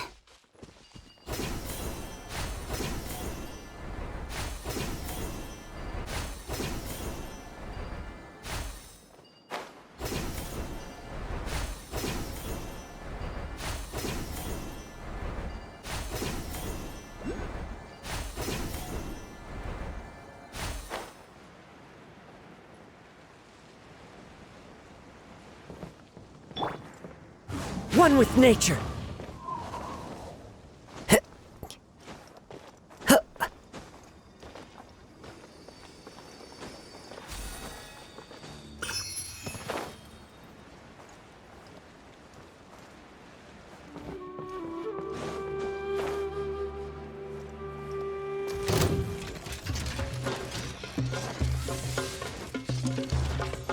Oh!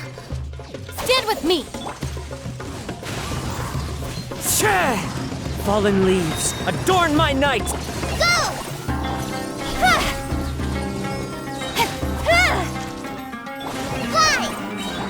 Don't blink! With sword comes shadow.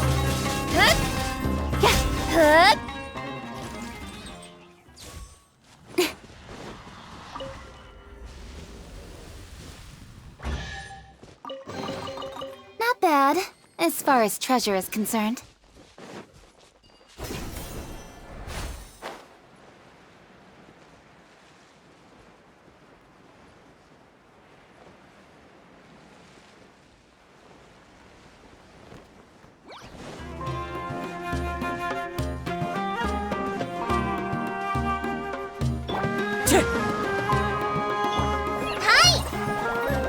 Our bond is strong.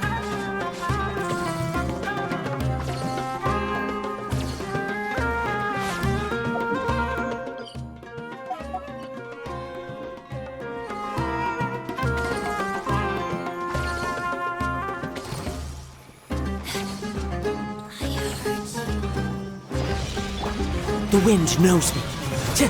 Lightning purifies! Dissipate! One with nature.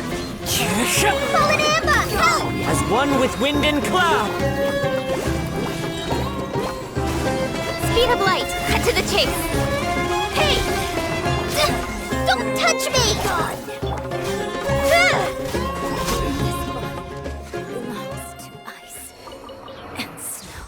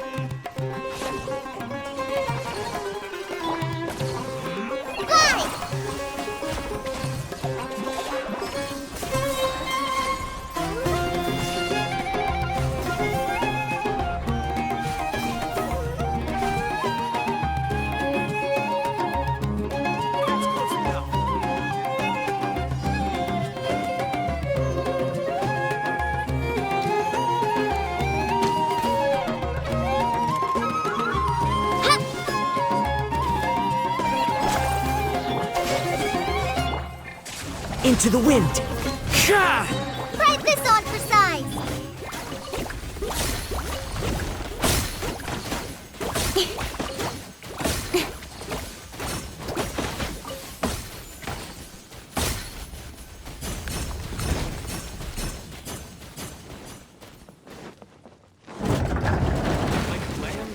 Stand with me! Clouds high. The birds call. One with nature.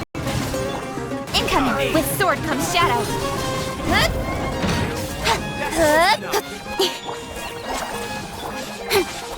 Following orders.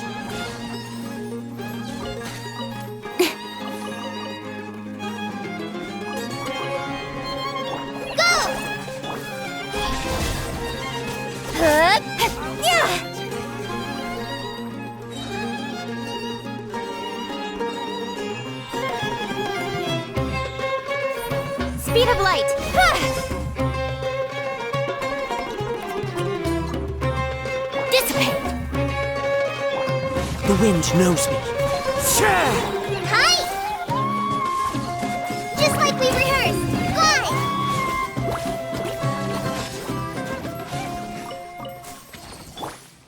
Incoming! Hey!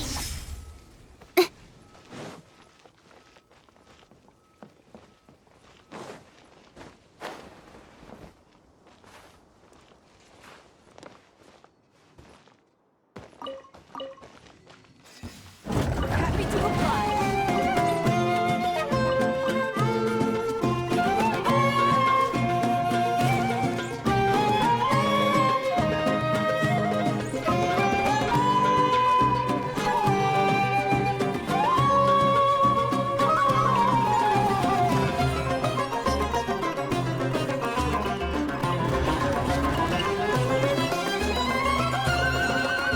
You give, you receive.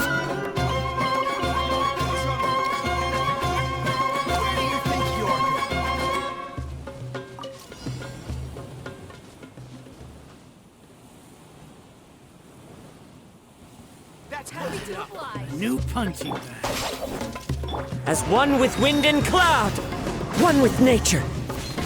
Nowhere to hide.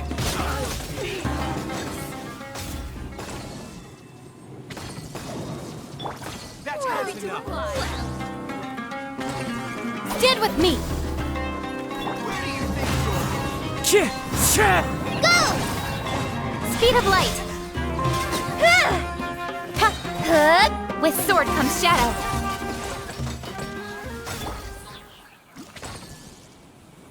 Dissipate! Fallen leaves, adorn my night! Fallen Amber! Help! Don't blink! Out of my way!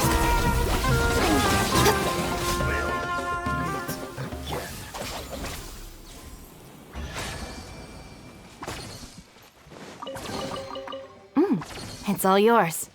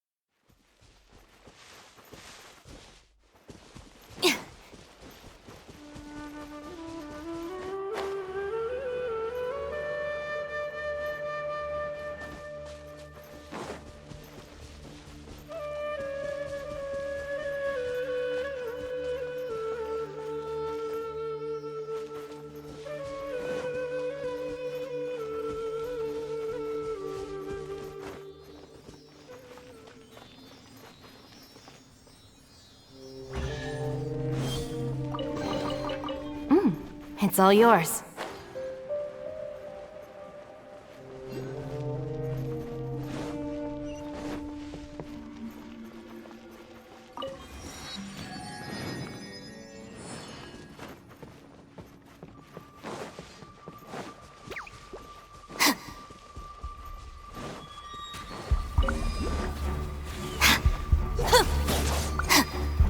Stand with me! Yeah! One with nature. Incoming! Hey! Yeah! Nowhere to hide.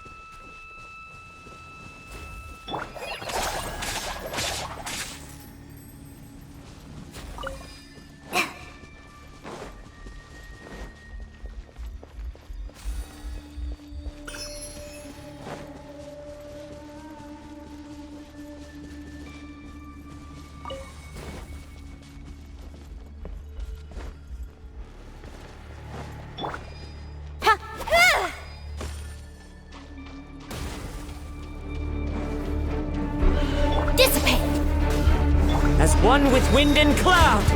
The wind knows me. Ride this on for some speed of light.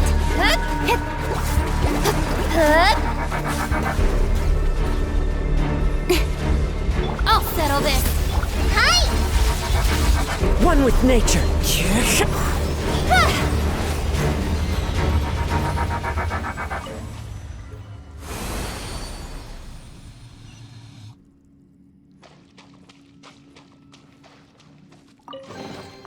That's everything. On to the next.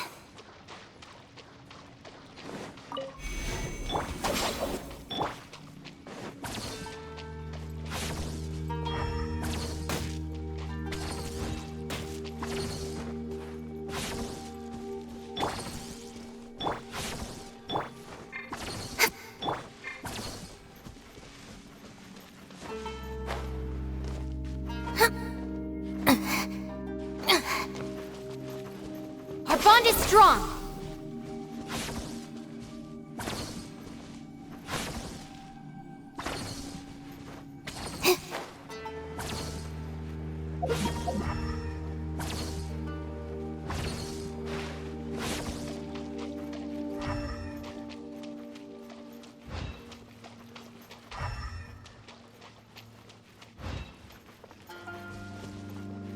Time to go. Into the wind.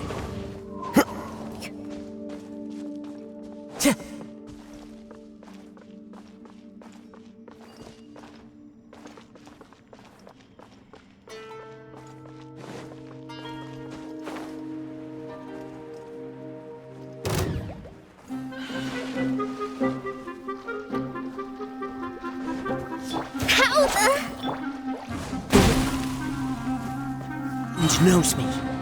One with nature. Fallen Amber, help! Fallen leaves, adorn my night! Fly!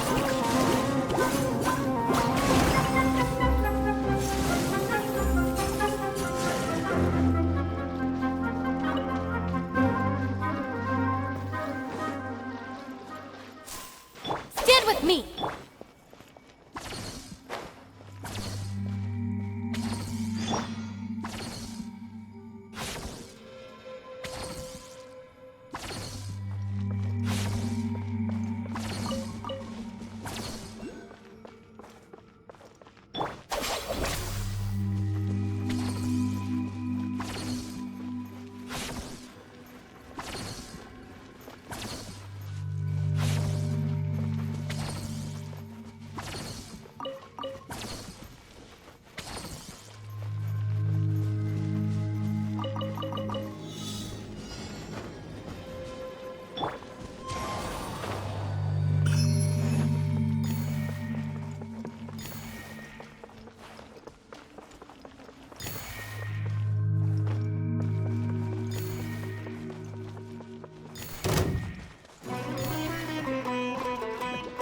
Time to go.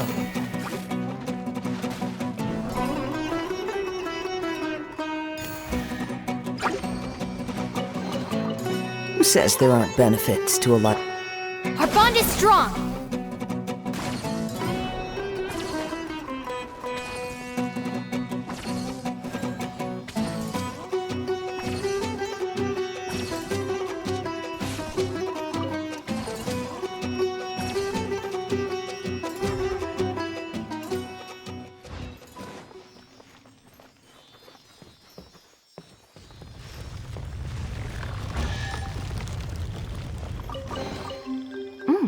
It's all yours.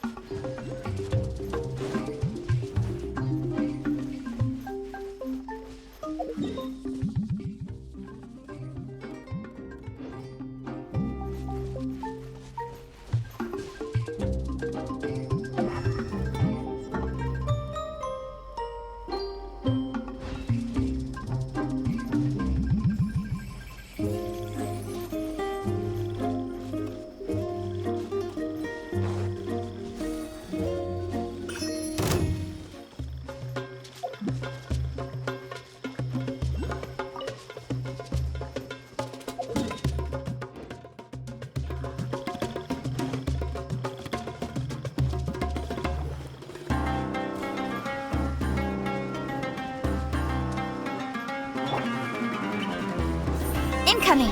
Hey!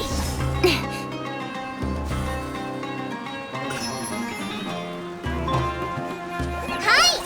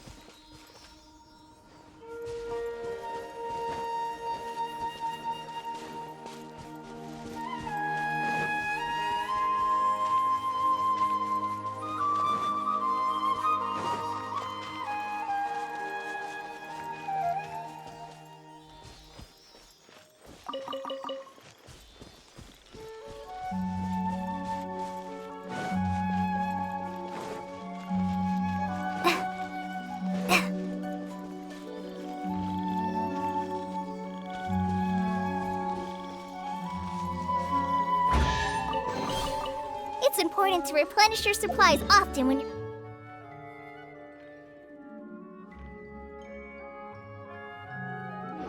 out in the wild.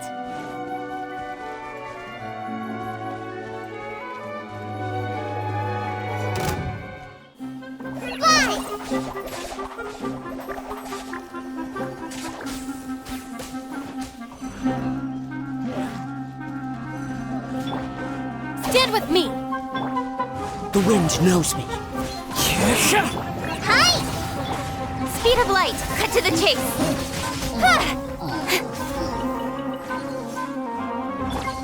One with nature.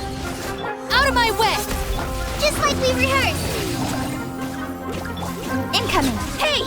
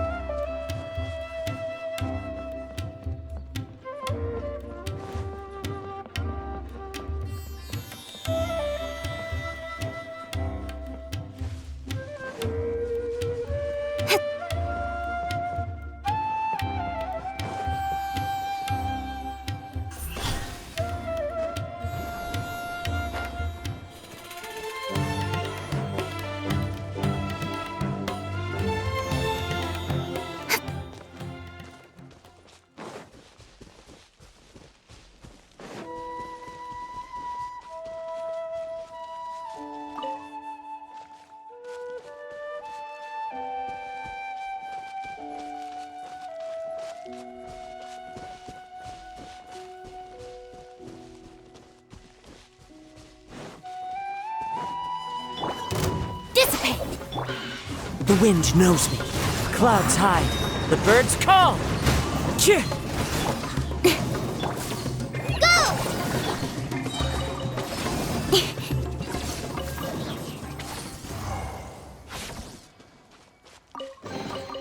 Not bad, as far as treasure is concerned.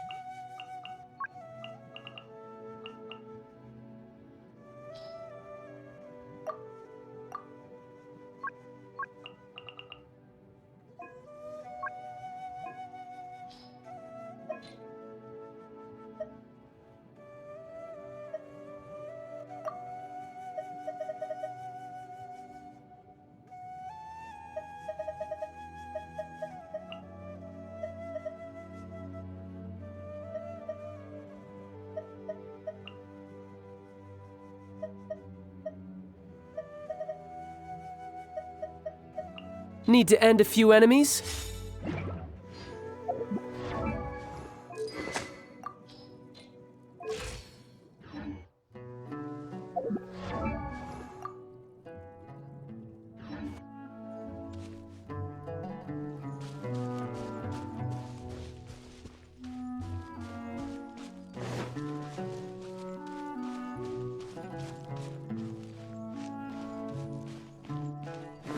You are not welcome here.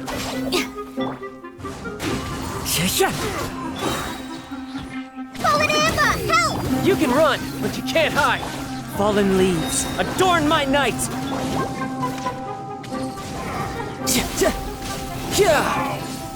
Regret. Fly! Stand with me. I'll settle this. Wind Strider!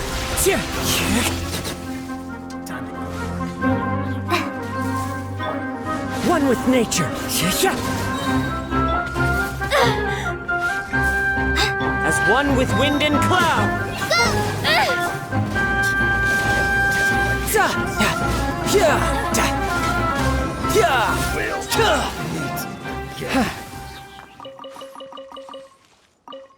Our bond is strong.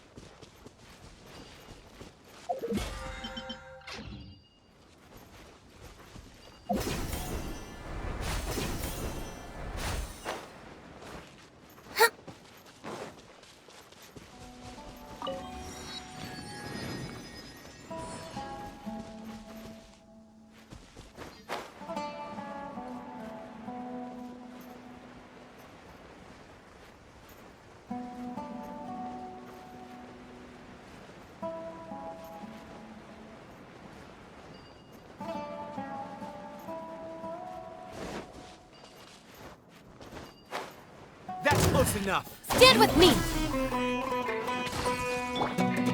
Into the wind!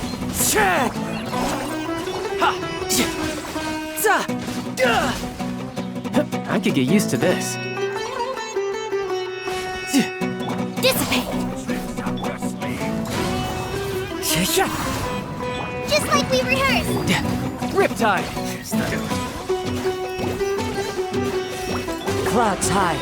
The birds call!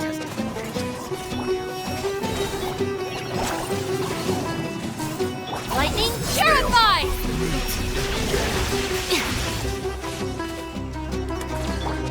One with nature. Hi!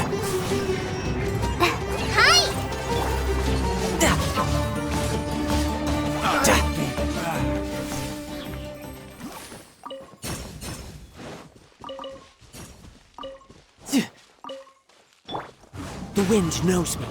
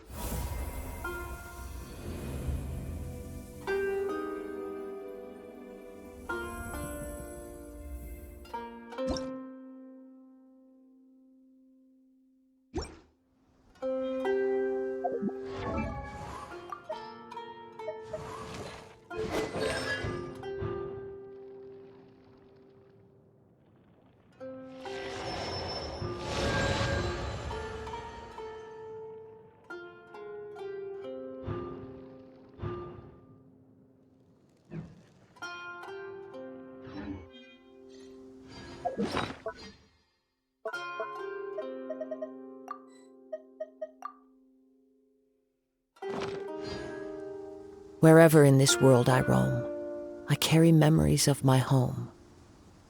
This blade, it is the last link.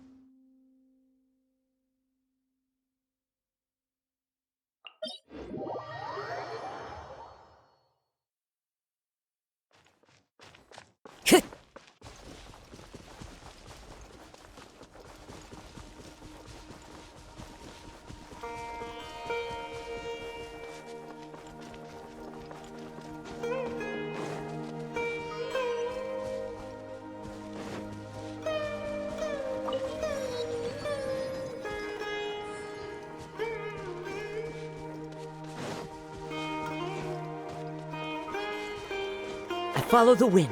Stand with me! Ride this on for some!